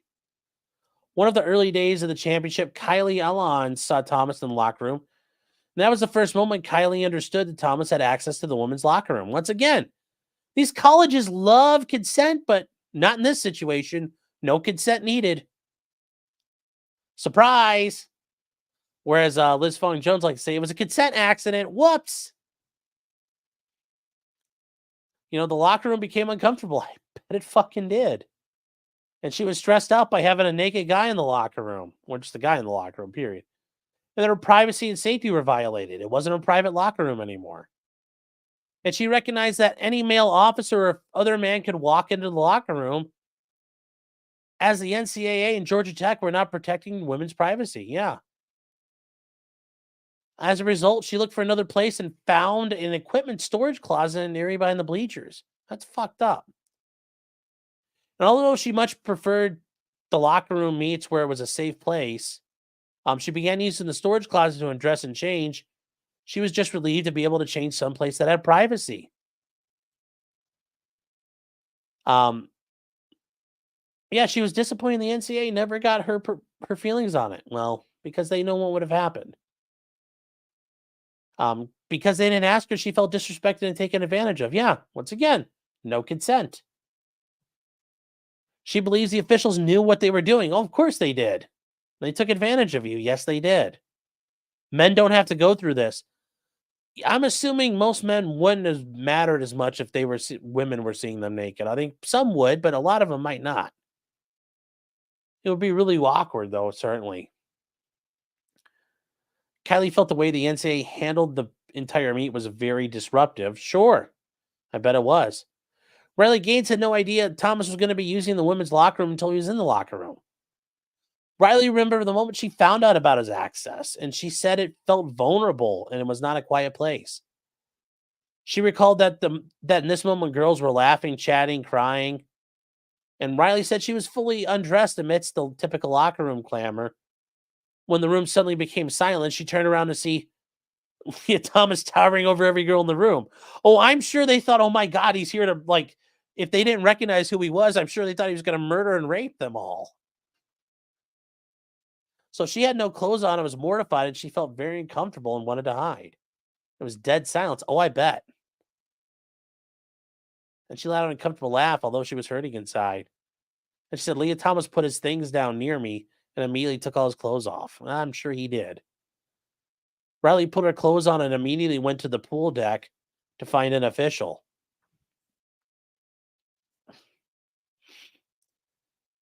And imagine that. You go find one of the officials, people you're supposed to work with. They're here to protect you and help you. And they said, we had to get around this by changing the locker room to unisex. And I'm sure they told her, if you have a problem with that, you don't have to compete. She didn't see any other option. She was forced to deal with it. She was scheduled to swim in multiple events on 3 out of the 4 days, which required many changes and changing her clothes daily. The heavy competition schedule didn't allow for diversions. Thereafter, Riley used the locker room with the added burden and worry of shielding her body with towels and trying to change as quickly as possible. And I'm sure Lia Thomas I'm sure it took him 25, 30 minutes to put on his suit. Oh, it's so hard. Oh, yeah. I'm sure he got to see all kinds of naked women in there. Good for him. Caitlin Wheeler was a teammate with Riley and was also undressed when Thomas walked in the women's locker room. Look, sounds like they're all just like, while they're in there with each other, they're just hanging around with their like titties flopping around, which is a little weird too on top of things as well. Like they're just all naked in front of each other. Like I get having to put your suits on and stuff, but that seems a little weird too to me. It's like the one cartoon where it shows like younger guys in a gym and everybody's wearing a towel, and it's like the old guys are just standing there, their balls are flopping around.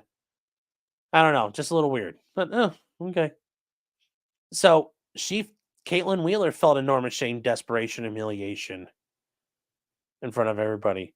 And for her, it was a traumatic moment that driven her to speak up, and she hopes other women never have to go through it. Well, I have a feeling it's not going to change anytime soon. You know, these things were all horrible. And, you know, responses such as deck changing and changing in one's parka or in a hallway to avoid exposure to this guy. You know, changing in a storage closet or not showering or changing. Result wearing wet clothing on the bus, going to the hotel in the meantime. Like, that is so fucked up. They force these women to go through that. You know, Kylie Long said in place of camaraderie, there was a pervasive sense of why can't we get the respect male competitors would get? For many women, the trauma caused by the unconstitutional locker room destroyed them. And then the competition, and, you know, let's get to actually what happened here. Yet for all their hard work, they were vulnerable. They were vulnerable to the power effect of their own hopes, dreams, and aspirations. They were vulnerable to the rules of the NCAA. The NCAA was aware of these vulnerabilities and exploited them. Yep, they did. For the reasons above, these women were already mind fucked before they began the championships. And it makes sense. Makes sense.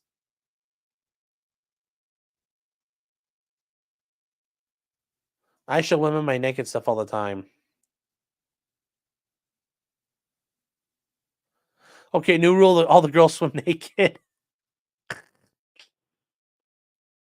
Why does this guy need a suit? It's a dude. Kick him out. Yeah, but he swims with a women's suit. He swims in a women's suit. It's not like, yeah. It's not a joke. There's pictures of him in hold on here. Let's see if we can find one.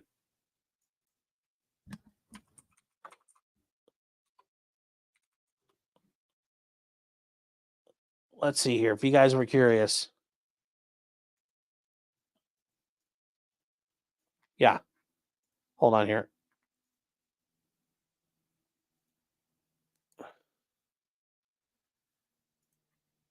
This is Lia Thomas swimming, and he's wearing a women's swimsuit. So, yeah, he's not wearing the Speedo like the men would. He's wearing a women's swimsuit.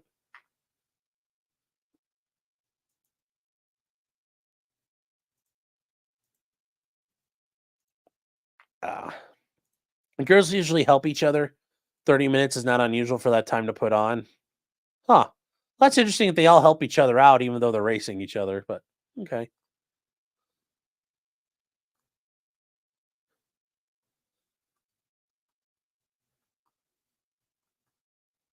And the coaches say nothing? Well, the coaches would get disciplined.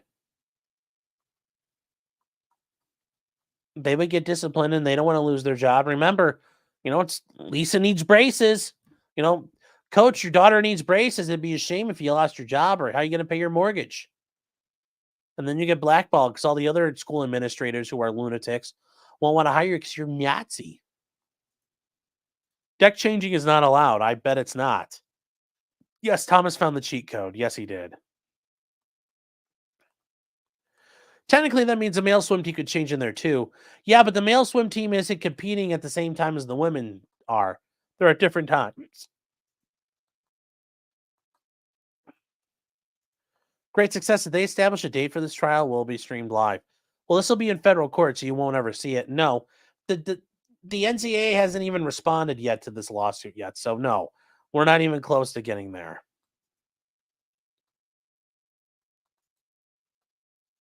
That's what happens at female locker room. Seeing University of Wisconsin volleyball pics from a couple of years ago. Never seen those. Never even heard of them.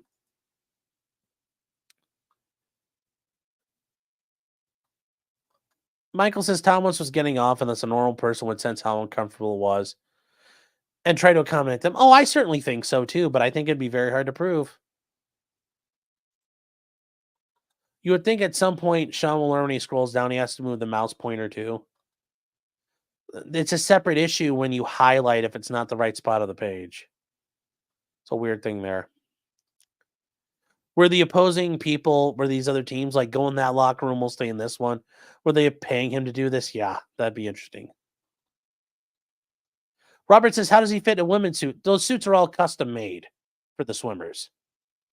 All that shit is custom made for all the swimmers. It's meant to be like thin and as conforming as possible. It's all about aerodynamics.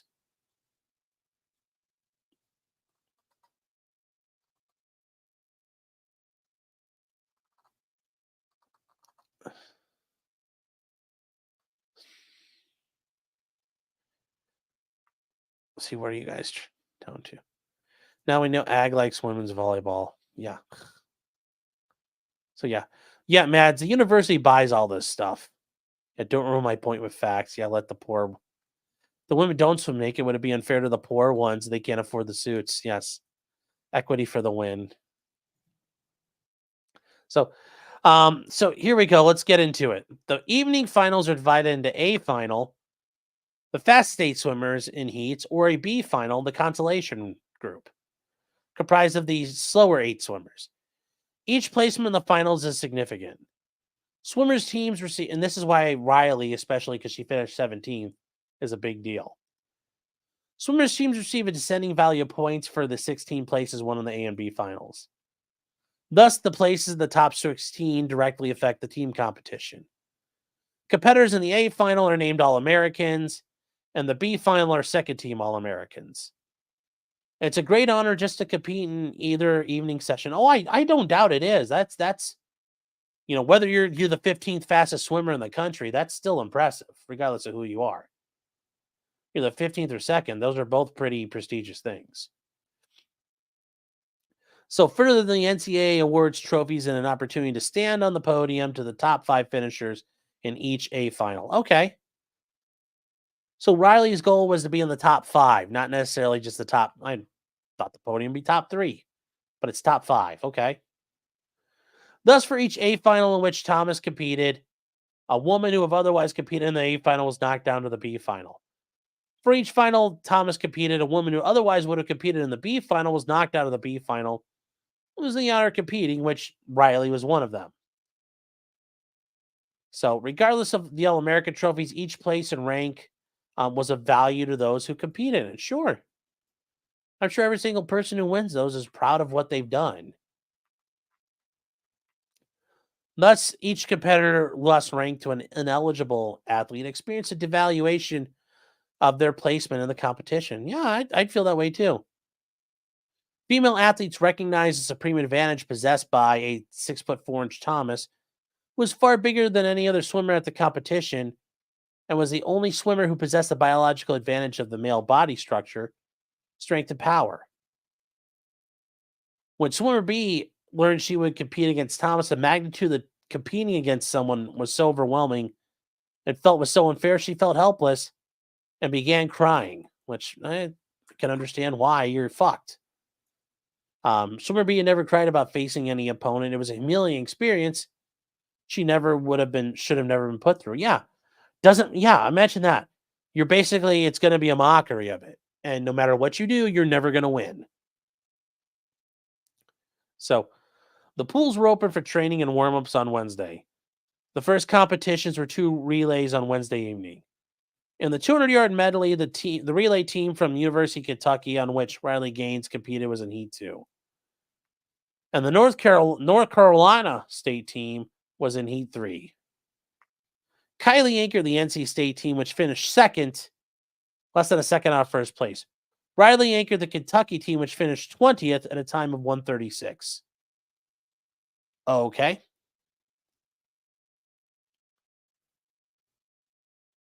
So that sounds, I mean, to be fair, that one doesn't matter because they weren't even in the top 16. So Riley's team, it wouldn't have mattered even if it was a team of 10 Lia Thomases on there. So the relay didn't matter. For Kylie's, they were second, so they were safe. But it does sound like if Penn's team did, they would have bumped someone out of the way. But they don't seem to mention that. So the competition summary of this complaint focuses on participation in the meet by the plaintiffs, in which Thomas took part, and is not a comprehensive summary of all the events. And that's fair enough. They're not doing a book report of every single freaking thing that happened because it doesn't all matter. In the 800-yard freestyle relay, the University of Kentucky team competed in Heat 3 and finished 9th overall. Okay. In this relay, Riley Gaines held down the second position. Her teammate anchored the team. Okay. There were 60 entries in the women's 500-yard freestyle in 8 heats. Okay. The prelims were contested on March 17th, beginning at 10:01. Thomas competed in Heat 8, which was scheduled to commence at 10:40. The 50-yard freestyle was also conducted on Thursday. There were 68 entrants, and the prelims with 50 freestyles consisted of 9 heats commencing at 11:16 a.m.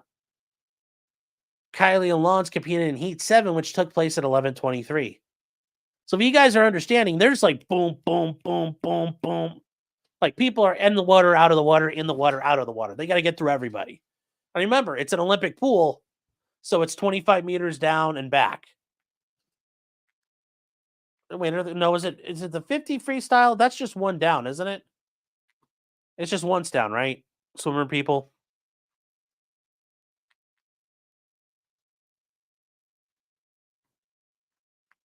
Am I wrong or right that the pool is 50 yards long? I think it's 50 yards long, isn't it? Down and back is 50 meters. Okay, so it's a 25-meter pool. Okay, that's what I thought. So down and back is a 25 to 50 yards. So they're down and back and out of the water. Next group, down and back out of the water. So, yeah, it's a 50-meter pool. Okay. The Olympic would be 50 meters long. This is the more standard 25 pool. Okay. Olympics, 50 meters. Okay. So they're more likely 50 yards is they're down and back. They're doing a 25-yard pool. Okay. But yeah, if you guys notice, they're like boom, boom, boom, boom, boom, boom, boom. They are flying through people here, running heats like fast. That's not a typo. These heats are fast. Okay. In the Heat 8 prelims, Thomas from the University of Pennsylvania, who had a 4:34 qualifying time, competed against uh, from Stanford at a 4:36, and a girl from Alabama and a girl from Arizona State and a couple others here, 4:39. He blew them out of the water.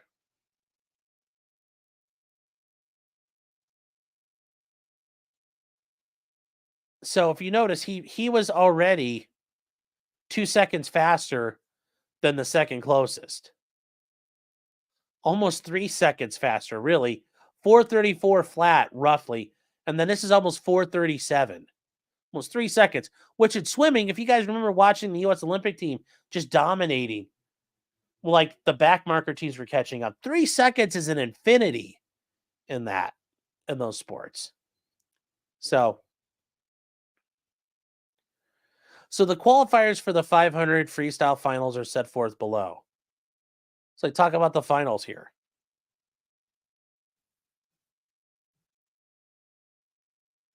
And you look at the and you talk about here are the NCAA records. So these were all set by Katie Ledecky. She was one of the Olympians. So the women's 500-yard freestyle is 4:24.06. Lia Thomas did it in 4:33. Okay. Obviously 4:33.82. Now, yes, are we saying Lia Thomas is the best swimmer in the world? No, he's probably a mediocre man. But he was dominating the rest of them. Look, you don't see even close on here. 4:39, 4:39, 4:39, 38, 37, 37. I mean, there's one that's at 36, but he's still almost 3 seconds ahead of that person. Just look at that, just dominating. And look at this person, Rekha Gyari. She was forced out. If he wasn't there, she would have been in there.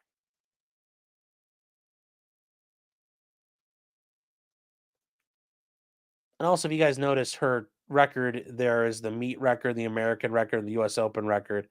That's all the same thing. She set all the records. So there you go. So the championship was held at 6:11 p.m. on the same day. The consolation final was held at 6:03. Tyler, God, why do the names of these people?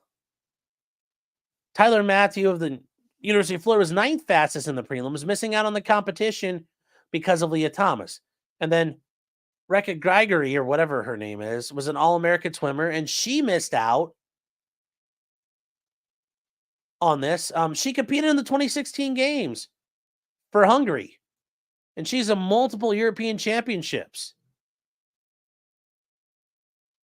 She's been to the Olympics. She's been there, done that, got the T-shirt. The depths in the NCAA finals can be deeper than the Olympics games because there are limits at the Olympics on how many swimmers from each country can compete. And that's the thing, for like most of the U.S. Olympic team competes in the NCAA. And a lot of these countries, their athletes, all of them are competing here because it's the most competitive place. Best training, best facilities. So she came into this knowing this is one of the last competitions in her career.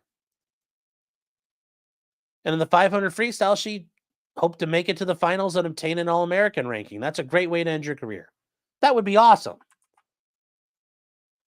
And she would have to give it her best, but it didn't matter because she got beat by somebody she could never catch. And she was watching. She had already done. And she watched Heat 8, the last of the heats for the 500 free, in which Thomas would compete and win. And when the time flashed on the board, she got kicked to 17th place. Gotta suck. And she's like, why is this man? She's like, this man, I don't understand. This is, does he dress like gypsy? I do not get this. In Hungary, we not allow men to dress like women. It's gotta be said. I feel horrible for that. It's horrible. Busting your ass like that. You're an Olympian, well accomplished, and you get beat by some dude who wants to have long hair and a nose ring. It's gotta fucking suck. That's got to suck. Yes. Thomas was ranked 554th in the 200-meter freestyle when he's part of the men's team. That's not impressive. Yeah. 3 seconds is massive. It's a lifetime.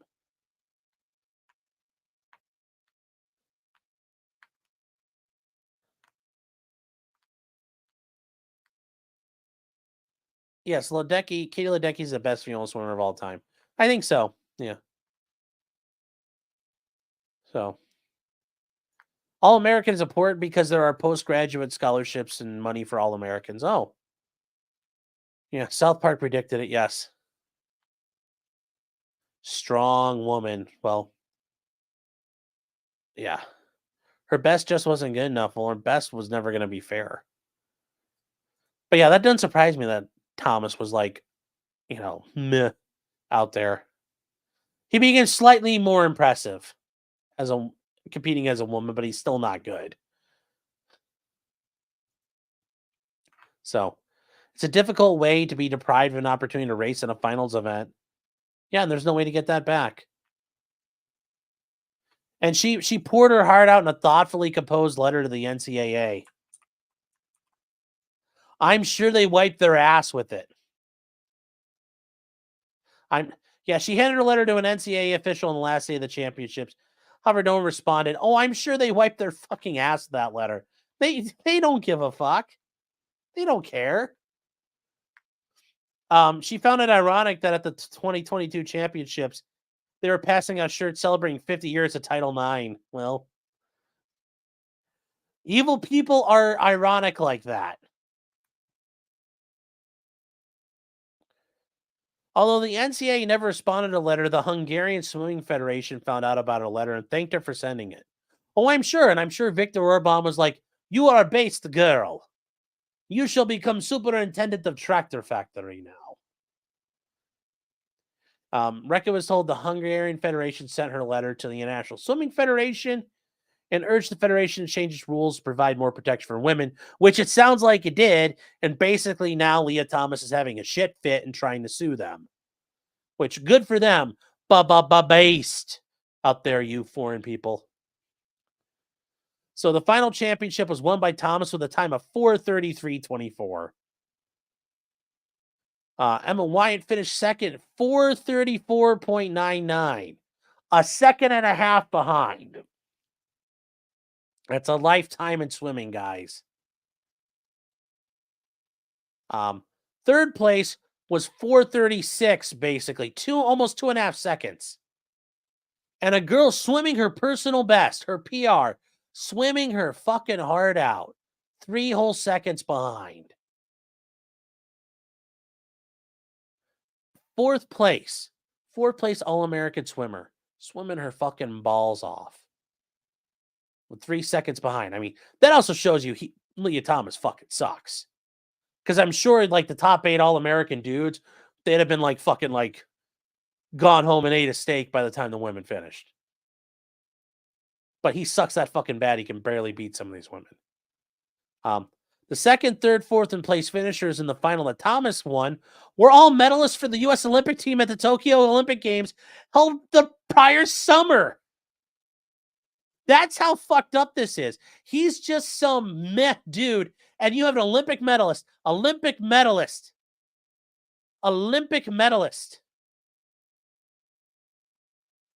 Like, seriously.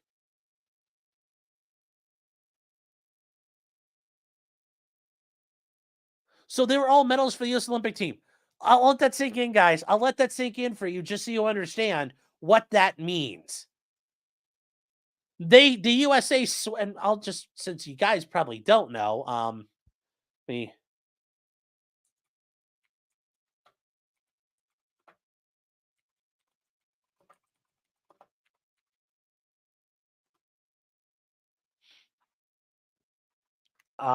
just what that means, because it's kind of impressive. Some USA there. Because I do like the fact that when the US dominates, I love watching, these people put their hearts out there. And these 3 girls, they aren't just some schlubs. These were like Awesome, awesome, awesome people. Kicking absolute ass. Hold on, where is it?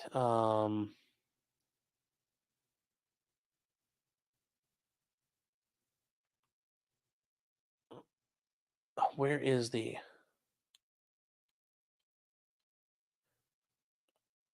qualification? No, I want the finals. Here we go.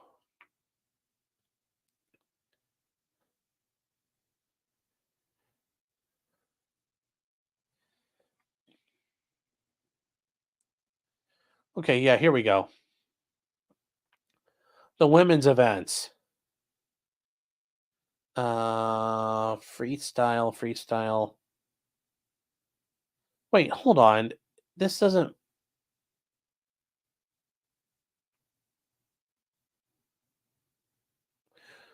Wait, hold on here. So they did the finals for the 500. Wait, hold on. The 500 free. Yeah, they were all medalists. Think about that. They just dominated. They fucking swept it out. Yeah, they burned that letter. I'm sure they did.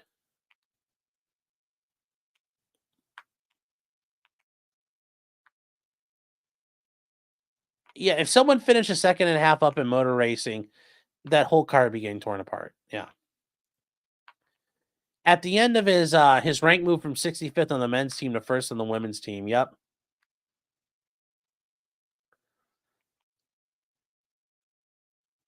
Yeah. Yeah. These Olympic athletes were yeeted out of it by a complete con artist. Mm-hmm.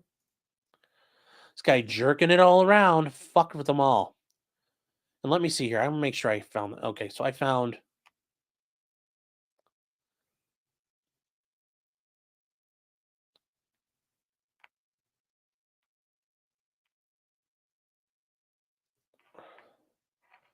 Yeah, these were the 400 the 4x2 freestyle relay team.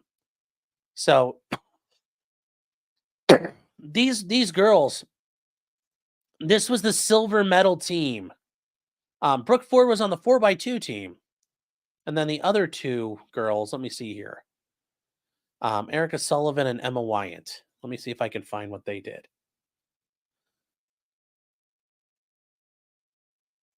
Um,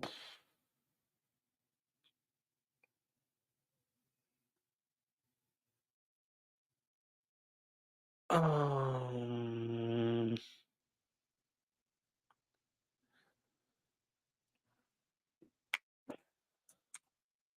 Hold on.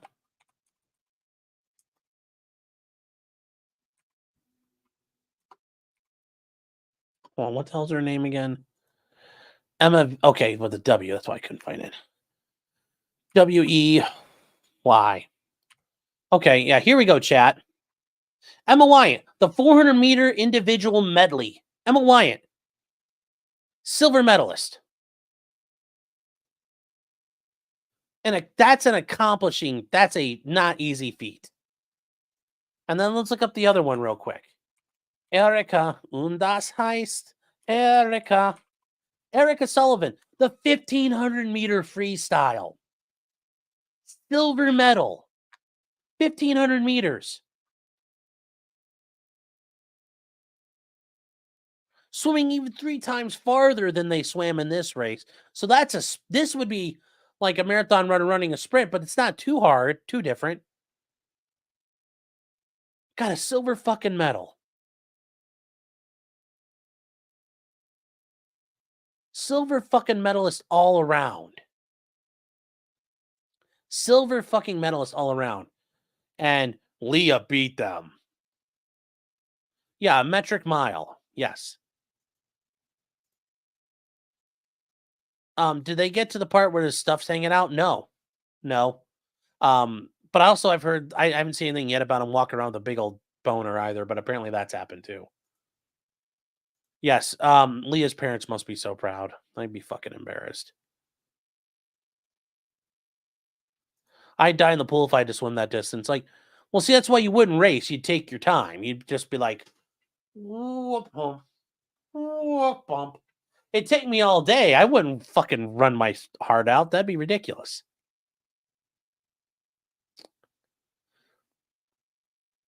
So, yeah, this is just fucking insane. So, yes, Ghost Racing in 2024, Lia began his legal case against World Aquatics. Fucking cope and seethe fucking so hard, Lia. I hope the coping, I hope you understand now that feeling. Governing the body after restricted trans athletes from competing. Fucking cope. I hope you're training in Copenhagen. Not only did Thomas beat these decorated Olympians, over a second and a half in front of the nearest competitor. And he achieved 20 points for the Penn team. Kylie Alon's competed in the 50-yard championship final also held that day, and she finished in 8th place. Okay. The 200-yard freestyle relay was also contested on that same time. She competed in Heat 3 with North Carolina's team, which finished 3rd place. Swimmer A competed in a relay on this day as well.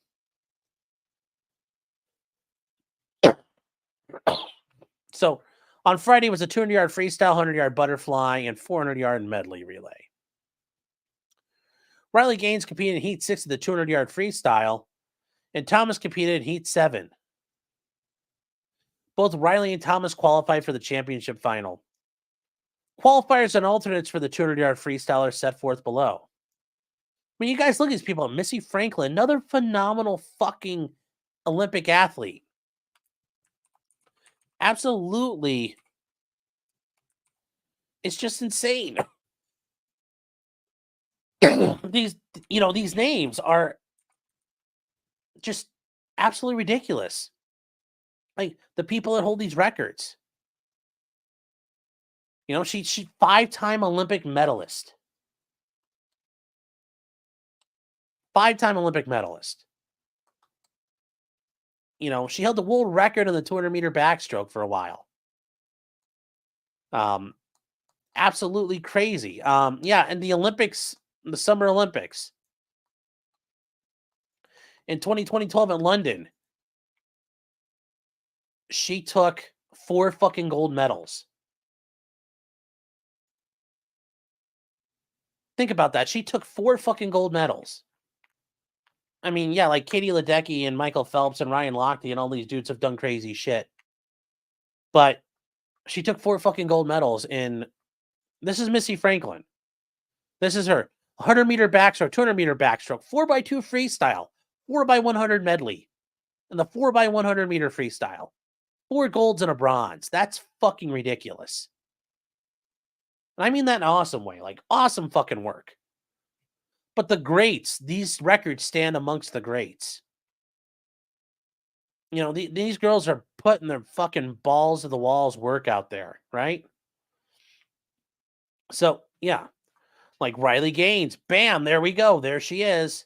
And then Lia Thomas, a 142. I do think it's funny. He was probably trying his fucking heart out and he couldn't beat this chick. Fucking suffer, Lia. So Riley entertained strong doubts of whether she could even compete against him. She was concerned that by participating, she would be endorsing the discrimination. However, loyalty to her teammates caused her to compete anyway, which, you know what? You got to back your bros. I don't blame her for that. In the championship, she touched the wall and immediately surfed Thomas's name on the screen and saw 5 next to it, signifying 5th place. Riley felt pride for the women swimmers who had finished in front of Thomas. Then Riley looked to her own name and saw a 5 next to it. She was shocked that Riley tied. By finishing as a tie, their points were split up, and they both were to receive a trophy. Had Riley finished in 5th place alone, she received 14 points for her team.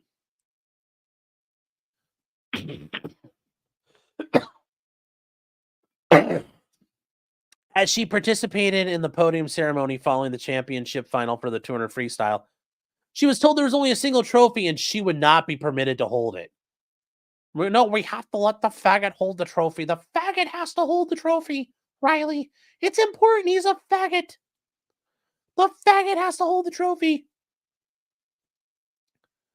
In this case, hoes before bros. But you know what? Regardless, I understand Riley Gaines wanting to do it. She got to do it.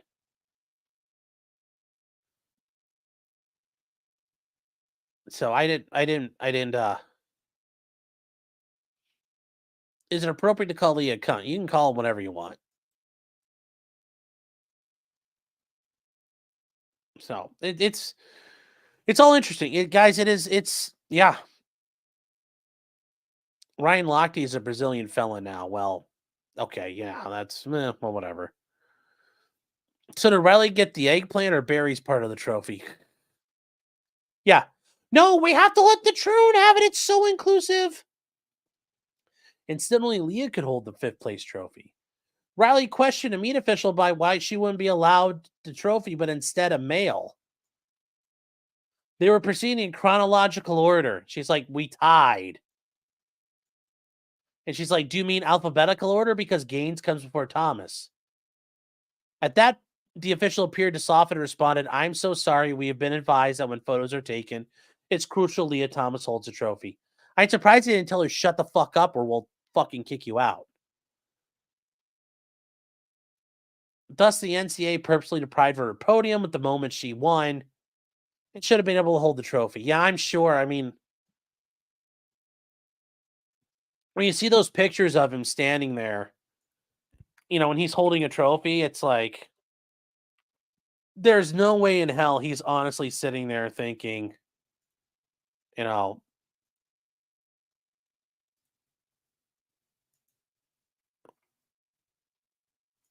I mean, does he honestly sit there and go, oh, I earned this. Yay, I earned it. It's like you see these dudes competing in the female weight, these old 50-year-old guys competing in the female weightlifting competitions. He's like, I finally got a trophy. I'll show you, world. I told you I get a trophy. I'm a national champion. I'll show those boys on the team.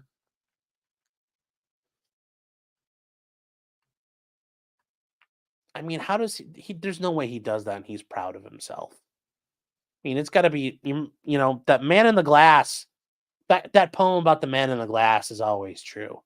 You can tell yourself whatever you want. The man in that glass is always staring back at you. So, yeah. Yeah. So there's no way if he felt that way, well, it's a fleet. History will look upon you as a sideshow. No different than we threw a dolphin in the pool. So Riley Tiltman of Virginia was left out of the championship final with the 9th fastest time. Ekaterina Nikonova from the University of Florida had the 17th best time, so she was bumped out too. And then on Friday, the butterfly was contested. And Kylie Alonso finished in Heat 5, and she finished 5th in the finals. The last event of the evening on Friday was a 400-yard medley. Riley Gaines competed for the University of Kentucky team in Heat 3. Kentucky finished 13th out of 25 teams. Well, that's not bad at all. Saturday events. Okay. Among the events contested was the 100-yard freestyle in which Thomas competed. The funny thing is he'd go to the Olympics and he would, as a woman, and he would get fucking smoked out. He wouldn't even make it to the fucking finals. Even if he could make it to the Olympics through the U.S. Olympic trials. The women in the Olympics would fucking just toss him to the side. I'd fucking love to. Part of me would love to see it because I wonder if he would cry and say that's mean. So Kylie Alonso also competed in the 100-yard freestyle, competing in the first heat at the beginning, and then he competed later at 10:35. He had the 4th fastest prelim, and she had the 14th fastest.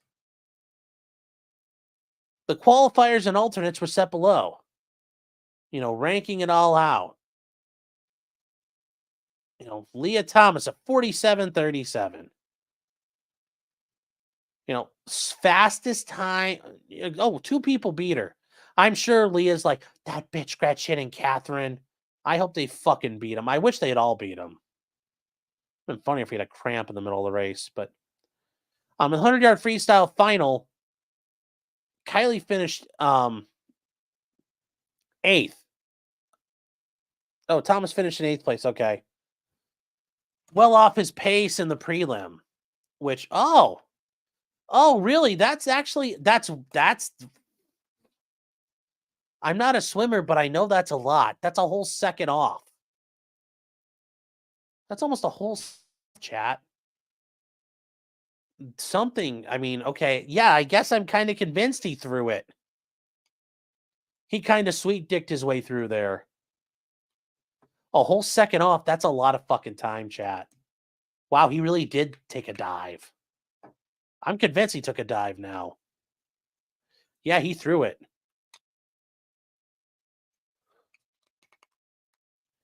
He went all out in the prelim as gas for the final. Yeah, he still has more endurance and muscle mass than these women. I don't buy that. In the consolation final, Kylie Alone's finished 47.68. A time which would have bested them had they been racing head-to-head. And that's the thing. He's such a fuckhead that she put her ass out there on the line again. You know, she did good. What was her first time? She had a 48.02. Okay. And then her second time through was what? Let's see here. She had a 47.68. So he gassed himself. Well, she didn't. She fucking swam her ass off and then fucking swam her ass off again and did even better. She fucking poured it on. He couldn't. Fucking asshole. What a fucking asshole of a person. What a fucking asshole. What a fucking asshole. You know, the UPenn and so great. So brave, so brave. Isabella Ivy was left out of the championship with a 9th place. And Chloe Stefanik from Texas A&M was 17th best, and she got bumped. And Saturday was the women's 200-yard butterfly was contested. Riley Gaines did her thing. At first at a 153.63 with a tie for 9th. Just 0.26 seconds out of 8th and a spot in the championships. So she competed in the consolation final and fucking balled her ass. She balled out and she did an almost identical time. Swimming her ass off. Okay. And I think that they're just showing to show you Riley Gaines and these other girls, they are fucking swimming their hearts out. Where Leah's like, oh, I don't know. I guess I'll fucking dive. Take a dive here. The 400-yard relay was also contested with Riley Gaines competing for the Kentucky team in Heat 1. Kylie Alon's competed from North Carolina State. And Kylie's NC State team finished 4th at the University of Michigan. Okay. As a result of Thomas's top 8 finishes, which totaled 44.5 points, Penn's team finished 20th place with 44.5 points. So for those of you keeping track at home, he scored all their points. He single-handedly scored more points than the teams of Minnesota, Miami, University of Miami in Florida, Vatech, Duke, Missouri, Arizona State, Rutgers, Arkansas, Yale, Purdue, South Carolina, Louisiana State, Notre Dame, Wyoming, UCLA, Florida International, San Diego State, Harvard, and Texas A&M.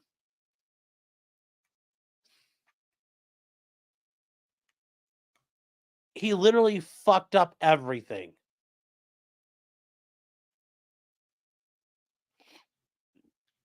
Riley Gaines and Caitlin Weber's Kentucky team finished 12th with 115 points, which is pretty good. Just a half a point behind Indiana. 11th would have at least tied. Indiana had Riley taking sole position of 5th place. One person can disrupt so much. Holy shit, yes, he did. Fucking look at that shit. Spets is like, oh. Yeah. People do this things because they are enabled by others. Yeah. Wow.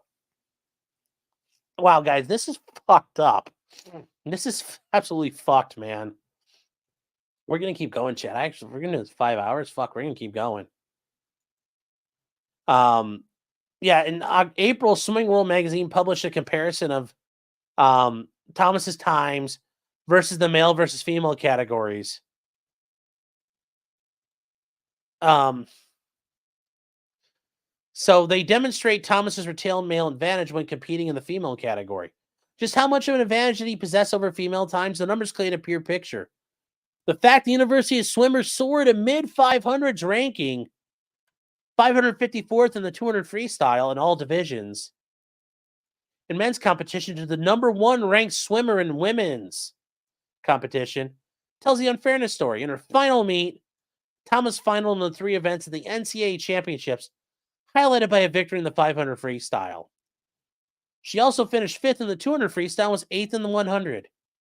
Although she didn't contest the event at the NCAA Championships, Thomas had one of the country's top times in the 1650 freestyle. That's the mile freestyle. And freestyle is like what you normally swim, normal swimming stroke.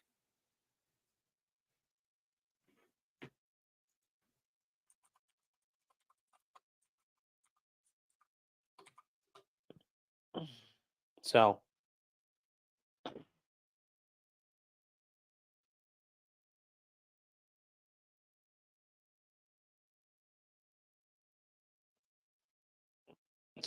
and that's the thing. If you guys have never seen it, yeah, and I'm not joking. Like that.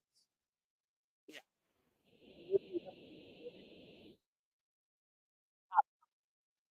And like I said, if you don't understand freestyle, that's literally just you know like normal swimming.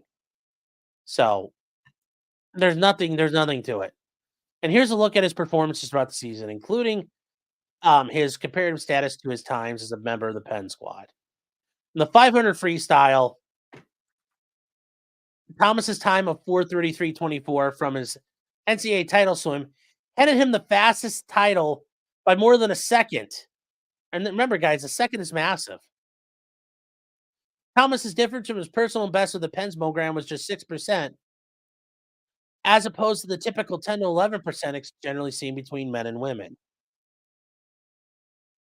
Thomas's best time in the 200 freestyle ended up being his 141.93 from the Zippy International in December. That was ultimately 3.6 slower than his best time before his transition. Again, that time was between 7 and 8% faster than the typical separation between men and women.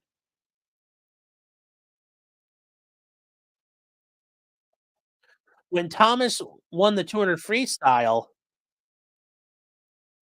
he was even midway but crushed the Harvard swimmer in the last 100. Highlighted by a 25:04 split for the last 50 yards, meaning his last 50 yards he swam in 25 seconds. The closing split of Thomas was faster than the finishing laps of Missy Franklin. Remember, four-time Olympic fucking gold medalist, and was faster than Missy Franklin in her record performance, and the best closing effort of the likes of Katie Ledecky, Mallory Comerford, and Siobhan Howie, among others. Yeah, Katie Ledecky, guys, probably one of the best fucking female swimmers ever in history. Would have fucking dominated all of them and just fucking crushed them all.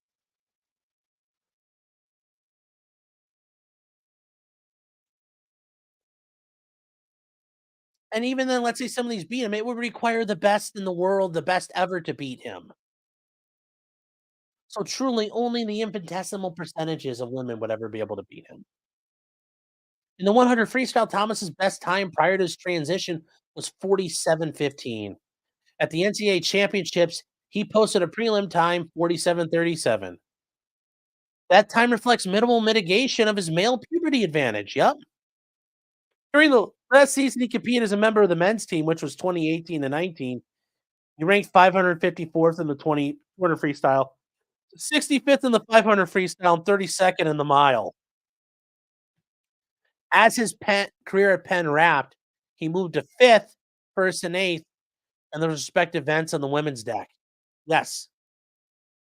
He gained 500 spots.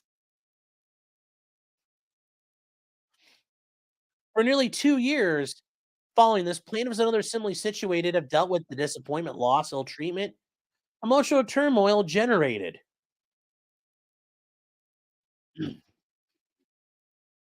Now we'll find out. And I don't know about the Roanoke swimmers, but just think about that shit, guys. Fucking insane.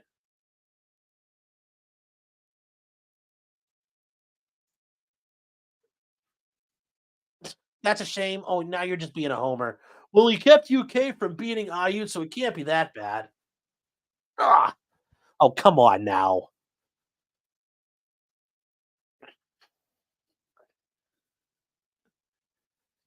Oh, still till left for the day. No spaghettios for you. Yeah, sorry guys. You're gonna have to scrounge and fend for yourselves for dinner tonight. Go dig in the snack drawer. Hold on one second, chat.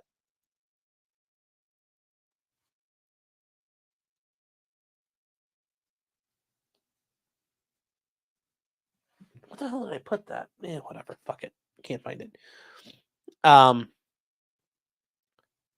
Ben just said I can't swim freestyle because my shoulder's fucked up, but I could swim like a frog as fast as anybody. It can make it 25 meters in one breath. I mean, you can swim the whole length of the pool in one breath. That's pretty impressive, man.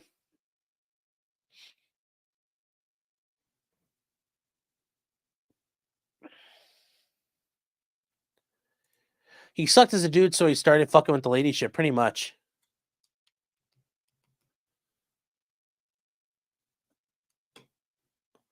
So I'm still going, yeah. Do we have applesauce packs? Nope. Beefaroni is back on the menu.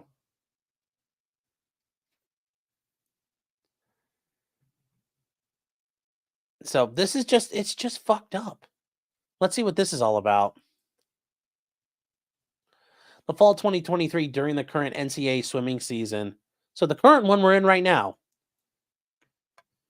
A former member of the Roanoke swimming team requested to join the women's team. What a fucking asshole.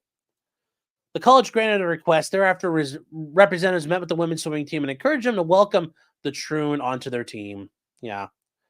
Plaintiff Lily Mullins required we were emotionally blackmailed and asked to carry the responsibility of other people's mental health and well-being at the expense of our own. Yup. But hey, hashtag 19th Amendment.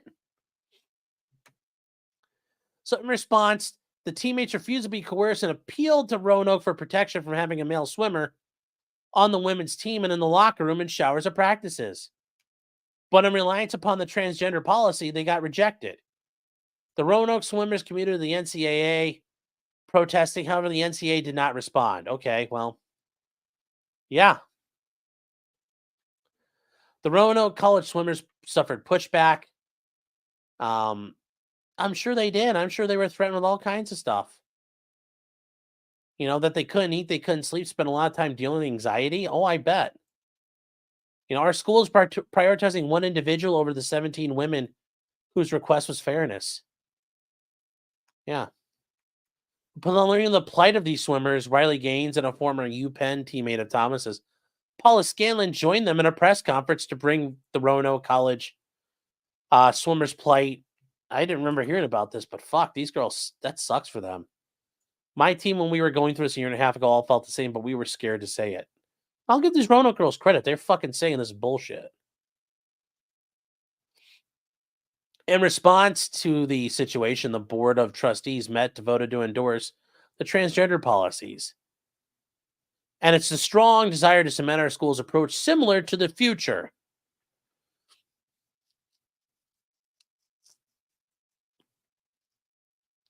And although the former member of the Roanoke men's swimming team, whose application pursuant to this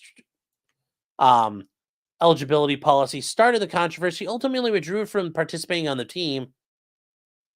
That's withdrawal did not make the swimmers whole. I bet it didn't, because now they're fucking, still really willing to be ambushed.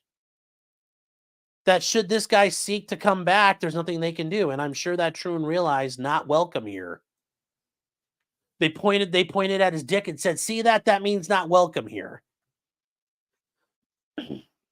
So, in March, track athlete A, a junior, competed in the 200-meter dash, the All-Atlantic Regional Championships, where transgender athlete Sadie Schreiner, yes, won the women's 200-meter dash and also broke the regional collegiate meet record. Oh, I'm sure that was, yeah. Oh, I'm sure that's fair, yes. Because Schreiner's an underclassman, they will compete. He will compete later. Sadie Schreiner. Let's see if there's a picture of Sadie. Sadiesch. Sadie Schreiner.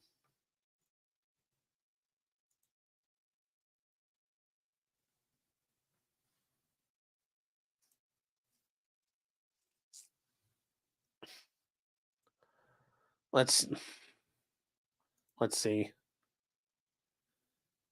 Is there any good pictures?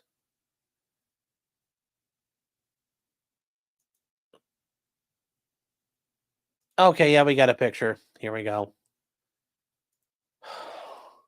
Again with the AGP smirk. It's always the AGP smirk. The AGP smirk is always undefeated, chat. On information and belief, Schreiner has broken numerous women's school and or conference records and deprived women on the team of points and prizes. Yep. Schreiner's an underclassman. They'll keep competing. Absent volleyball. So we're into volleyball. There's an athlete who plays volleyball against a male athlete who's competing on a women's team in club tournaments in high school. This male athlete was the best athlete against whom ever played. Was able to outjump female players and spike harder than females, I'm sure. The athlete is a freshman, has a reasonable concern that she will require to face male volleyball players in future competitions. Probably. Ainsley Arizin and Ellie 80s were worried that the issues because CC Telfer, and if you guys don't know who CC is, CC Telfer was a guy named Craig, I'm pretty sure, who was an absolute garbage male athlete who then started dominating track and field and setting records. Yeah, here's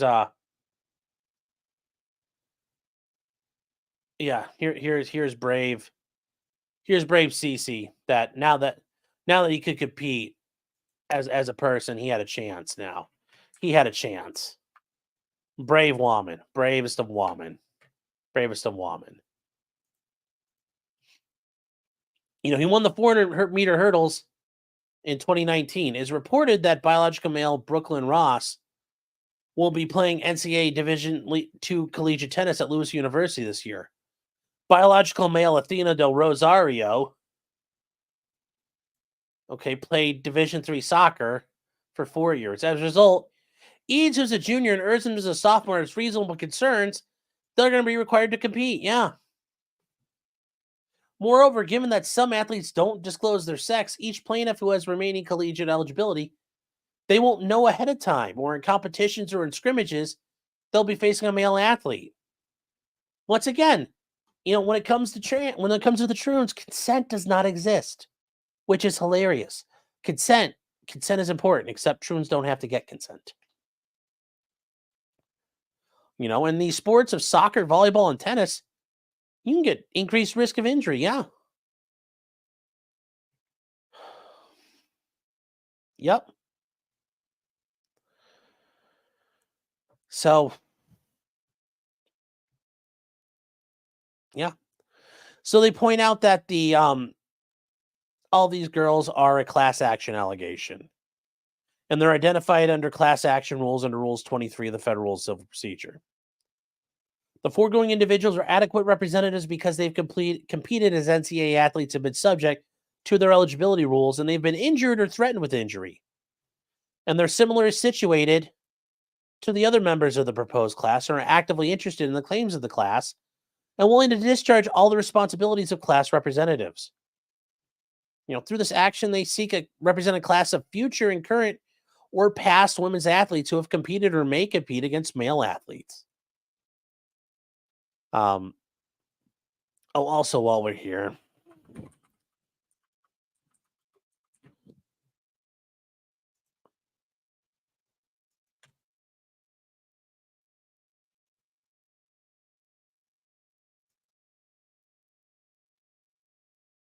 oh, okay, yeah. So here is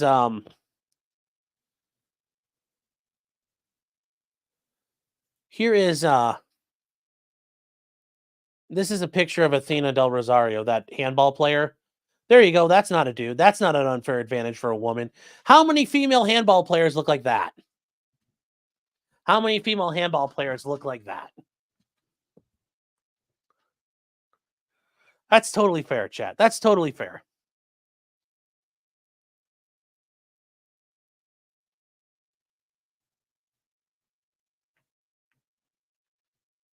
Yeah. So, yeah. Yeah. So, totally fair, huh, chat? More jacked than the five dudes in the background. Yep. Yep. Strong woman. Juiced on testosterone? No, I said that's just somebody who's well built. Did he get bomb surgery? Is it tucked in? I don't know. Women voted for this. Yes, a lot of women have voted for this, and this is what they wanted, ultimately. Is a sports bra really necessary? Well, a lot of this isn't. This whole thing is not necessary. So, of course, they pick a name like Athena or Lilith. It's an offense to the name Athena. You are not born of wisdom. There's no wisdom in this.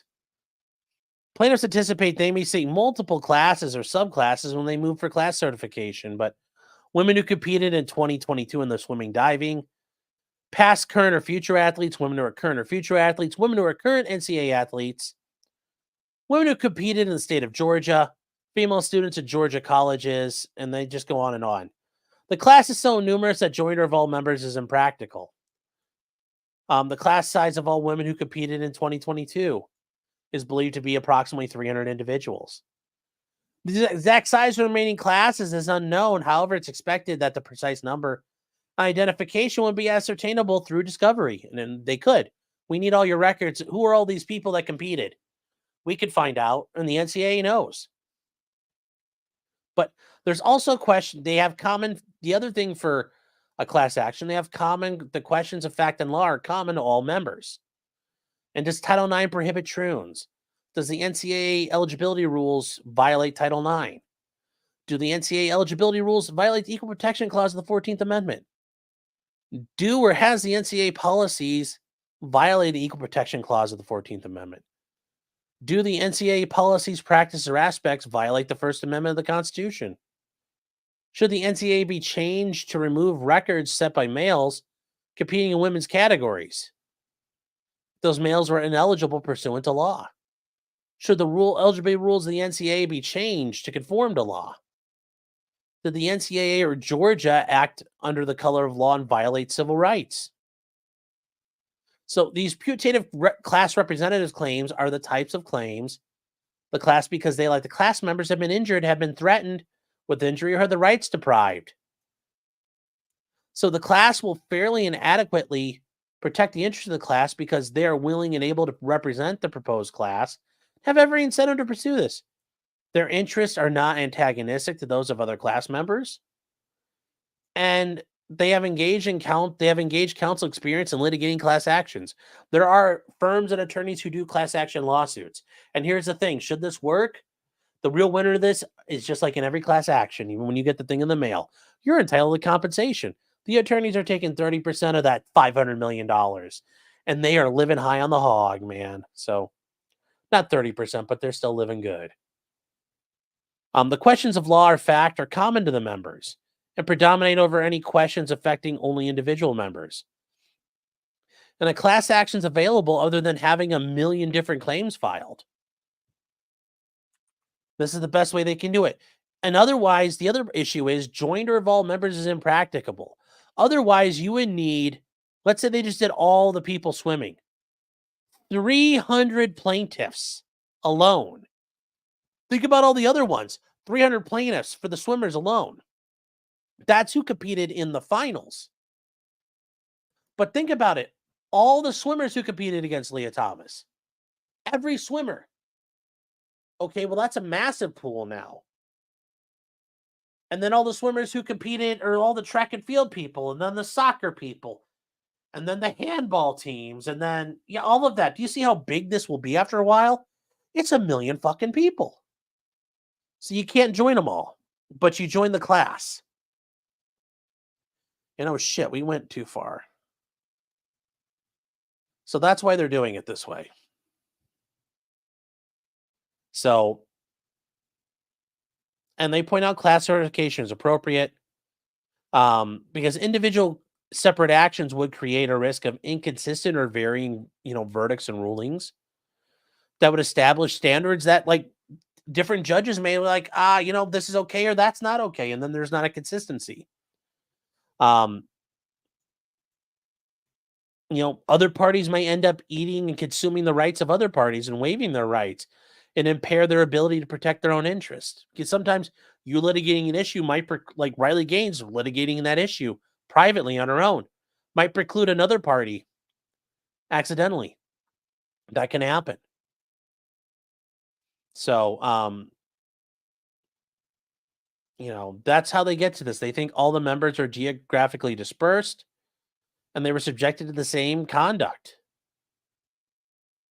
And the final burden of proving the NCAA or universities engage in such a pattern of practice would also make the prosecution of individual actions virtually impossible for not if everybody, almost everybody. So count one, violation of Title IX. Okay. Paragraphs 1 through 581. Fucking A, that's a lot of paragraphs. So Title IX was violated, and we already got to this. They already know it's there. So that's cause of action number 1. And we already know what they're doing because they've already laid it out ahead. Now they're just doing it in the sexy final language. We're not doing that. Title IX, the U.S. Constitution, they violated equal protection and equal rights. And 42 U.S.C. 1988 as well, in 1983. So that's how they bring this claim. And then count 3 is 14th Amendment U.S. Constitution and violations of right to bodily privacy. People do have a right to bodily privacy. You have a right to privacy under the Constitution. Prayers for relief. Declare the NCAA violated Title IX of the 14th Amendment. That Georgia Tech and Georgia Systems violated Title IX. The NCAA threatened or are reasonably likely to violate Title IX. Okay. You're not going to get your injunction. There's no way that's happening. The injunction, not happening. Not happening. The NCAA and Georgia are likely to do it again. They're not. Nope, you're not getting an injunction. Declare the extent of the violations or threat of violations so found. Okay, well, the court will do that. Enter injunctive relief, providing one or more of the following. You're not going to get injunctive relief. You're not getting injunctive relief. I promise you, you're not getting injunctive relief. Enjoin the NCAA. It's not going to happen from implementing the Troon thing. Requiring the NCAA to render ineligible any male who competed in women's sports. Nope. Nope, this ain't happening either. Nulling all the prizes. Nope. Stopping the Georgia system from doing it. Nope. None of this is going to happen. There's going to be no injunction. So award all damages, including actual damages, nominal damages, punitive damages, compensatory, pain and suffering, mental and emotional distress. I mean, these guys might get if this got all the way to the end, they're probably getting nominal damages. Here's your $1. Here's your $1. Have a nice day. You were right. They were wrong. Have a nice day. Get out.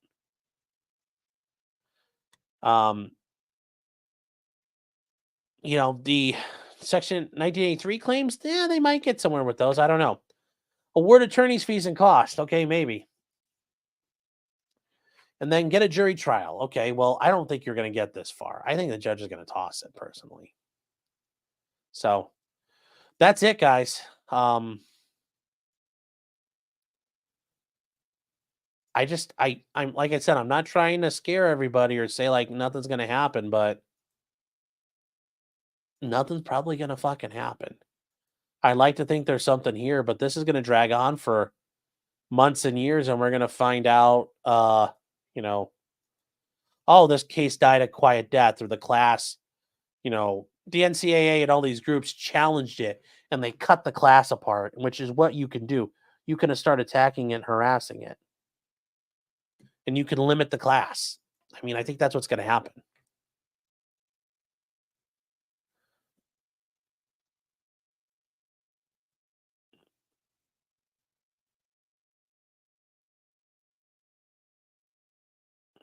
So, yeah.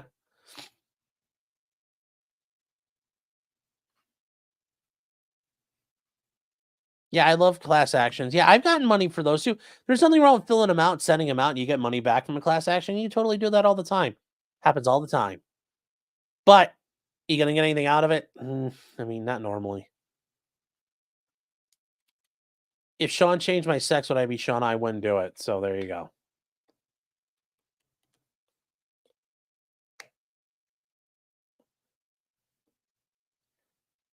So that thigh circumference is absolutely greater than my waist. Yeah. Yeah. Imagine walking into a locker room with him. So yeah, that's like I said, nothing. I don't think anything's gonna change in here. Oh, you're welcome. I'm glad you enjoyed the stream. Tom saying, "Hey, what's up? Got a new putter today? Oh, nice."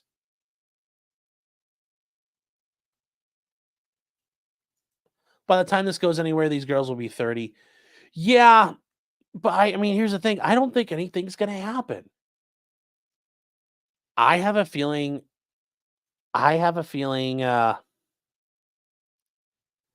name Sean can go either way these days. Well, it was a traditionally an island women could be named Sean as well, so that's not anything special. Um, Heck, that girl in Blade Runner, the robot, her name is Sean. Um, but as far as things are considered, I don't think they're probably not going to win. This is going to get chewed up and torn apart. I don't think they're going to find a judge who's going to be. I just don't think it's going to work out. Sadly, it's not.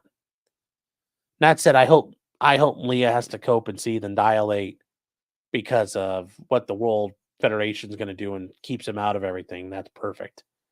The lawsuit's politically sensitive to go anywhere. I mean, pretty much. Like, no judge is going to want to fucking deal with it. And I have a feeling that there's going to be enough bullshit arguments thrown up. Like I said, enough of these arguments are thrown together after a while. That's going to be it. That's just the nature of the game, guys. Especially, like I said, when you're getting into like statistics and scientific studies, they're going to bring up their own studies and all their crap. Does enough time have to win her case at the Olympics this summer in July and August? I don't know. I hope the fuck he doesn't. I hope he gets to cope and seethe and dilate about it. Because here's the thing, even if he makes the U.S. Olympic team, he's probably going to get fucking smoked out by the actual winners in the world. So, can they be convicted of transgenocide for filing this lawsuit? I fucking hope so. I hope Alex Caraballo mauls and sees and dilates himself into a coma over it. So, yeah, don't mean to give you guys the red pill on or the doom pill on this, but it is what it is, guys. I mean, it is what it is. That's just the nature of this one.